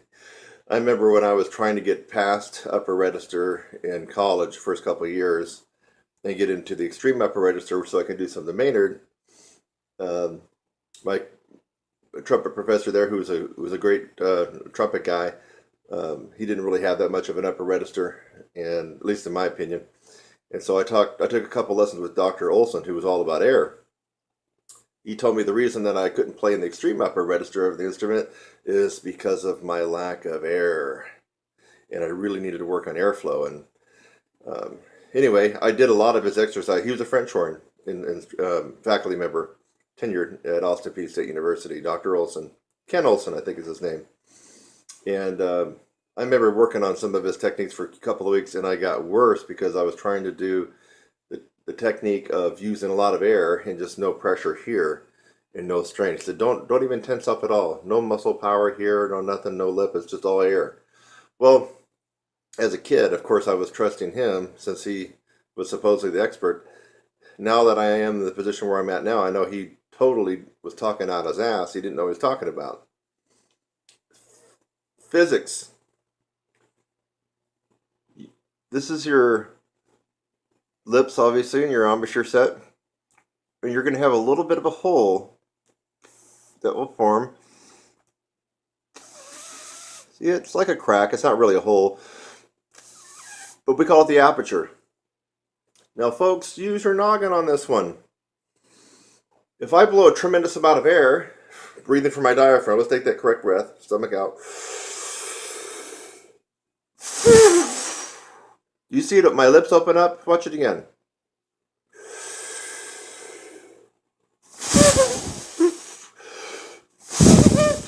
My lips are opening up significantly. Why are they doing that? The tremendous amount of quantity of air and the speed of air is causing my lips to blow out just from the sheer force and the sheer quantity of air coming out. My lips can't contain it all. Now, if you're really thinking about this and you know that you need the most narrow aperture possible to jettison out fast air vibrations for the upper register on any brass instrument, what does that tell you? That tells you that the more quantity of air you try to blow out, especially if this is not strong, you're going to have a limited upper register. Now, even if this is strong, and mine's pretty decently strong, it's the physics. I can't blow as much air out as a lot of these college professors and your own private instructor might be telling you to. And I got a pretty strong embouchure, and I can't hold all that air. Can't do it. What happens if you don't have a very good strong embouchure like I do? Well, then you're even. You got like two strikes against you right there. So we have to use our noggin on this one and realize that it's the compressed air, not the quantity. And that's what, you don't really hear that from university music faculty, compressed air. You hear air, airflow. It's all about the air. Diaphragmatic breathing, that's what you hear, but you don't hear compressed air. So they're confusing a lot of people. The reason is because they can't do it themselves. They don't know what's going on. Okay, so you're going to have to back off on some of the high notes and just let the compressed air do the work. So if I take a big breath, let's see what we got here.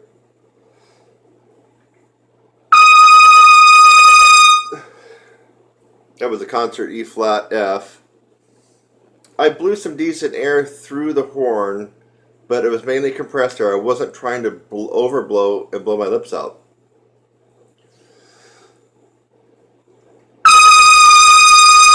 Now if I try to go more, I'm really shoving a tremendous amount of air through the horn, and I start to notice my tone quality goes out the window. The note chips a little bit and dances around. The reason is I'm fighting to contain this narrow aperture with the strength of my chops. And all that air is just blowing my lips out. Remember, as soon as your aperture widens even slightly, we're talking about a millimeter, your range drops. Listen to that again.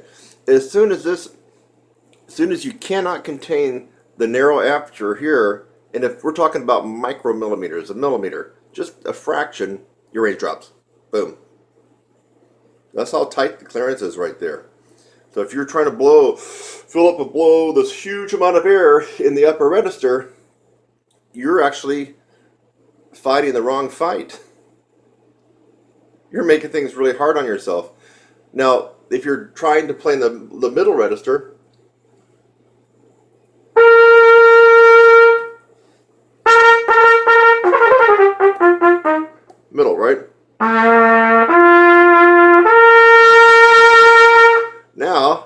my aperture.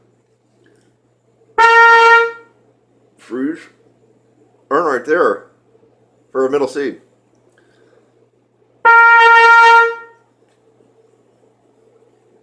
Way, that's like a million times wider than I would use for above high C. So because my aperture is already wider, and of course I got my low C tongue position, there's no compression going on there really, except for the natural compression from the diaphragm and maybe the bottleneck in your throat, but there's no tongue arch. Other than that, there's not really compression. So I am able to blow. That is where the university professors are correct when it comes to your air. So when you're in the middle and low register, they are correct about that. Then it is a lot about air more than anything else. So if you can think of in terms of trumpet speak, let's say the middle of the staff, middle C, which is third space C in the treble clef staff, maybe D, maybe E, but now you're getting to the top of the staff, but right around there, C, D, E, and down. Now all that air advice you've been getting from your instructors and your college instructors and your university professors, that is good advice. That is good advice, because you do need to have worked on a lot of air and breathing techniques for that. But it's counterintuitive. I know it seems counterintuitive that you need a lot more air and have to huff and puff, but you're actually working against yourself as you go higher. You actually have to use less quantity of air.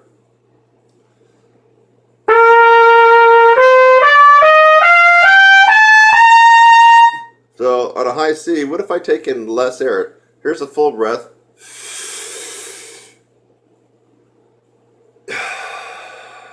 What if I take in half a breath for the high C?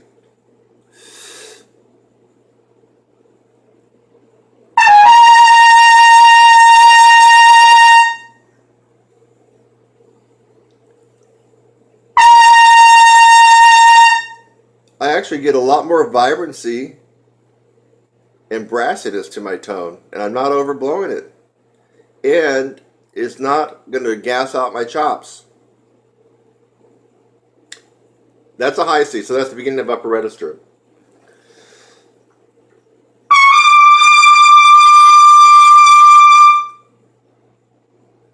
Ooh, that's a very, very narrow aperture for a high concert D, which would be high E on trumpet.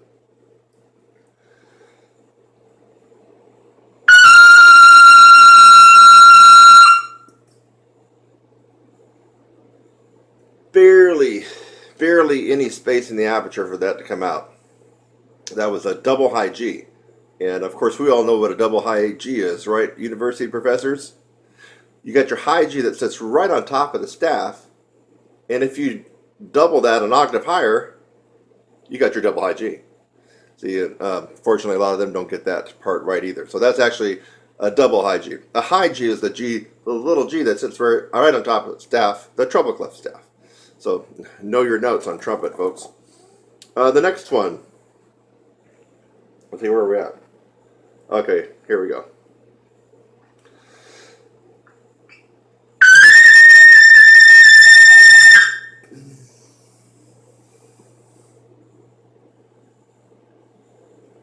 There was probably a pinhole of a space in my aperture for that, what should have been a double C. Let's double check it. Yeah. Try it again.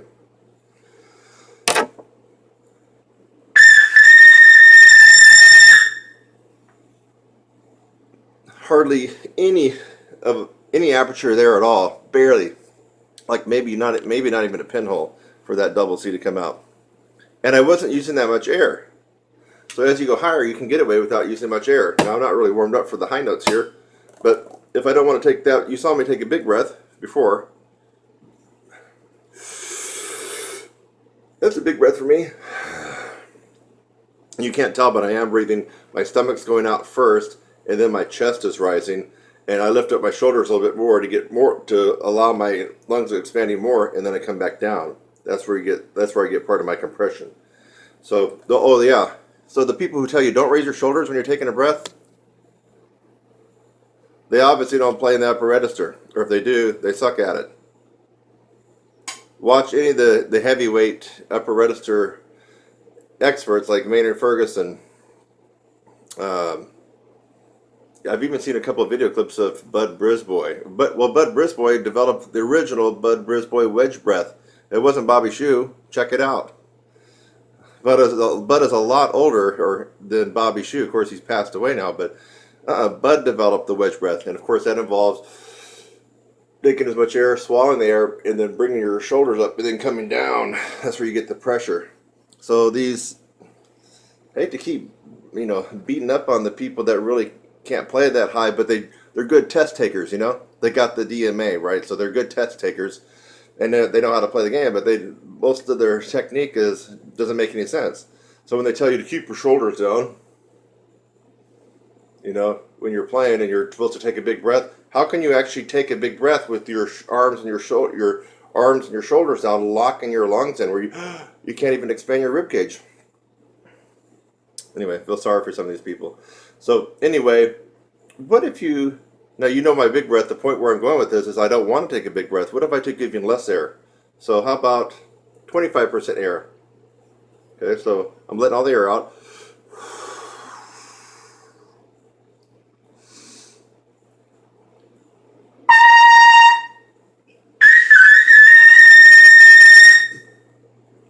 Now I only had 25% of a take of air in my lungs.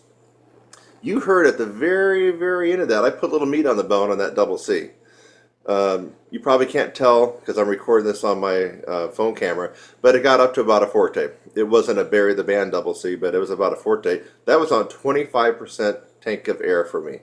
Now I would probably want to take another 25% more to at least have a half a tank. But there's no way in heck I'm going to try to shove the largest quantity of air that I have in my lungs through this horn for a double C. I probably would overblow, but probably nothing would come out. So anyway, that's your lesson, and this is a real logical lesson based on physics. And unfortunately, for a lot of brass players, you don't get a logical lesson based on physics. You get a illogical lesson based on passed down theories that don't have any merit. Usually they're passed down theories in academia.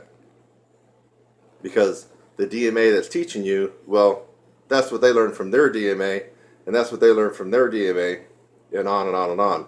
Good test takers? Yes. Yes. Got a good memory for regurgitating all those facts? Yes, they do.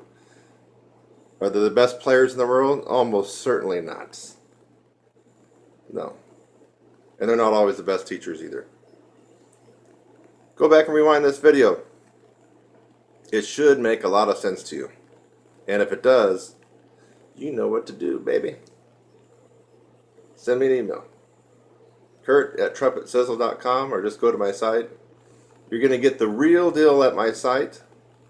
I don't have to kiss any department chairman's butt to be able to say what I'm doing. And I don't have to kiss any contractor's ass either and worry about whether or not I'm going to get a gig. I make my own gigs. I am the contractor. So I say what I want, and I say the real truth here for everybody. I don't have to kowtow to anybody. And if you like that frank, honest, brutal, in-your-face truth, you'll like working with me, and you'll actually like getting results. Until next time. Our glissandos.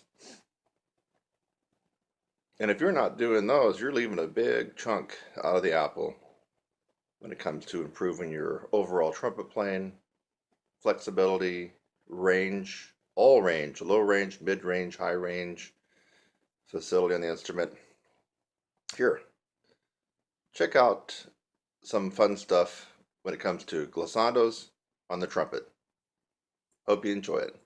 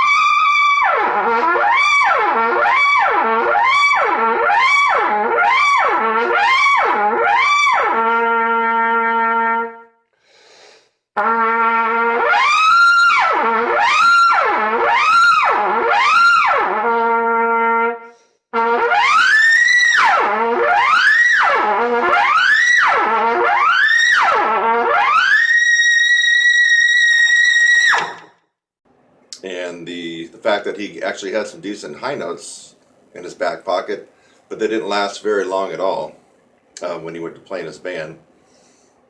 And he really wanted to know how the 16-week upper register course could help out with that if it mainly focused on higher notes. And that's what I told him. I said, well, endurance is a byproduct of your range. Okay? So if you want better endurance, you just simply have to increase your range. That's what you got to do. It also goes hand in hand with being able to have more duration on your chop. So let's just give you a quick weird example. Let's just say that you are a trumpet player and you've done very well for yourself and you can just honk out really, really loudly and beautifully a double G, which is the top note in upper register before we go into extreme. Okay? But let's just say that you only practice 10 minutes a day or 15 minutes a day. Okay? Now, typically what I would tell people is take your max range in your practice at home and come down about 4 or 5 notes. And that's going to be the range where you actually have the best endurance in a rehearsal or a performance or a solo.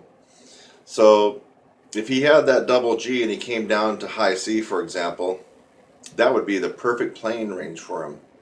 Now, and also for endurance. Now, based on what I just said, well, you might think, well, then he's going to have tons and tons of endurance. No. Remember I just said this guy is practicing 10 or 15 minutes a day tops. Maybe he's a busy professional, or maybe he's an MD and just doesn't have time to practice. But he does 10 or 15 minutes a day to maintain his double G. A little warm-up, he goes up, hits the G and a couple other things, and then he's done. This individual is not going to fare too well, even if he takes my advice with that correlation of 4 or 5 notes below your highest notes at home or in your practice studio, simply because he doesn't have enough time, doesn't have enough of metal on his mouth outside rehearsals and performances. So even though he has the desired ratio of 4 or 5 notes below, that's the music he's playing, goes up to about a high C, maybe a high D, that would be perfect for this individual, except for the fact he doesn't really practice that much. So you have to have both parts of the equation. Now, here's where most people have a problem. Most people get the second part of the equation. Okay? So most people are practicing. If they got an hour and a half rehearsal that they know they got to go to, on average, these people are practicing an hour to an hour and a half a day, sometimes 2 hours a day, thinking that by practicing that much every day, they will actually be able to go through an entire rehearsal or a performance. No, because they didn't get the other part of the equation. The other part of the equation is the range. So let's just give an example of someone playing at a community big band. Maybe at your community college, maybe you meet at a church, or maybe it meets after school at a junior high or high school. And you happen to be the lead trumpet player, and you got a really solid high D, at home, and you go up to E flat. It's still decent, not as solid, and E kind of thin out. So you're right around the D, E flat range, and you are practicing 2 hours a day. You're trying to do everything right. But you notice that when you get into your big band rehearsal on Monday night or Tuesday night or Thursday night or whatever it is, that halfway through the rehearsal, your chops are falling apart. You're missing these high Ds and the high Cs, and you're getting the burn here. Just feels like you can't hold the note and your lips are blowing out and you're going out of tune. It's just not fun. I mean, you're smashing your lips pretty good with the mouthpiece. And you keep scratching your head, what's going on? Because I'm practicing up an hour and a half or 2 hours a day, but I'm not able to have the endurance in my rehearsal. I'm cursed. There's some kind of hex that's put on me. No, my friend. When you go into a big, typical amateur to semi-pro big band rehearsal, most of the high range is going to be up around high C and high D. Yeah, you might find one chart that goes E or F, but basically, you're going to be required to play quite a lot of high C's and D's. And if your range at home is a high D or a high E flat, and let me just excuse myself for a second for other brass players, trombone players, euphonium, French horn, tuba, whatever, you just have to transpose whatever that is. This story that I'm telling is geared toward trumpet, but really it's geared to everybody, but you would have to transpose the notes and to make it your own story. So the problem with this particular individual, he is doing everything right practice-wise. Probably is a really great player. His endurance is being inefficient in rehearsals and performances simply because he doesn't have the other part of the equation down. he needs to be having at least double F sharps and double Gs pretty full and pretty decent at home. At least be able to hit a couple of them at home. Doesn't mean he has to play all day on those, but he has to be able to go up and reach those and tackle them pretty good a couple times in order to balance out this part of the equation. That's what most people are not getting. And in fact, it's not that they're not getting it. I think most people just don't know. Every time I talk to somebody about this, they don't really sync up the fact that your range has everything to do with your endurance. It really does. So I don't care if you practice 4 hours a day. If your range is D or E, you're just not going to be able to play D or E for 3 or 4 hours in a wedding reception big band. You know what I'm talking about? Your big band gets hired to do someone's wedding reception, and they're going to have you play from 9 p.m. until 1 a.m. at night with, you got 4 sets, 45 minutes. You're not going to last. If your range is high D and high E and you're playing Ds and Es in that particular wedding reception gig, you just are going to fall apart, and you're probably going to have to hit up somebody else in the section to cover some of your lead stuff. It's just not going to balance out that well. Same thing if you're in a brass quintet. That's really, really tough on your endurance and on your chops. And if you're playing some of the easier brass quintet stuff where you just typically need to go up to Fs and Gs above the staff, which is really common in some of the easier stuff, or maybe even just high A right above the staff, and you have a high C, high D range, you're probably going to do okay on that, especially if you've been practicing the right amount. But if you're playing some of the tougher stuff, Empire brass, Canadian brass, that type of stuff, and which we're talking about stuff that goes, routinely high C's, D's, E's, and F's, especially if you have to have your pick out. But even if you don't, I mean, you're still going to be required to lots of high C's and D's. You're going to have all kinds of trouble in that particular group, simply because you don't have the range that's way above that. So this is a pretty important tutorial, at the very least, for you to have the light bulb turned on your head so you can go, wait a minute, I've been practicing 3 hours a day, but when I go into my band, I can't even play half of that. Well, it's because of the range thing. And so that's why I get some people saying they're not interested in playing high notes, and they want to play music. Well, here's the problem. If you don't develop your high range, I don't care what instrument, I don't care if you just play tuba. I mean, if you don't have any range, low and high range on your tuba, you're just going nowhere musically. And the same thing on the other brasses, French horn, euphonium, cornet, trumpet, trombone, even slide bow. It doesn't really matter. If your range is not well above of what you have to play in your ensemble, you're just going to be out to lunch. You're going to be struggling. So when I hear people say, I don't want to play high notes, I don't want to be that guy, that obnoxious screamer dude. Well, this is not about that. You can do what you want. Once you are able to play high, you can do what you want with it. Okay? If you have a great range, that means you don't have to scream out high notes and hang over and be that obnoxious high note player. What you can do is you can play comfortable and easy in your ensembles and have plenty of endurance, and that will make you feel just a million times better about playing, because this is going to be pretty much rock solid. So let's go back to the original topic in question, is endurance. What is endurance? How can you improve your endurance? What are some things you can do to improve your endurance? Well, we already talked about the foundation of endurance. I didn't really describe what endurance is, so let's really talk about endurance. Endurance is the ability to do a particular activity over and over for a period of time, usually a long period of time, and still be able to function quite well. So that's the definition of endurance. So let's just take, I was on a site reading about marathoners, and obviously, I mean, this is a no-brainer, right? If you can run 26.2 miles, you got some hefty endurance, right? Your heart, your muscles, your legs, your energy, everything.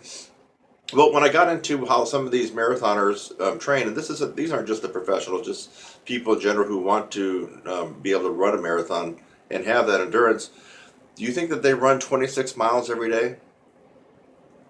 And that's how they practice and train for a marathon? No, they don't. They might get in 20 or 26 miles once a week, maybe once every 10 days, but they're getting close to it on the other days. They might be doing some 10, 15, and 20 mile runs. But what else are they doing? They're doing very, very, very fast sprints over a mile. They're doing very, very fast runs for 5K and 6K and 10K, 5K and 10K runs. They're doing those very, very fast. and then they're still trying to up their speed on their 15-mile or 20-mile runs. Why are they doing all that? Because they know that if they can have a faster running pace at these reduced miles or reduced distances, that's just going to help them that much more when they go for the marathon. And so let's think about that in terms of playing a brass instrument. The shorter durations, like the mile sprint that a marathoner might do, might be for, well, I'm speaking trumpet, but it could be for any brass instrument, might be that double G or that high F that you're hitting a couple times after you warm up and playing it really, really loud. That's like your mile sprint if you're a marathoner. And if you're doing that, good, you got the sprint. And then the other things would be, like let's just say your 10K run, your 6 mile, you're going to really push the speed on that if you're a marathoner, right? Well, if you're playing a brass instrument, you're going to be doing some etudes and some other phrases that are going to be up around that high C, D, E flat range, okay? And you're going to be blowing those out pretty loudly, maybe even E or F. And so that's kind of how it translates into endurance on a brass instrument. The bottom line is you can't just practice for 3 hours a day. That's like a marathoner trying to do a 26-mile run every day and thinking that they're going to be able to run a 26-mile marathon. Fact is, even if they can do it at home under the stress and the pressure of a competition and a race, and what if they're not filling up to snuff and all they've ever done is run that 26 miles, they're going to have the same problem that any brass player would have in an ensemble or rehearsal and find themselves hitting a wall and gassing out maybe halfway through or maybe 3/4 of the way. And so that strategy that I read about for marathoners is what I already know for this guy, for a brass instrument. Can't just practice 3 hours a day and expect to go in and play on your teeth at the range that your top range that you can play. You play a double G and you go play Buddy Rich for a rehearsal and Rob McConnell, Frank Mantooth, Big Fat Band, Maynard Ferguson, Louis Belson. I mean, come on. You go play F's and double G's and you're not going to last, and you might end up hurting yourself, or you're going to feel the hurt up here because you're going to be playing on the skin of your teeth. So endurance is the ability to do an activity or a period of time and do it successfully. And the way we build endurance on any brass instrument is to increase our range 4 to 5 notes above what you have to play in your rehearsal and your performances. And then, of course, you also have the longevity of your practice to be pretty close to, what you're expected to do in a rehearsal or performance. So let's talk about that real quick. If you're going to a Monday night big band rehearsal, for example, I'm saying that because now it's Monday night, and there actually happens to be a rehearsal big band next door to me. I'm over here at the college. So if their rehearsal goes from 7 to 9, which I think they said it does, 7 to 9, maybe 7 to 9:30, well, you need to be practicing, I would say, at least close to that on a daily basis. An hour and a half to 2 hours a day would be perfect. Probably can get away with an hour and a half if you have a higher range, but somewhere around an hour and a half to 2 hours would be good. Now, if you don't do that, what you're going to do is you're going to come in, you're going to be like the weekend warrior. You're going to come in and you're going to go to the rehearsal and you're going to struggle and your chops are going to fall apart at the end, and you're always going to hate playing the last couple of songs because you can't make it. And so if you don't mind that, well, that's a personal choice for you. But if you want to come in, sail through the rehearsal, and at the end of the rehearsal, feel like you want to keep playing because you feel good and you're really in the groove, then you actually have to, 1, increase your range 5 steps above your playing range in that particular ensemble. 2, make sure that the longevity and the duration of your practice is pretty close to what you're expected to do when you go into the rehearsal or performance. And how do we increase, what are some ways to increase your range and endurance? Well, I already made another video about that on YouTube. It's called the 3 most popular ways to increase your range. And those three popular ways would be a good way for you to start if you don't have any other resources. That would be flexibility studies, lip trills, lip slurs, glissandos, any type of long tone endeavor or routine. Long tones, anything from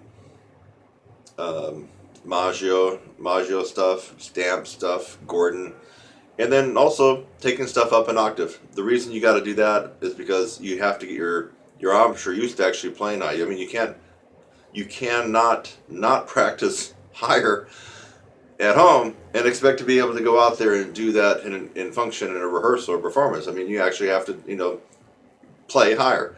And what I recommend for a lot of my students is to get something that they can actually play that's written high. And the reason for that is there's a psychological component.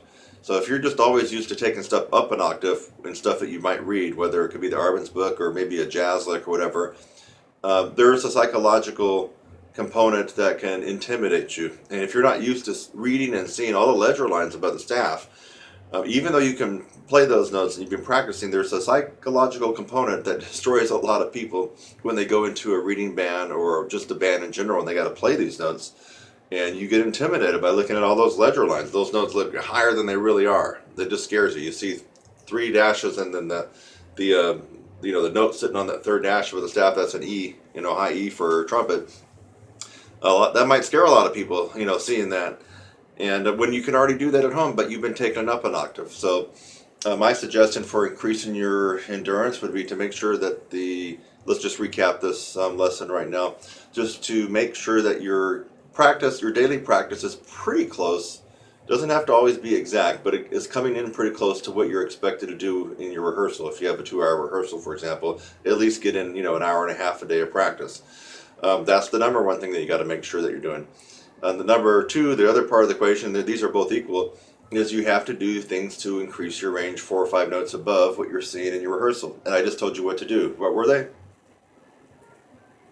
Lip flexibility, lip trill, glissandas, lip slurs, long tones, including pedal tones, and then playing stuff high or up an octave. And then the part B of that is to actually get some stuff written above the staff, so you're not intimidated psychologically and when you see those notes way above the staff. So I hope this really helped. I mean, this is some very, very good advice for you. It really is. If you just start doing this, you are going to be tickled that you notice you can play higher and better and you last longer in your rehearsals. And it doesn't have to be just about jazz. This could be orchestral, symphonic, like I already mentioned, brass quintet, chamber. It really is all about the duration of your particular ensemble and not so much about the idiom or the style. Same thing, if you got the metal on your mouth for 2 hours in a symphony rehearsal, it might be a little bit easier because we know brass players a lot of times, we have to count like 100 measures of rest, so there is a little bit of an easier component there when you're playing orchestral stuff compared to other stuff. But you get the gist of this in lesson on endurance. Remember, there's 2 parts of it, and you can't just have one without the other. If you do, it's going to be like this. Crash and burn, baby. You don't want that. Kurt Thompson, hope you really enjoyed this. Found it informative, and don't just watch it and go on to something else. Make notes and actually start doing it.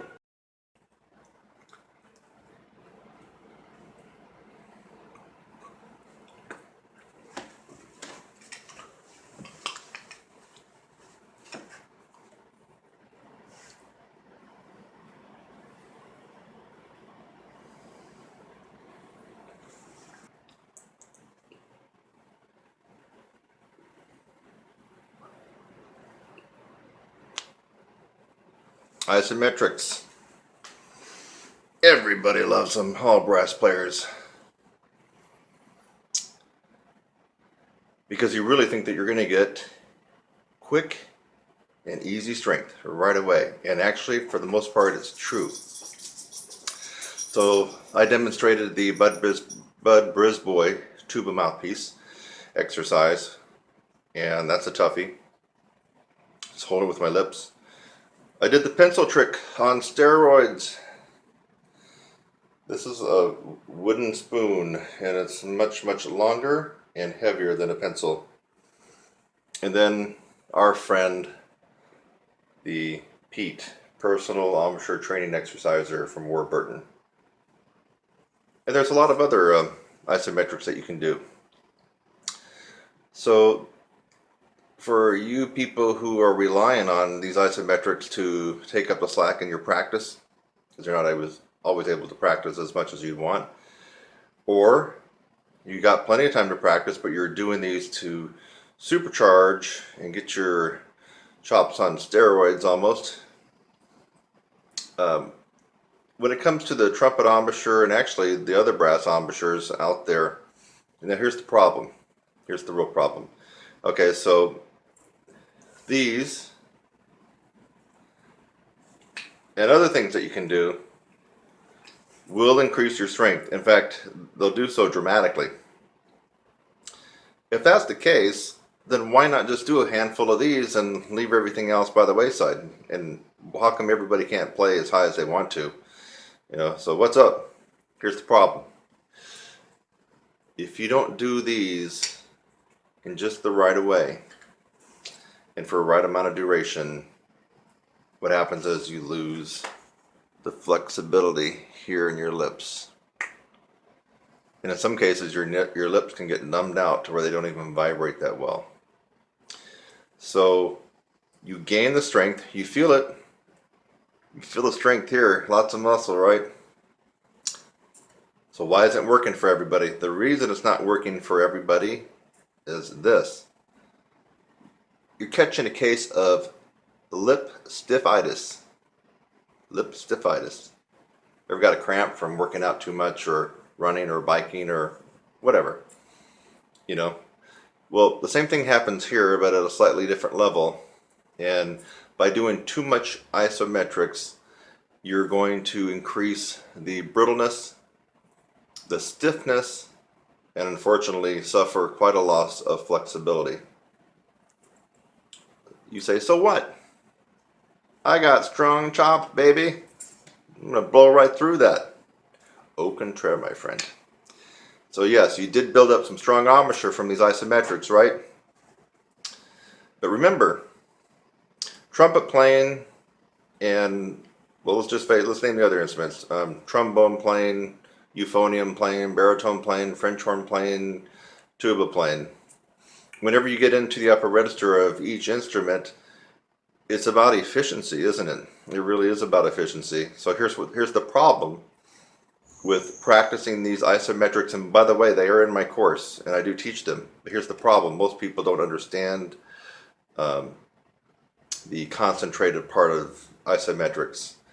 So you end up building the strength, but your range doesn't really go up that much. Your tone gets airy. You start having trouble with just simple lip flexibilities, simple normal slurs that you encounter in regular music. And so you've lost flexibility. You've got a good case of stiffitis in your lips. And so why can't you blow out those high notes? Why can't you last forever? You know, a lot of people that are really heavily involved in isometrics will tell you that it's a panacea for all-day endurance. One of the methods out there that I went through a long time ago is Carmine Caruso, and I haven't even touched on that method in a long time, but it is heavily weighted for isometrics. So how come everybody's not doing Carmine Caruso? The reason that they're not is because what you gain on one scale, you lose on the other.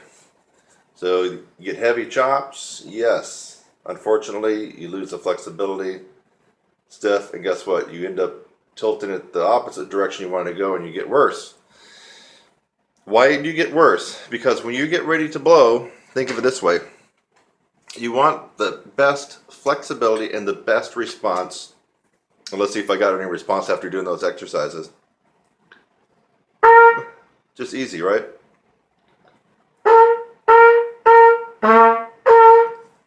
And even after doing that, I can tell my tone got just a touch airy. So there's positive proof right there. Don't do too much of these.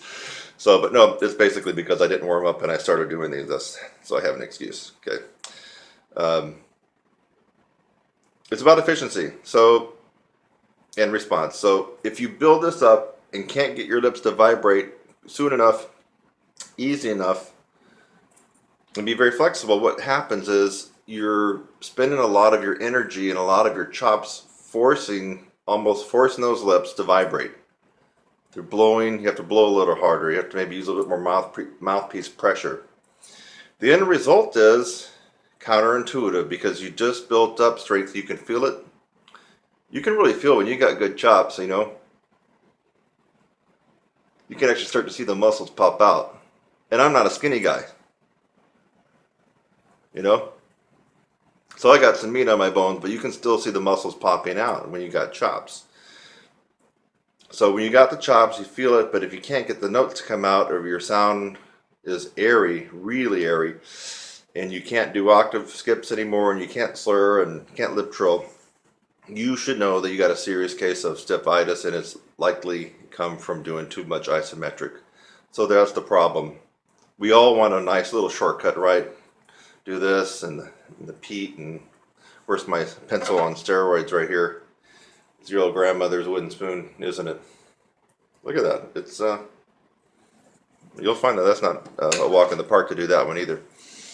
So we always want something that will just get us to where we need to go quicker and easier. And problem with isometrics, you just really got to know what you're doing. And I've actually been around the block on isometrics and done everything the wrong way, done everything so, and then I got this stuff down to a science of exactly what you need to do and when, the sets, the reps, and the rest. So if you don't know that, you're going to be doing what I was doing years ago, hitting and missing.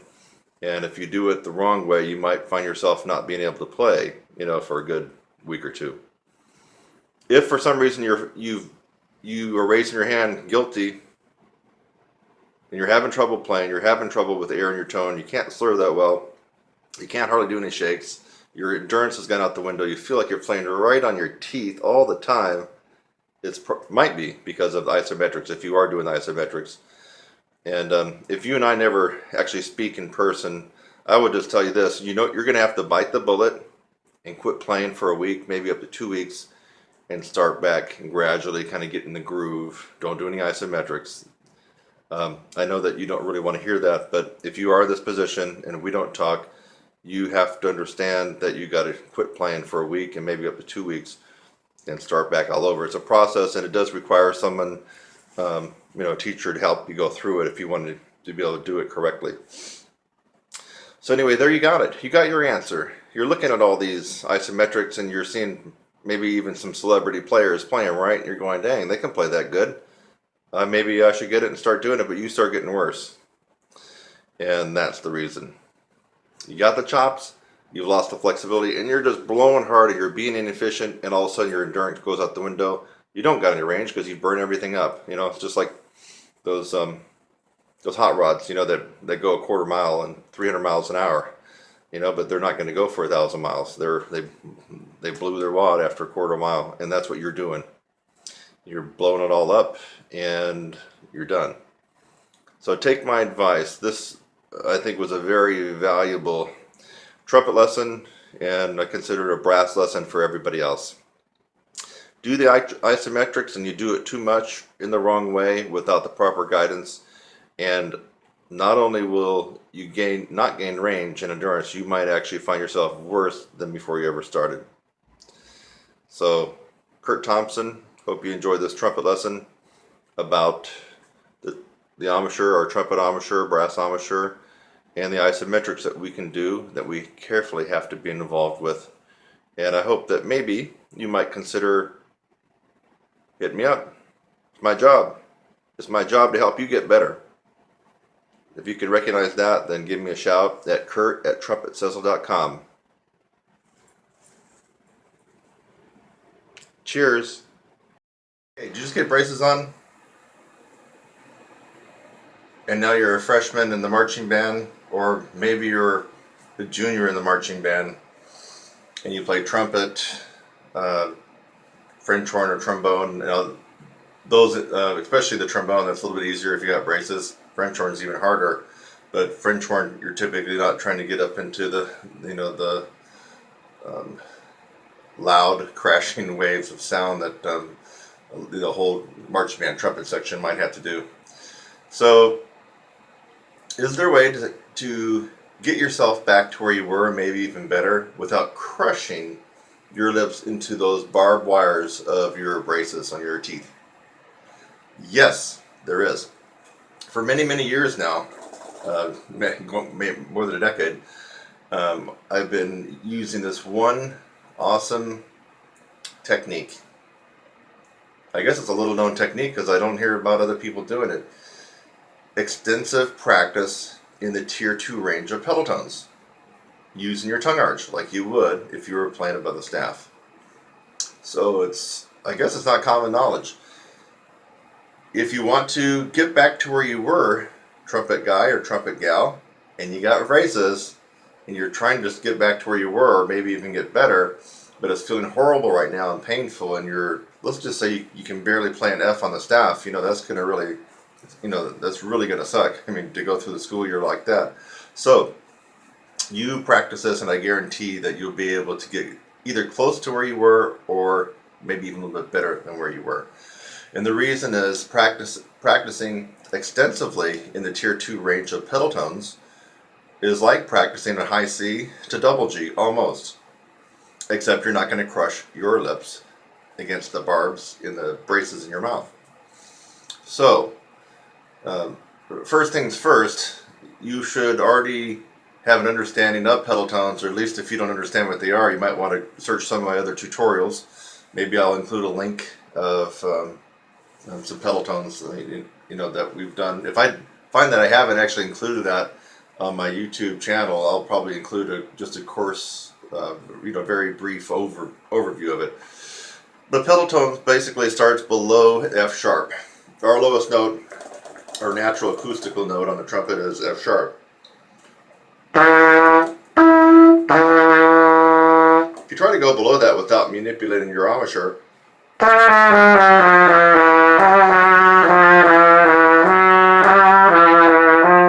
you can't.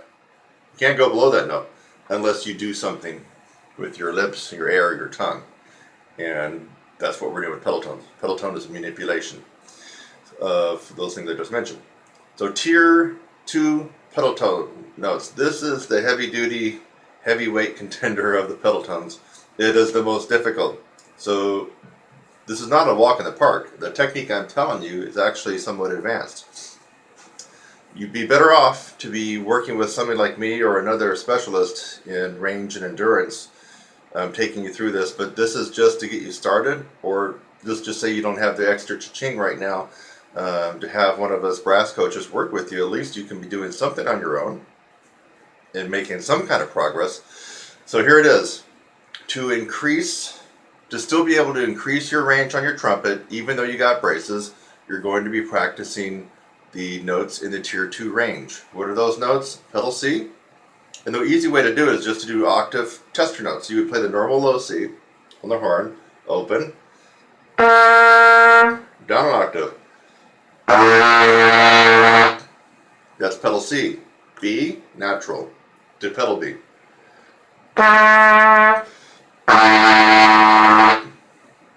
B flat, low B flat down to pedal B flat.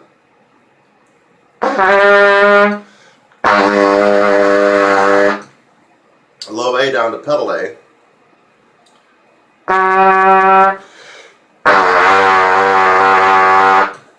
Low A flat down to pedal A flat.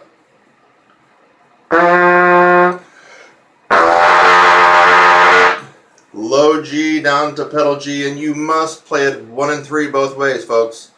Don't cheat. 1 and 3 for the low G and 1 and 3 for the pedal G only.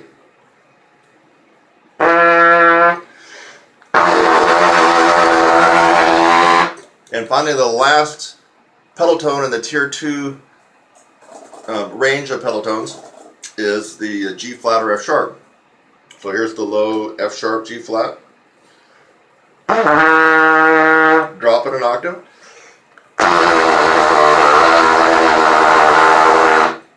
Alright, so those are the notes in the tier 2 pedal range. Pedal C, pedal B flat, pedal A flat, pedal G, and pedal G flat or F sharp. And you got to finger the low pedal G as 1 and 3, the pedal G flat F sharp as all of them down only for those last two. Okay, let's see. So your job right now, if you don't have a lot of experience with pedal tones, is to go ahead and go out to the woodshed and start working on these. And it's not going to be easy. Think about it. You're actually playing in a range that's very similar to this range up here.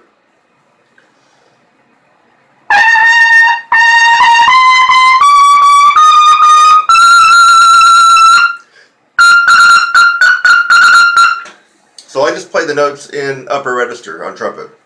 High C, high D, high E, high F, and double G. Those are what most would agree on are considered upper register. If you go above the double G, then you get into at least what I call extreme upper register. So when you're practicing in the tier 2 of pedal tones, amazingly enough, is just almost as if you're practicing and killing yourself.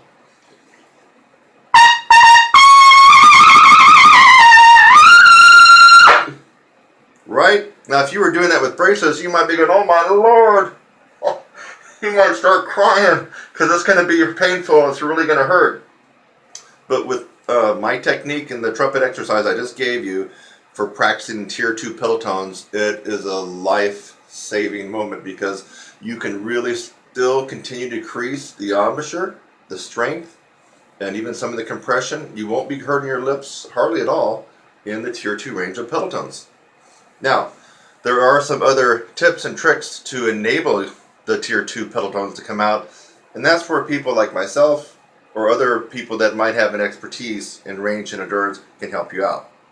But at least right now, if you want to do it on your own, you at least got something that's going to help increase your range and endurance on the trumpet, even though you got braces. See you next one. I'm Kurt Thompson. Hi, I'm Kurt Thompson and welcome to my channel. That's youtube.com/your brass instructor. Thanks for just watching the video that you did. Maybe it's the first one that you've watched, or maybe you've watched tons of my videos. In fact, as of June 2016, as a brass player and trumpet player, I have the most tutorials free on the planet. I have over 600 videos on my YouTube channel currently, all free. So again, thanks again for watching this video. I hope that you got something out of it. Sometimes I make a video just to make you laugh. A lot of times I make a video to educate you on something and maybe even help solve a problem. So I hope something like that occurred for you in this video. And while you're at it, again, subscribe, click on my website link, and go on to the next video. It's lovely out here. Have a great day.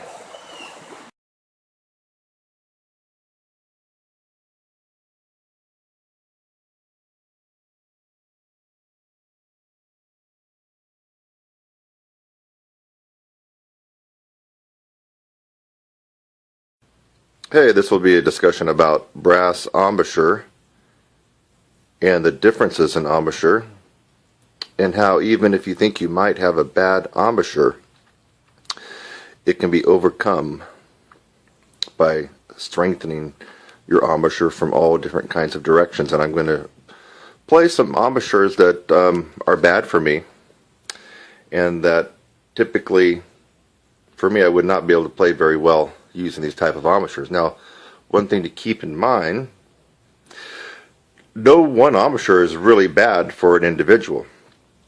And so what that really means is what might be bad for me and I sound horrible on might be really good for you.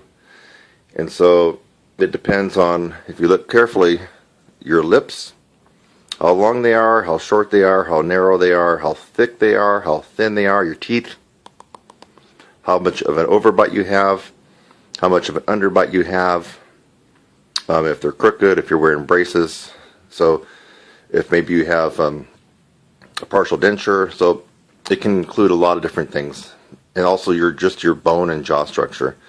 That's why I think that some brass coaches and teachers can do more harm to a student by forcing them into a particular embouchure. For example, the most common would be centered and a little bit more on the top lip. That seems to be, the most common, but not everybody is going to do well with that particular embouchure. The other thing that you should be aware of is that if you attempt to drastically change your embouchure, it seems like in my experience and opinion, people that have done that end up really not faring any better. In fact, a lot of people get worse. So if you think a big drastic embouchure change is the answer, you're probably barking up the wrong tree. So let's look at some various embouchures. Here we can see. For me, I tend to play a little higher. So I guess you got your high player or high lip placement position. You got your medium or middle and your low. So those would be the different placements. So high would be, it's probably high. Now I can go higher, but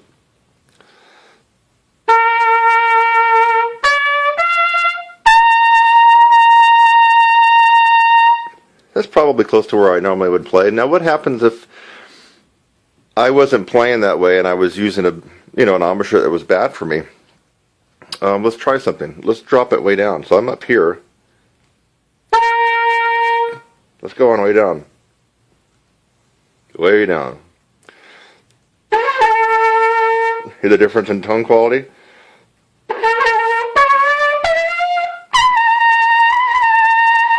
But guess what? I'm still able to get the high C. I'm still able to play, but it doesn't sound that good, but I can still do it. Let's go maybe medium. So normally I play here. Let's go down just a little bit.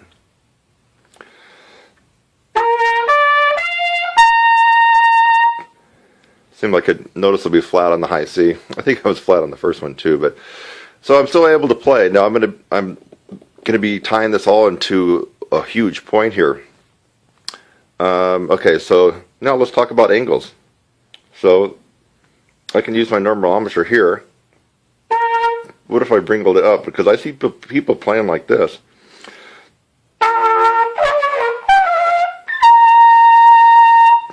Okay, it had a significant high angle to it. One of the most interesting embouchures I've ever seen is by Stan Mark, the famous lead trumpet player for Maynard Ferguson. I don't know how he can play the way he does. Take a look at it. It's like he puts the trumpet up straight, and then he comes up to the mouthpiece. You really got to watch him do it when he's playing live.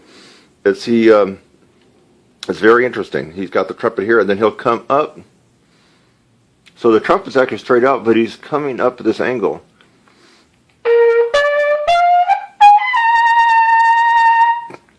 So now most of the embouchures that I'm showing you are ones that I really couldn't play on. In fact, if I was playing on them, I might be just like you are right now. If you have a particular question about your embouchure and then it's not working for you, well, if my trumpet teacher long ago had said you need to play like this, like Stan Mark, so I got the horn out, I'm coming into it like this.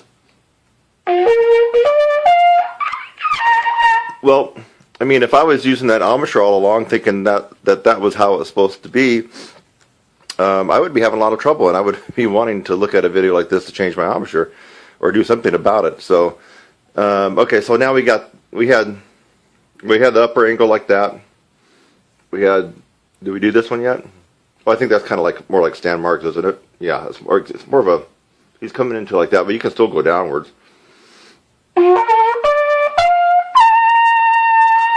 Okay, now what if you don't play center? A lot of us brass teachers want kids to be centered right smack dab in the middle of their lips. Unfortunately, our jaw structure and teeth and everything else might suggest otherwise. So here's me, I'm center now.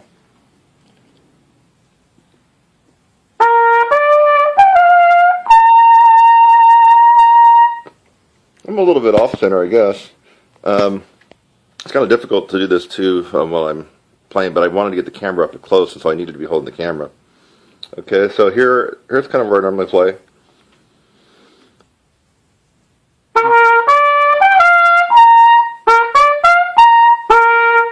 What if I didn't play centered? I played off.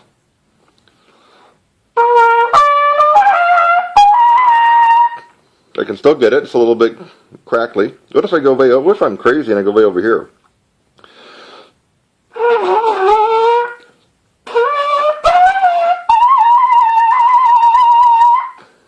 That's a real screwed up embouchure, isn't it? Okay, let me try playing the horn left-handed here and hold the camera this other way.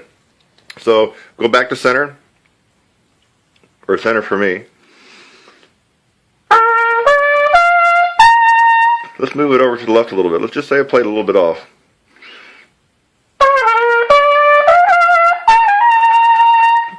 Okay? That's kind of wacky, isn't it? But some people play in all these different positions. Now, no, I've never seen anybody really play out here.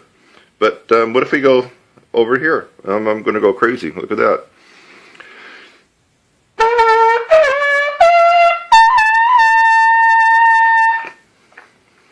All right. So you saw various positions from high to medium to low, mouthpiece placement, and of course each one of those takes a different embouchure to be able to play, right? You saw me go over a little off center, way off center, back to center, off center this way, and way off. And then you saw the horn angles like this, and then down. So I basically covered just about any embouchure that a brass player could play with. Now, the point I'm trying to make in all of this is that there's one reason that I could go up to high C on all those angles, all those embouchures. Now, granted, you notice that the tone quality went way out the window on a lot of them. And obviously, that would mean that I wouldn't use that particular embouchure, right? But how am I able to do that? And if I wanted to, folks, I can switch my embouchure to any embouchure and start to get comfortable and familiar with it and let it sink in. It takes me about a week. And I'm able to do all of that because of an extreme amount of strength that I build up in the embouchure and the lips. So what is my real point to you brass players out there that are micromanaging yourself, that are being confused by too much worry and thinking? What's that analysis by paralysis kind of thing, overanalyzing everything? So my advice to you is, number one, you need to do something that will hit your embouchure from so many different directions that it almost won't even matter what embouchure that you use. I mean, you want to use the embouchure where you feel most comfortable, where you get the best sound, the best tone, and things just feel right. You don't want to use the embouchure that a teacher tells you to use and it feels horrible. It always seems bad. It seems like you're always struggling. Of course, you don't have any high range and your endurance is shot. But supposedly, quote unquote, that's the place where you should put it. Ideally, I like to have my students, my younger ones, start off with centered on the lips and slightly a little higher on your top lip.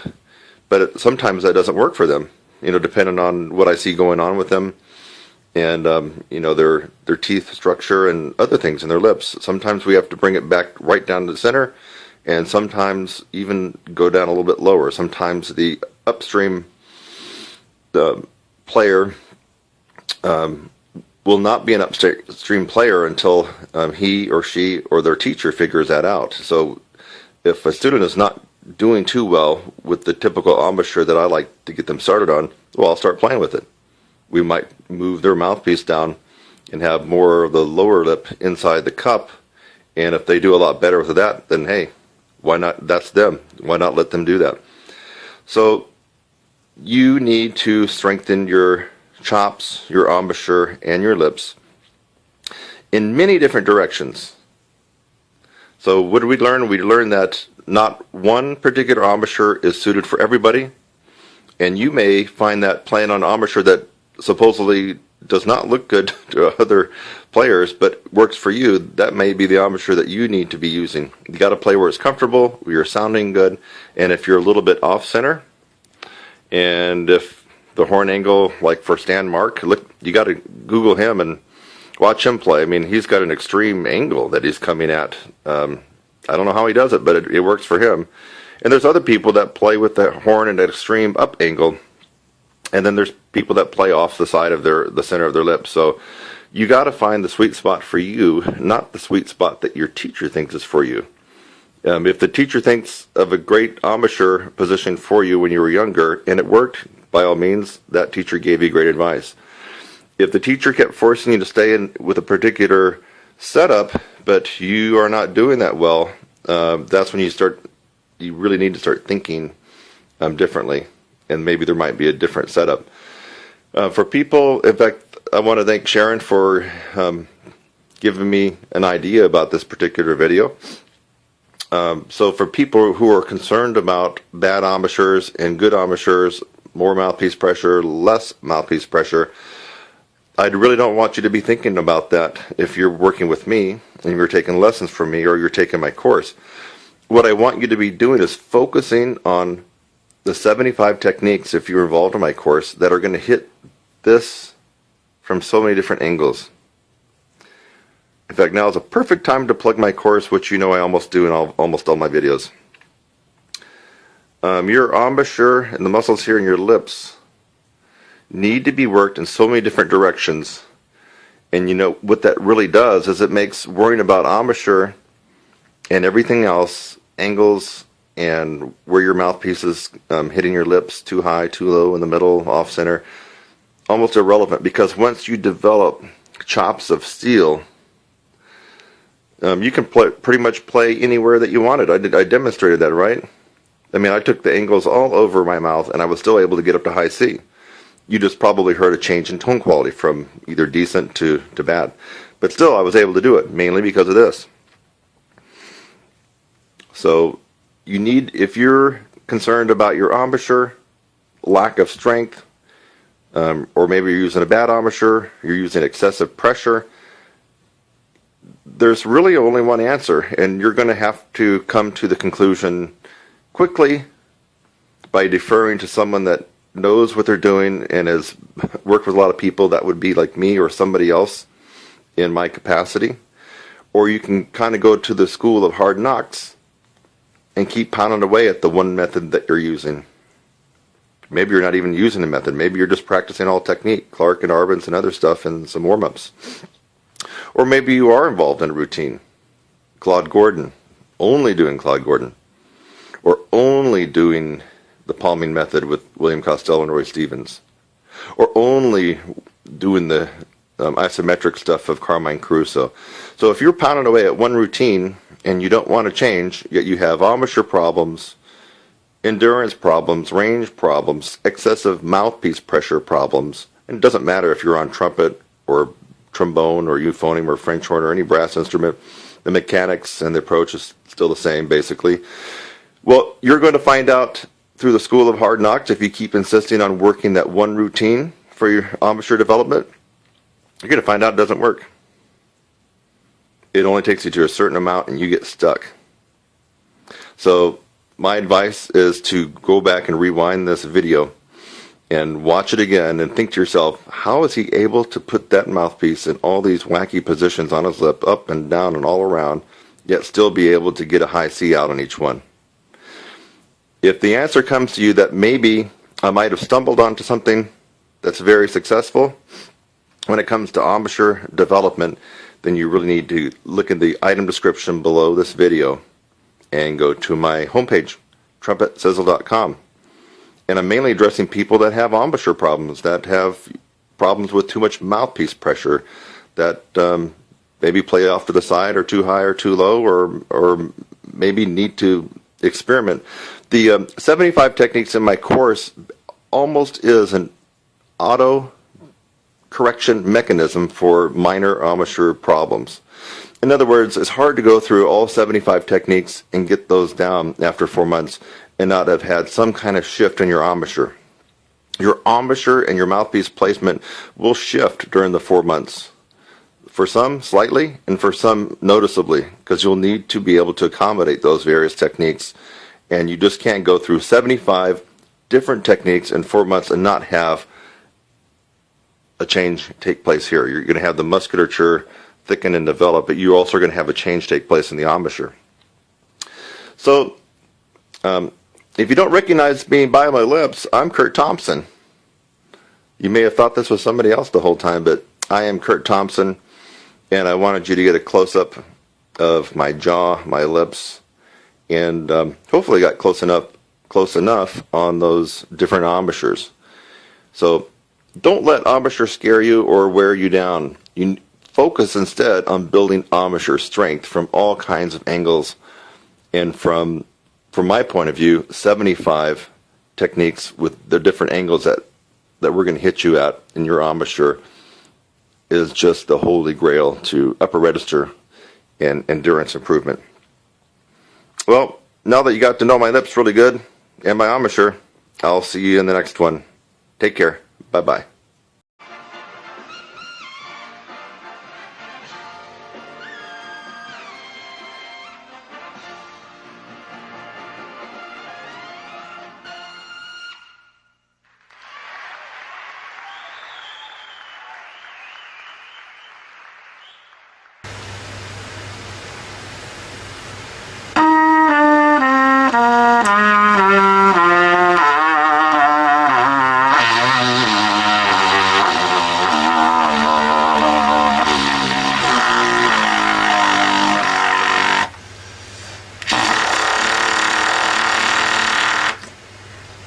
So, that was a test of your pedal tone ability.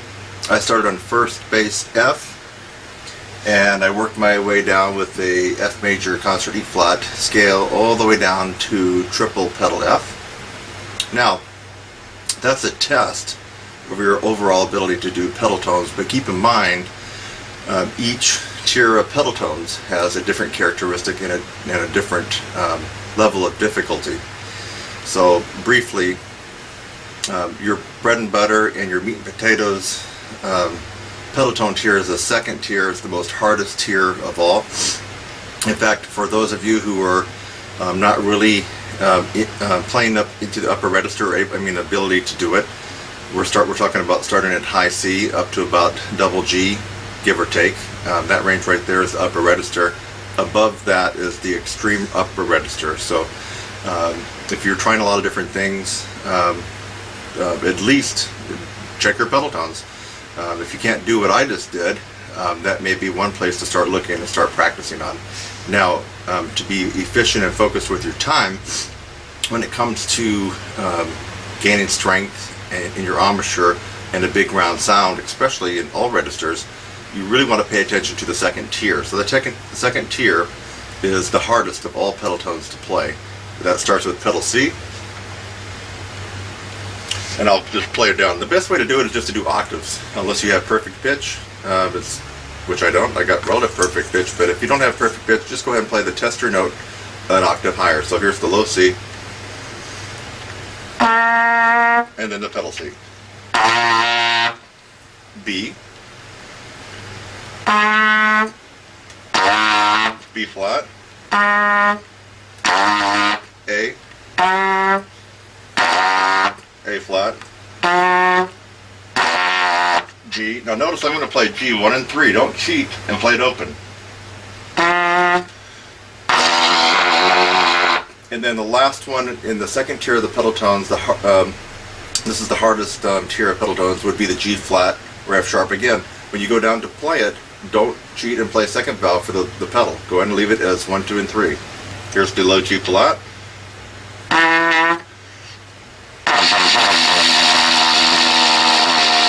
Okay, so that's the hardest range. Now, let me just describe the different levels of pedal tones. The first tier is from F to D flat, E, E flat, D, then D flat. Okay, so you'll probably be able to get most of those. That's what I consider like a medium difficult level of pedal tones. So the first tier of pedal tones, which I just did, is the medium level of difficulty for pedal tones. That's F, pedal F down to pedal D flat. And you already heard me do the most difficult level of pedal tones, which I consider your meat and potatoes. That's where you're going to get a lot of bang for your buck as far as your practice time. especially if you're shooting for upper register and power. You're going to get it from the second tier, which is the most hardest. That's pedal C all the way down to pedal G flat. Don't cheat when you get down to pedal G and pedal G flat by playing those open and 2. Make sure you play pedal G 1 and 3 and play pedal G flat 1, 2, and 3.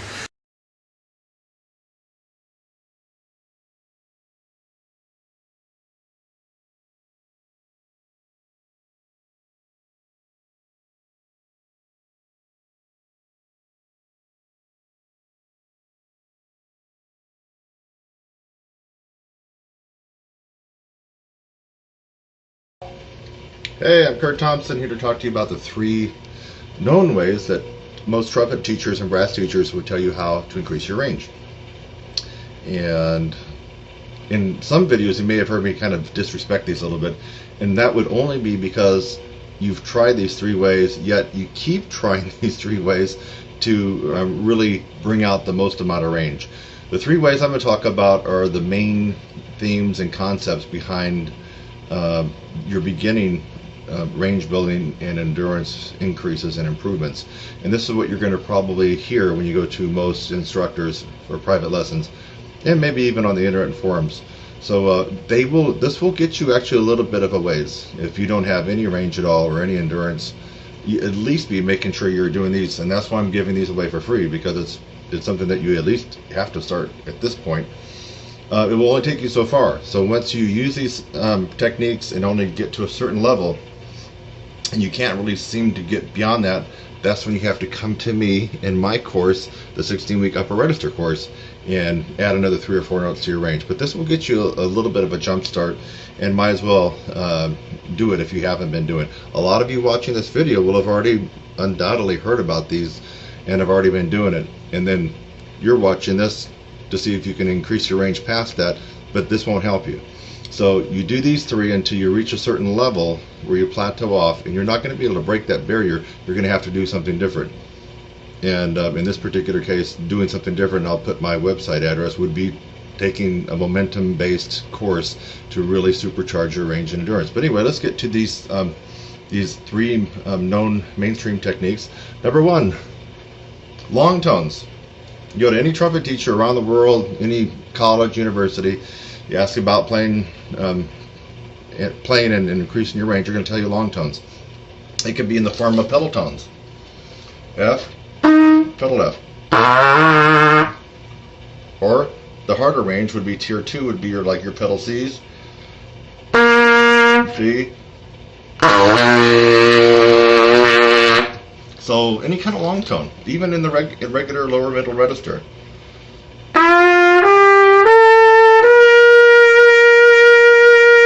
Or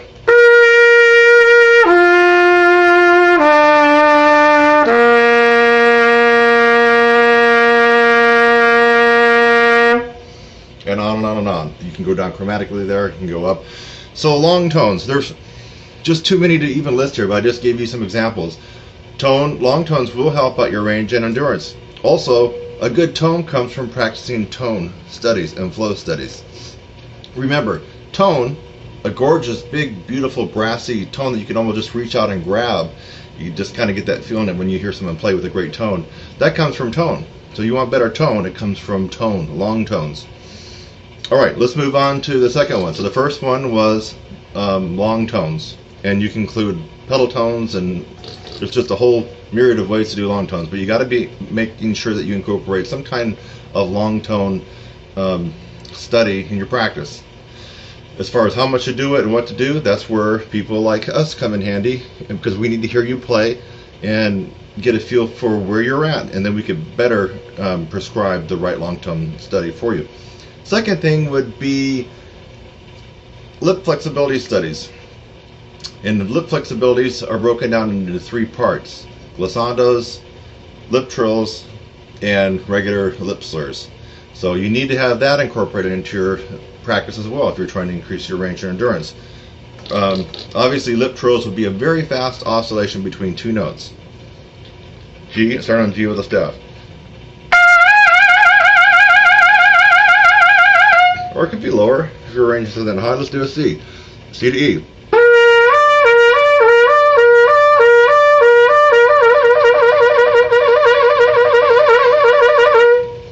And that's an example of lip trill. Of course, there's a lot of different books out there that have all kinds of interesting exercises to do your lip trills on.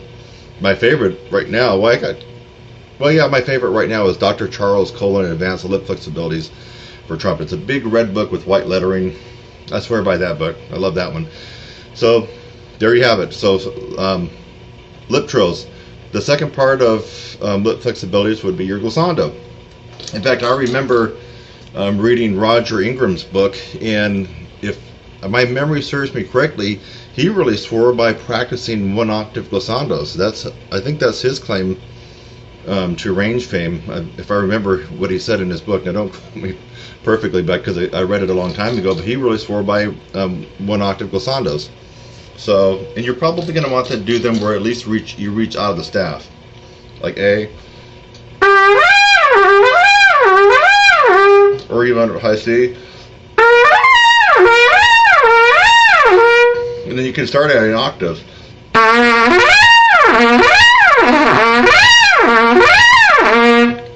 And then you could expand it to, well, if you wanted to go to like 3 octaves.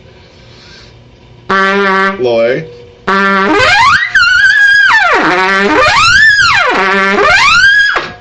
So that's your glissandos. The third and final way, as far as lip flexibility is concerned, just basic lip slurs, easy for me to say.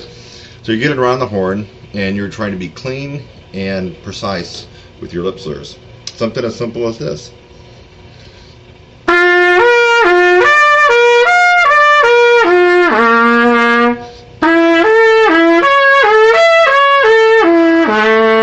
Or even simpler.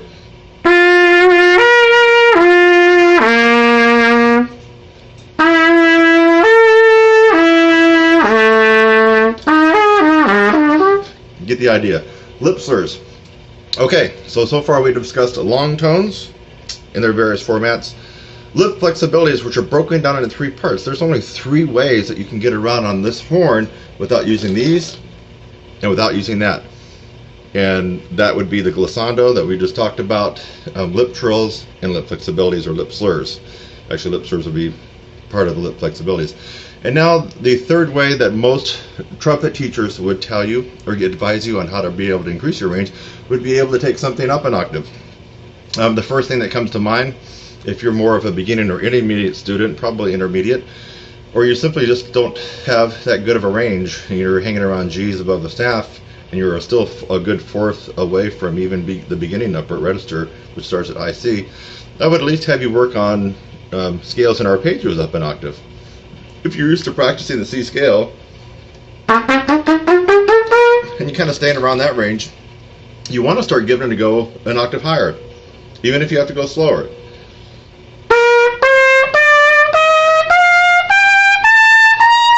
Or arpeggios. If you're used to being in that range, try to see if you can squeeze it out an octave higher.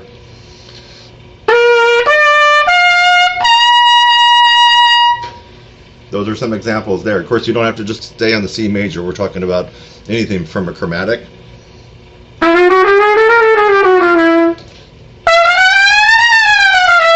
chromatics, arpeggios, scales, you name it. And then you can finally go to little tunes. They could be classical little things out of the Arbans, jazzy ones, anything that you've ever played, you could try to take it up an octave. Something simple like this.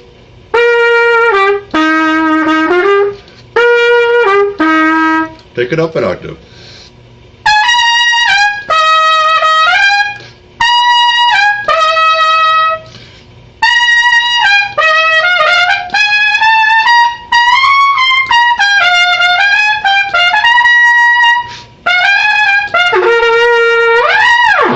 Okay, that was Sesame Street. So I'm just doing this off the cuff. You know, I didn't have any set list that I'm going off for this particular video tutorial. But anyway, this is gold. If you haven't already been doing this and you want to skyrocket your range and your endurance, this is a no-brainer, folks. You got to be doing at least the 3 things that trumpet teachers around the world would tell you to do, even if they really can't play that high in the upper register or they don't specialize. They're going to tell you these 3 things. What were they again? long tones in all their various forms. Number 2, lip flexibilities. And there's only 3 ways we can get around the horn lip flexibility wise. Lip trills, right? Glissandos, and lip slurs. And finally, the third thing is to start just getting the courage and being confident and take some stuff up an octave. It could be your band part in 8th grade band if you're an 8th grader. It could be some little licks that you've learned. It could be scales, chromatics. Just start with the idea like, hey, let me just see if I can take this up an octave. So, I'm Kurt Thompson. My site is www.trumpetsizzle.com. You can email me at kurt@trumpetsizzle.com. Now you're going to use these techniques and they're going to take you a little bit of the way up. But you're going to find at some point you get stuck. Everybody gets stuck, and that's why they come to me or other people that teach and kind of focus on the power side of the horn, the physical part, the volume, the tone, the sound, the range, the endurance. So anyway, I hope that you got a little something out of this. And if you already knew this, great, it was a review. And then go get my course. Come on. You want to get another 4 or 5 notes? I know you do, right? Bye-bye.